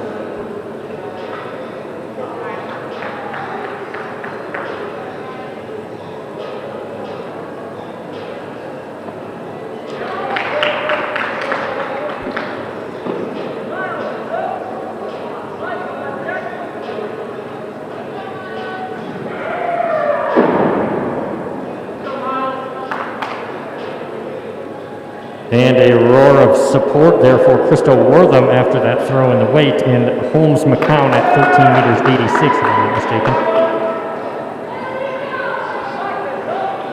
A clearance for Hilbert in the women's high.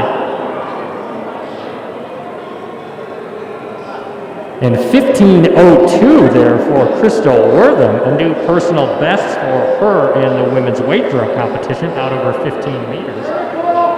For the first time in her young collegiate career, more coming there.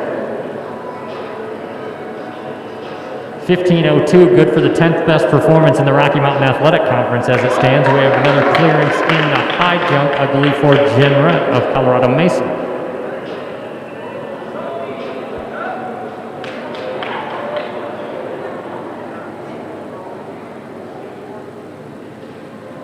Paused between rounds here in the men's triple jump. We've completed 3 rounds as we reseat here for the order of jumpers in the finals.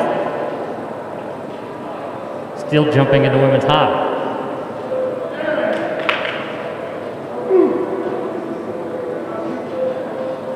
And a clearance there as well. Lots of bars, looking pretty easy so far in this competition for these women on the south end of Mountaineer Fieldhouse. Dry back into the ring in the women's weight throw.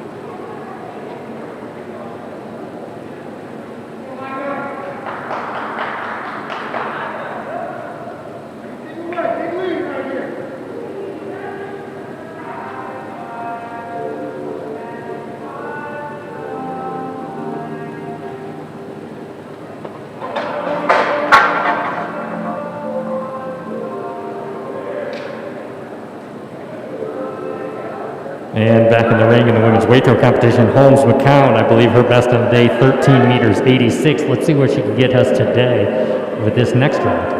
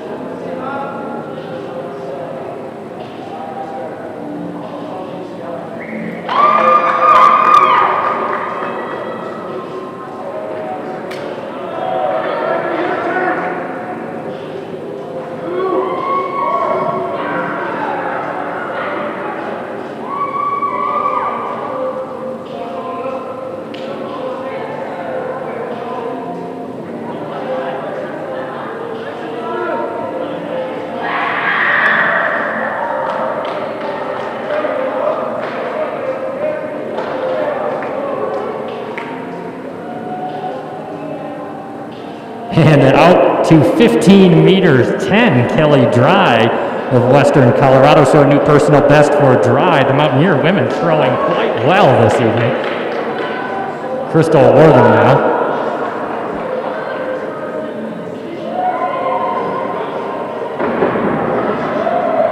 Big sector foul there for Wortham. She gets that straightened out, put that thing deep in the center, and we got a mark coming for us.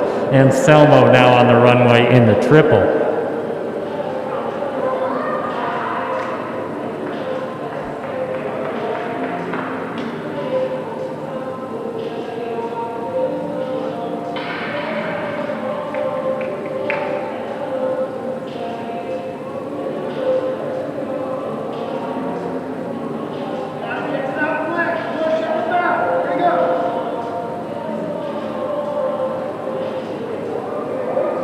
We get a rotation on the high jump indicator board, please? Just a quick check on where things are at. Back on the runway, I think that is Jen Rett in the women's high jump.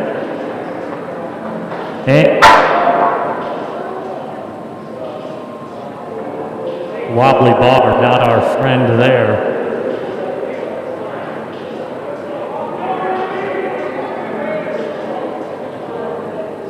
Back on the runway in the triple jump, this is Barumbe. Thanks, Matt. 1 meter 65 now in the women's high. So that competition progressing.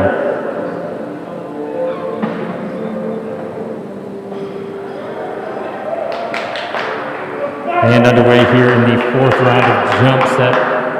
Foul there, and we will bring Spencer Purnell to the runway.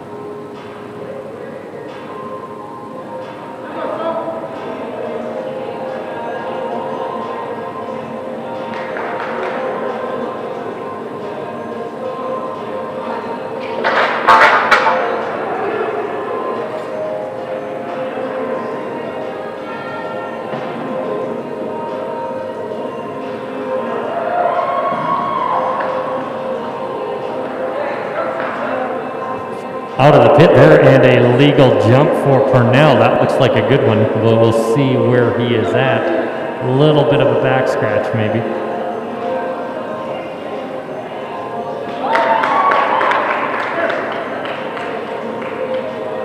Out over 14 meters, 14.03, so his best jump of the day. 3 men now out over 14 meters. Purnell at 14.03, Thompson at 14.30, and Barumbe at 14.31.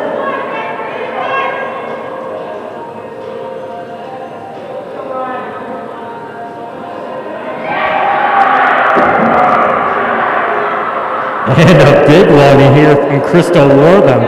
Folks who predicted it last time finds the center of the sector on this one, and that's an absolute bomb. 16.50 I believe. Huge throw there for Crystal. 16-15, the third best performance in the RMAC right now.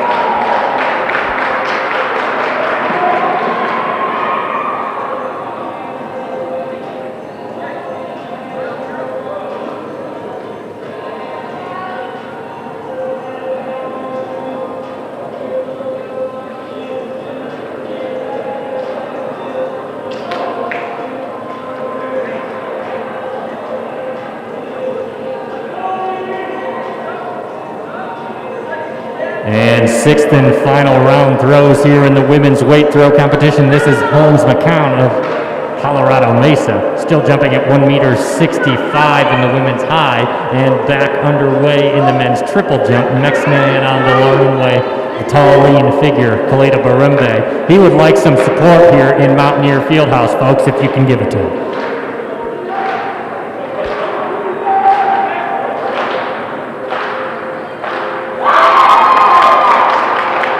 Clearance in the women's high at 1 meter 65.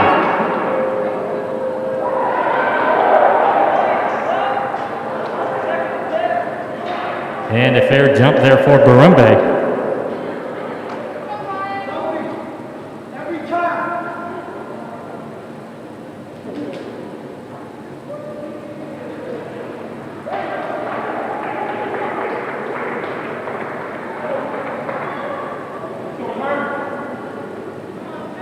.1460 for Barumbe, a new collegiate best. So he's got 2 in the books today. A hell of a leap there for Kaleda, closing in on that 15-meter barrier to come in the future. And a great women's high jump competition, folks. The bar at 1 meter 65.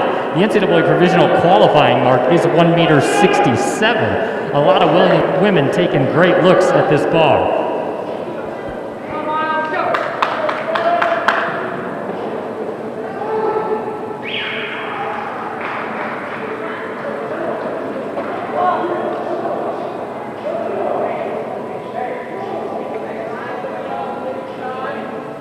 Crystal Wortham back in the ring after that 15-plus meter bomb.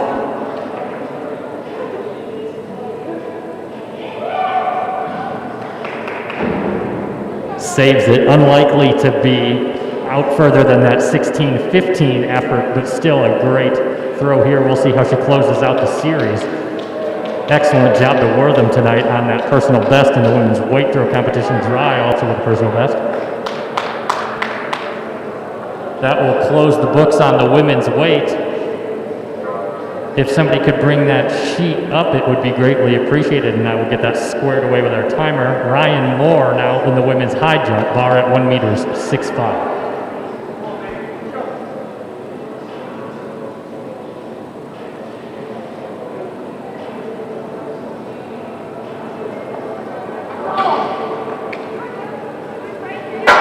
Back in the men's triple jump, Barumbe knocking on the doors of 48 feet with that last effort, 47.10 3/4 of an inch. He is coming for it. Now Thompson on the runway.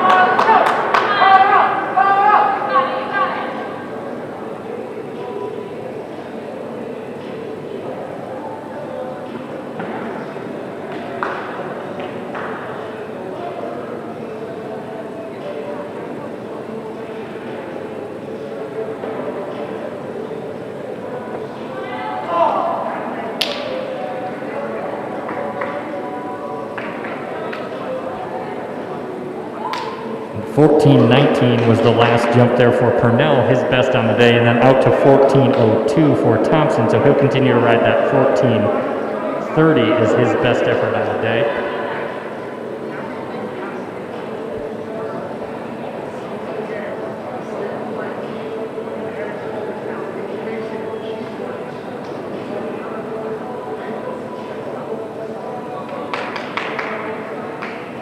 Runway again, folks. He would like your support after that 1460 effort. This is Kaleda Barumbe of Western Colorado.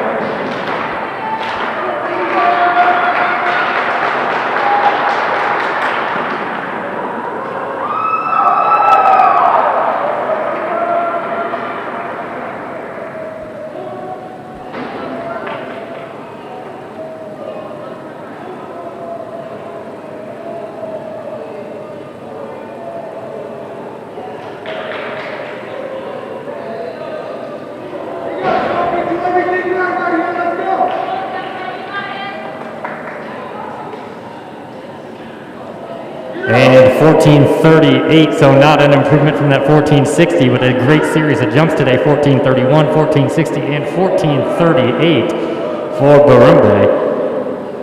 Finding his form here in the triple jump. Now we'll turn our attention to Justin Thompson. Let's see if we can get Justin out over that 14:30 in the third round.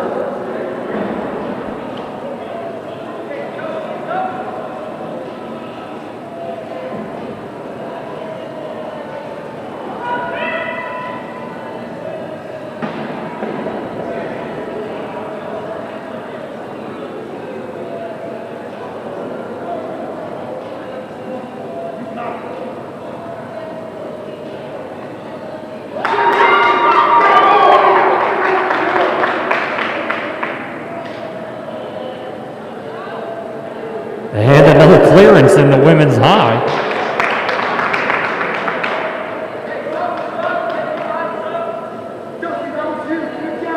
The Mavericks having a great showing here in the women's high jump competition.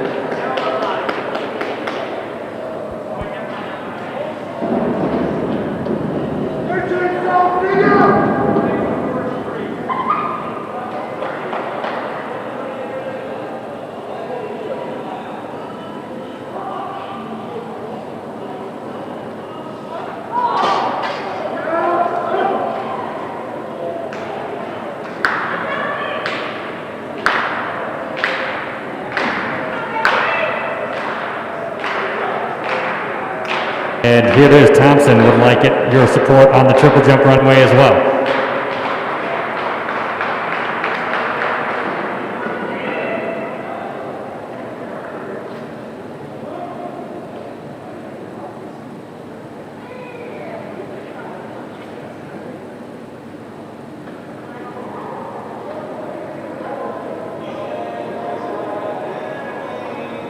$14.20, I believe, there, the jump for Thompson. So out near his best on the day, 10 centimeters short of that effort. We're rolling tape here in the men's triple jump. That will close the books there. And just a reminder is to have that sheet brought up to the booth.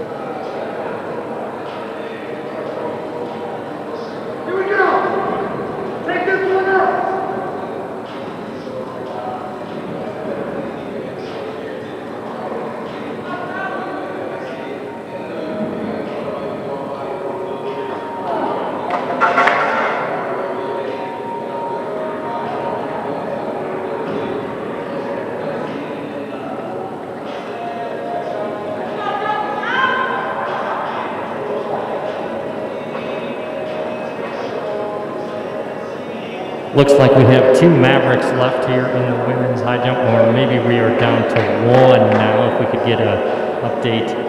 Lee Wood, check your phone.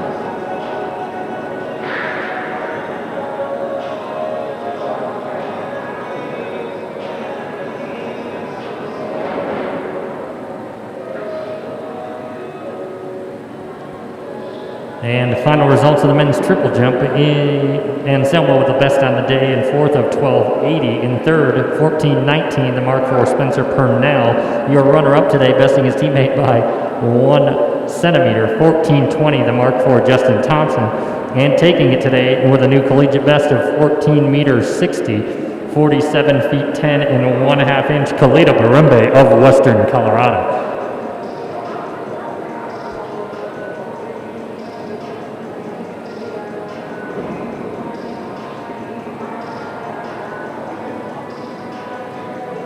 And an update here in the women's high jump competition. We are down to one woman, and that is Josie Coffey. We're going to set the bar at her request here. She's having a great day. We had a great competition in the women's high, so we'll see what Josie elects to do in the high jump competition here, and then we'll will her over that bar at Mountaineer Fieldhouse at the 2021 Western Slope Challenge.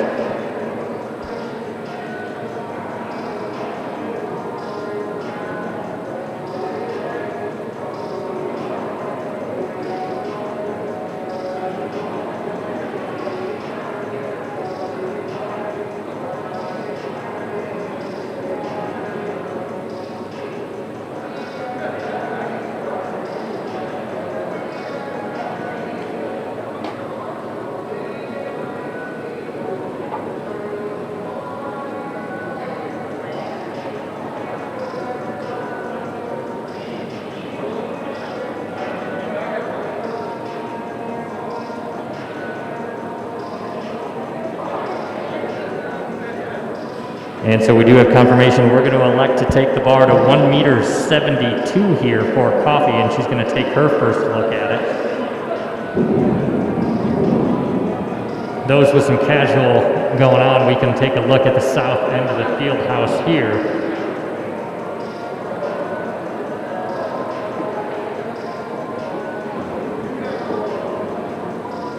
We'll get a final measurement on that bar.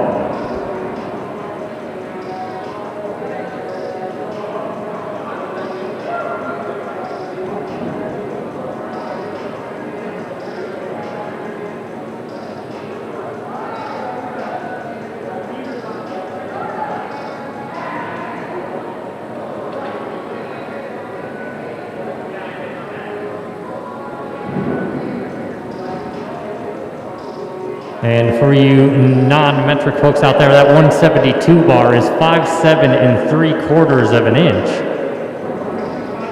That would currently be the best mark in the Rocky Mountain Athletic Conference. It would also be near the automatic qualifying mark in the women's.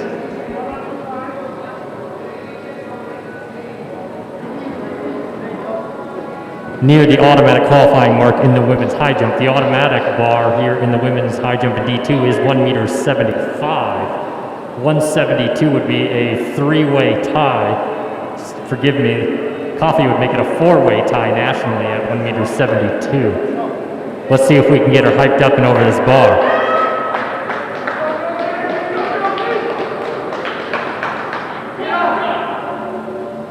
So we'll turn our attention to the south end of the field house here. The other action is all warm-ups in the men's pole vault, but the ongoing competition is Josie Coffey in the women's high jump.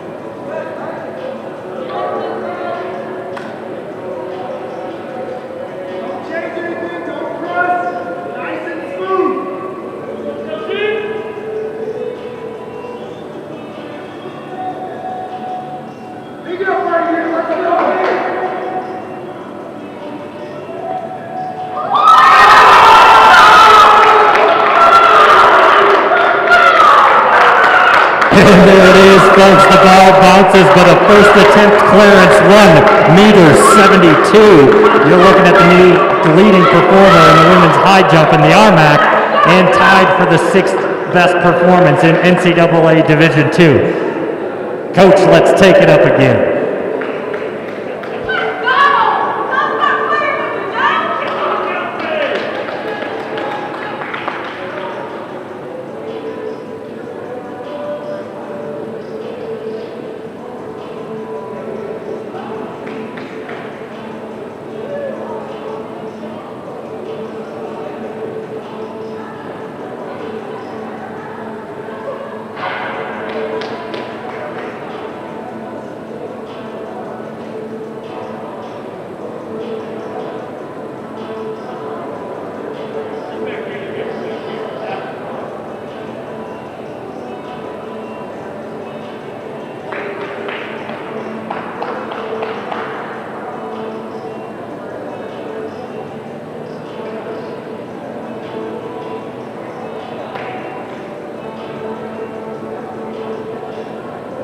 And folks, we're going to take it in threes now. We're going to go for that auto bar here, 1 meter 75 for Josie Coffey of Colorado Mesa.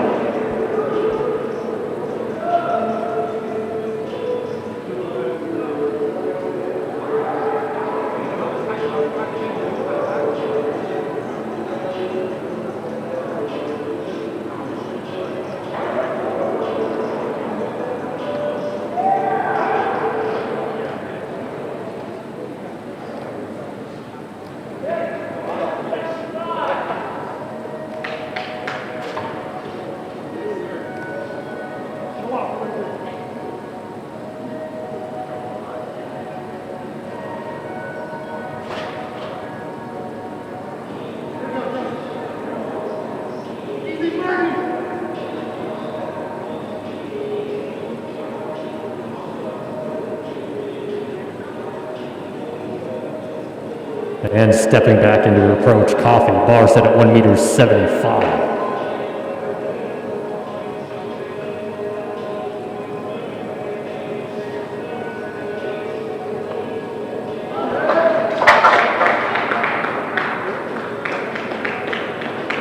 First attempt in the books there for Coffey. She's going to come back for more.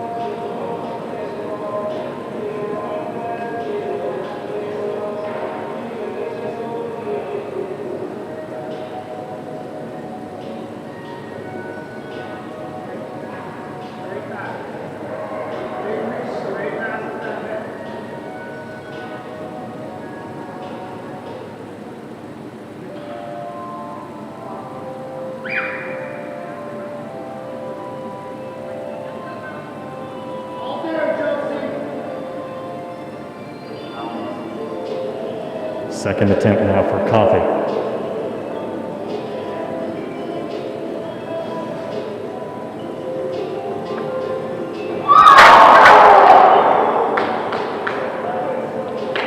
And you heard it, the collective gasp there in Mountaineer Fieldhouse. I got the foot stomp myself, folks. Let's get one more in the tank for Josie and get her over that ball.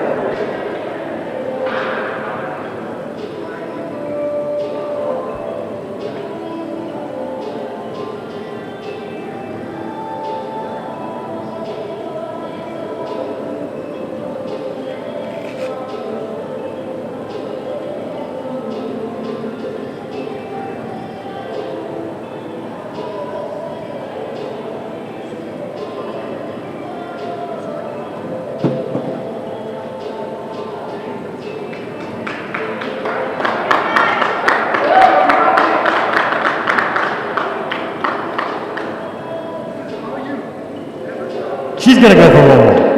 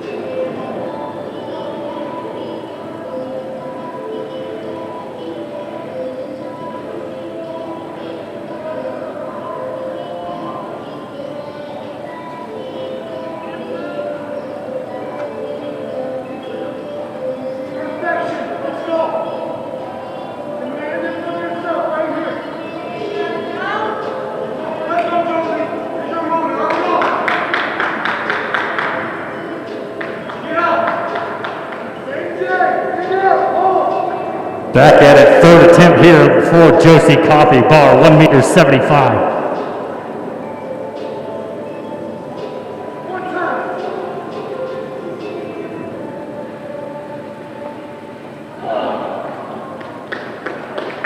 And a round of applause there, folks, for Josie. She will tap out with a clearance at 1.72 meters. Likely an effort that's going to move her on to the national championships, we'll see. But if nothing else, it is a new school record by my reckoning for the Colorado Mesa Mavericks. Congratulations, Josie.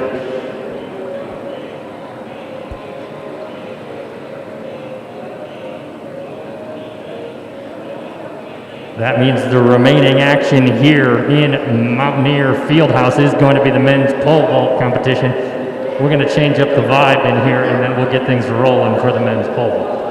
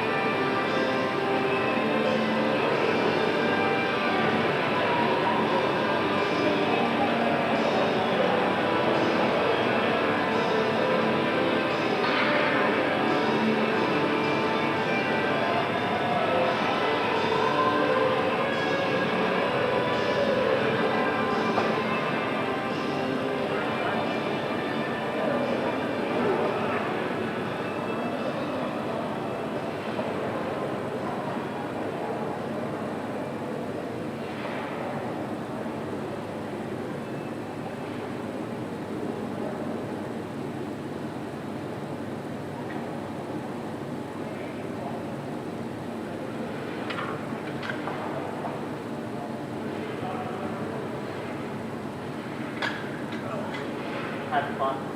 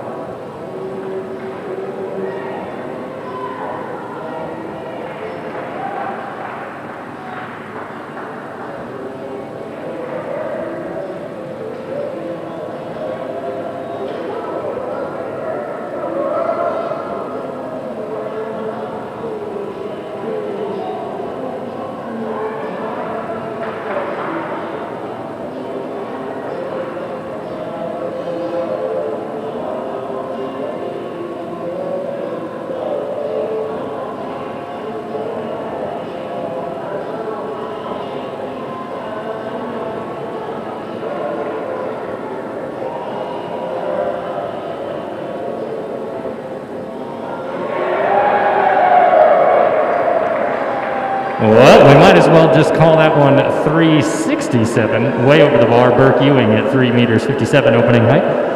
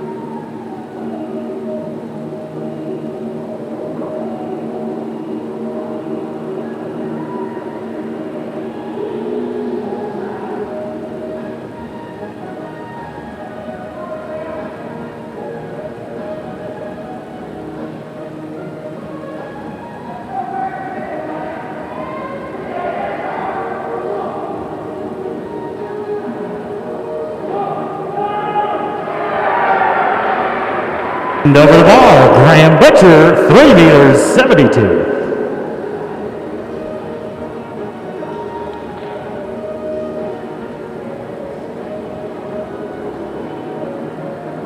And that'll take us up to 3 meters 87, the next bar here in the men's pole vault competition.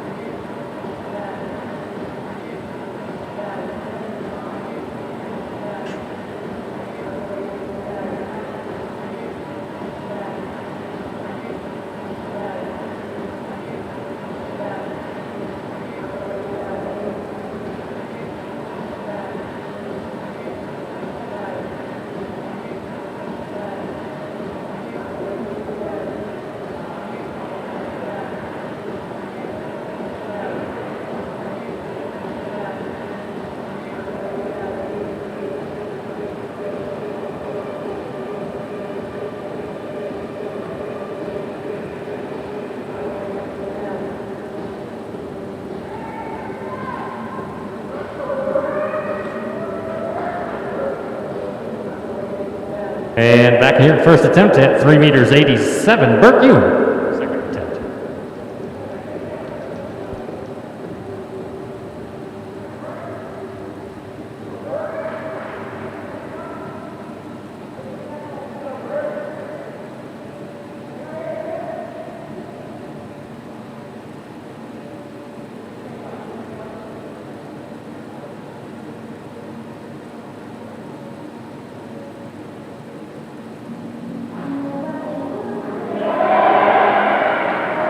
Over the ball, 3 meters, 87, Burt Ewan.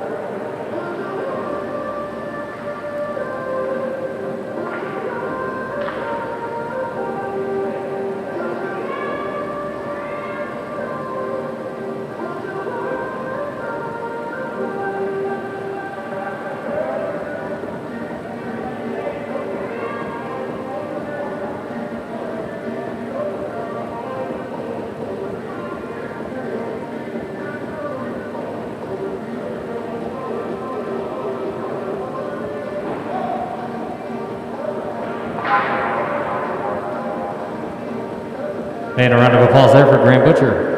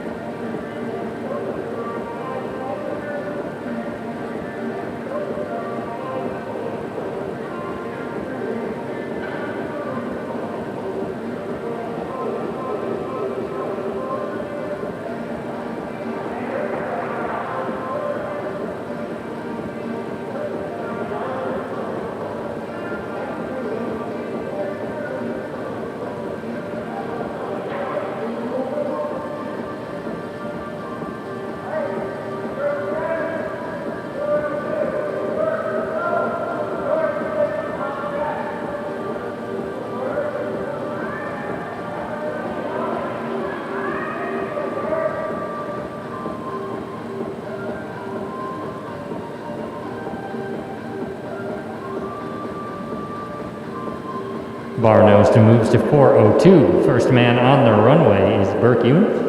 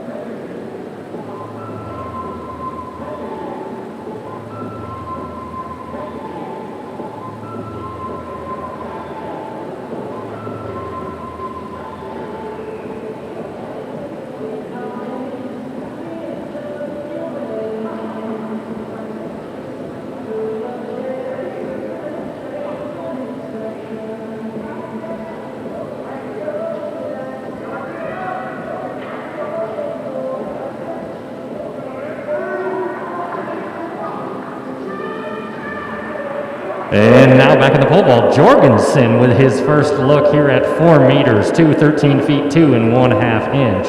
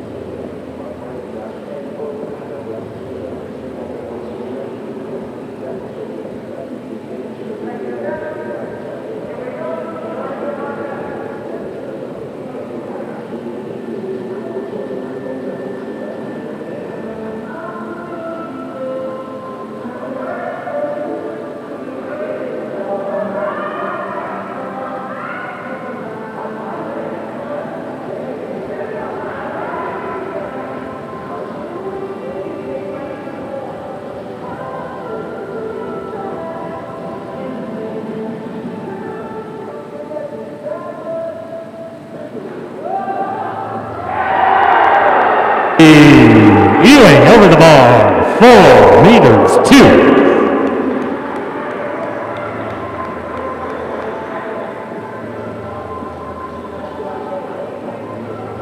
(13-2) in the books there for Burke. We'll go back to Jorgensen.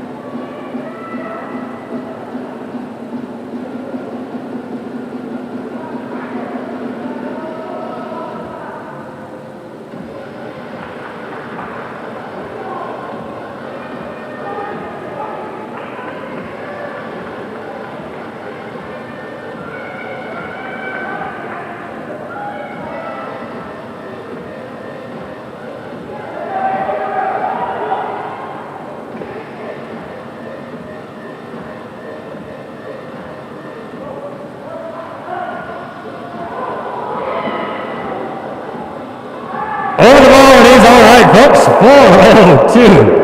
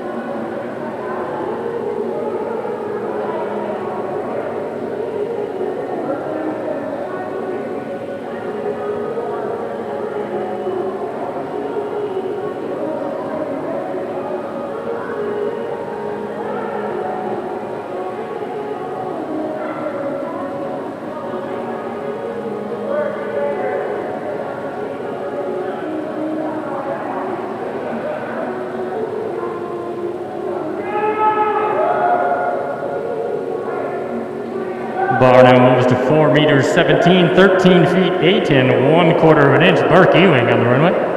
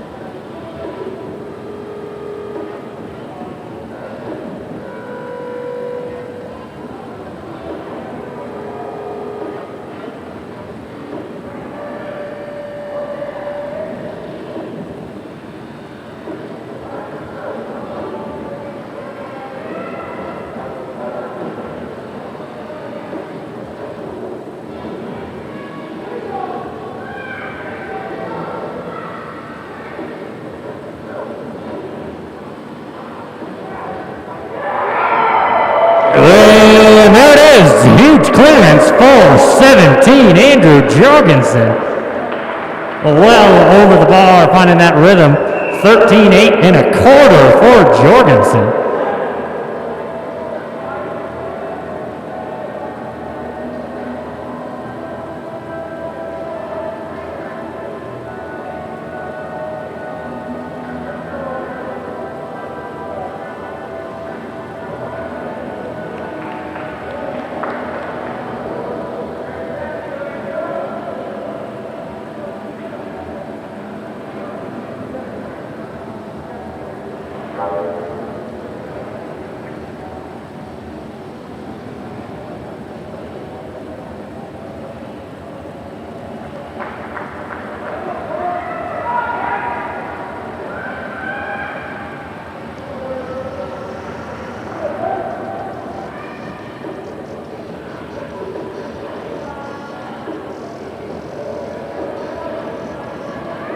And here it is, Big Dog Burke on the runway, third attempt.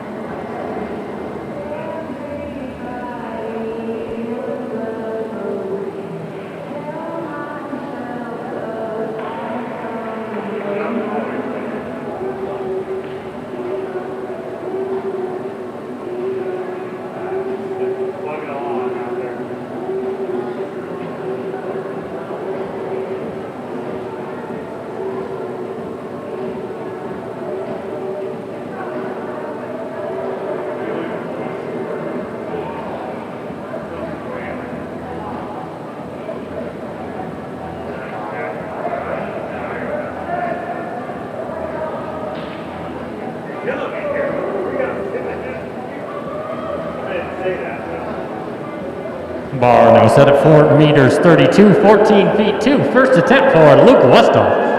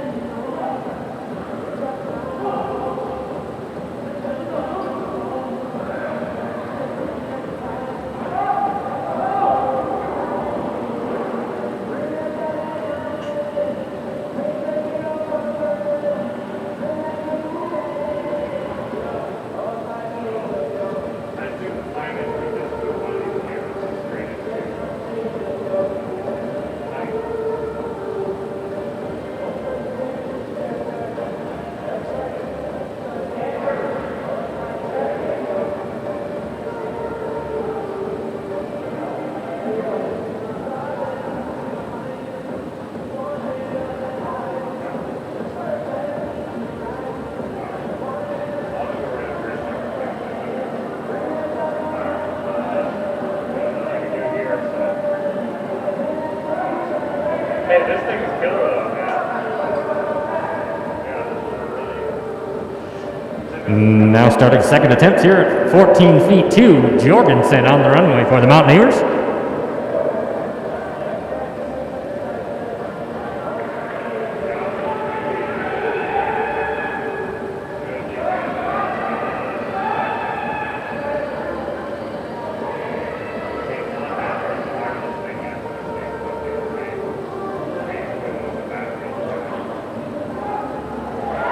And it's a clearance at 14 feet 2 for Andrew Jorgensen.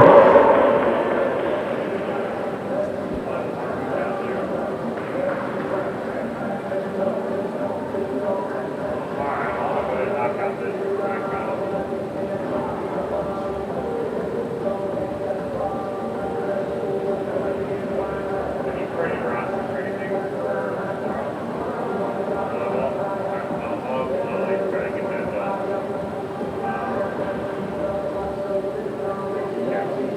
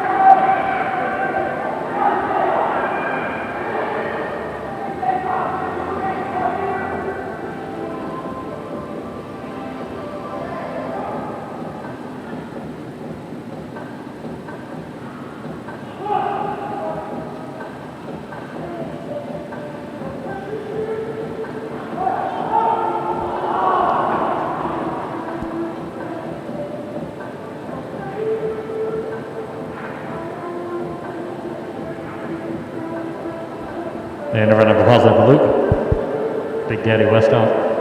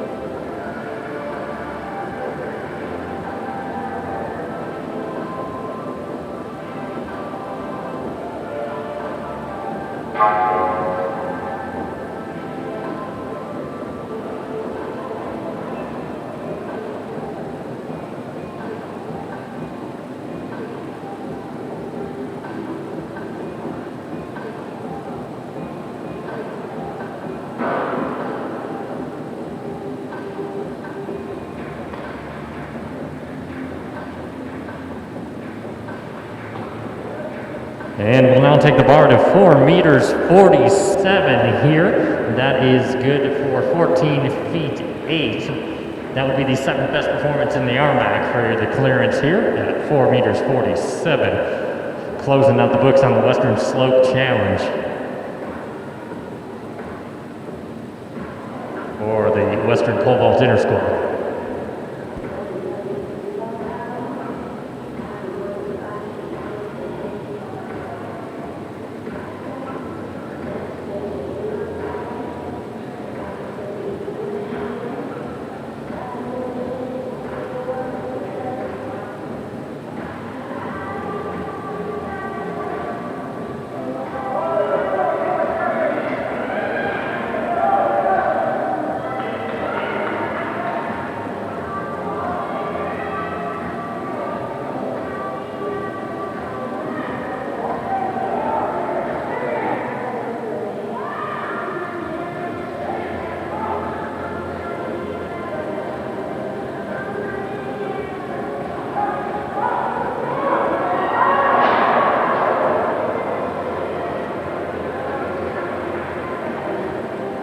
And one attempt in the books there for Jorgensen, 4 meters 47, 14 feet 8. More to come.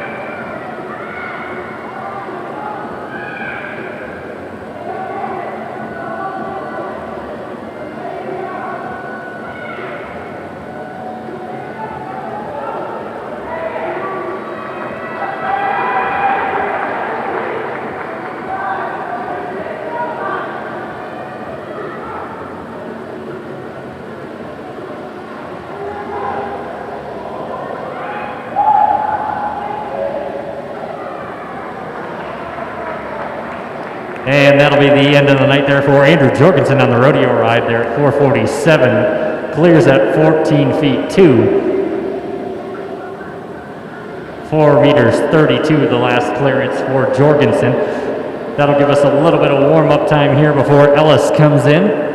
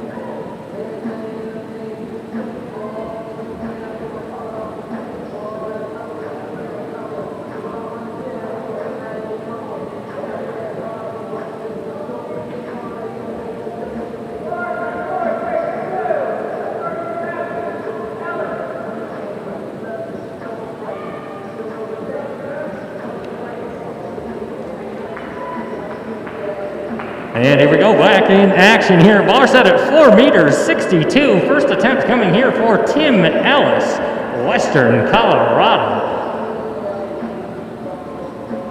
15-1, 3/4 of an inch.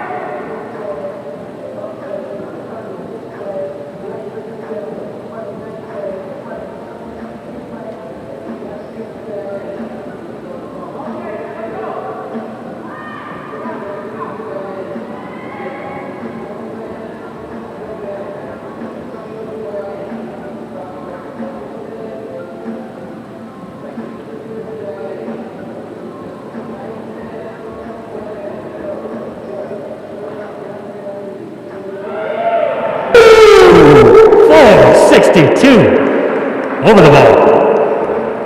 Opening height. First attempt, 15-1, 3/4 in the books for Ellis. That means we're going to move up to 477 here. 15-7, 3/4 of an inch. 477 will be good for third in the Rocky Mountain Athletic Conference. Current position already held by Ellis, so he will improve his mark there. Also worth note, NCAA Division II provisional qualifying mark is 4 meters 79.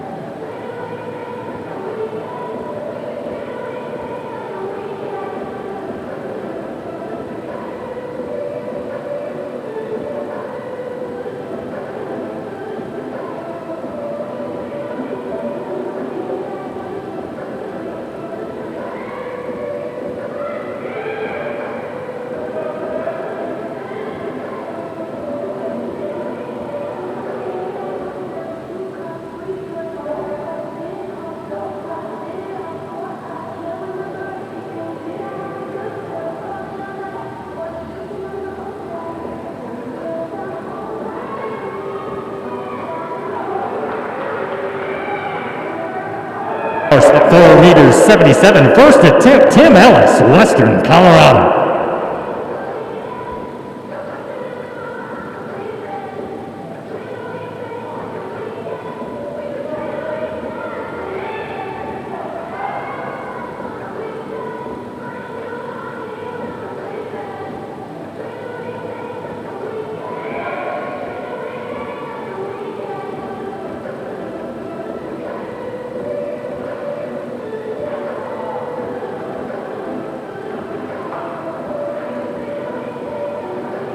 And we'll go to 2.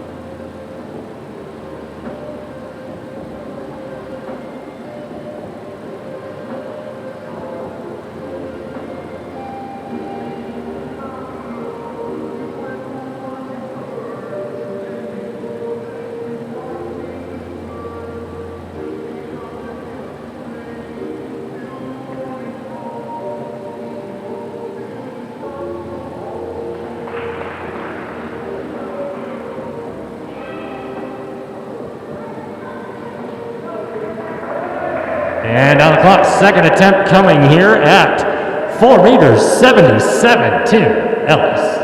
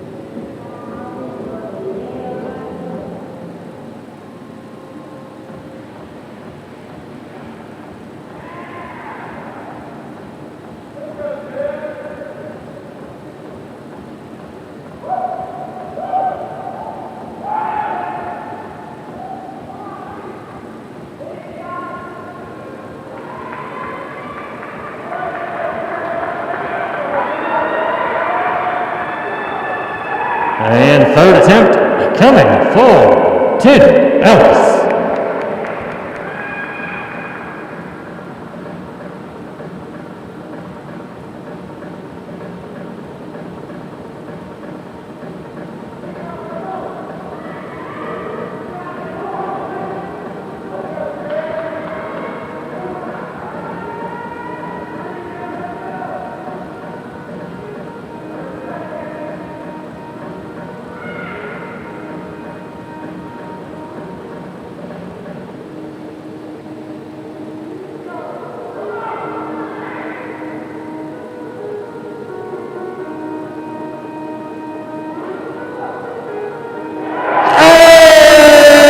Over the bar, 4 meters 77, Tim Ellis.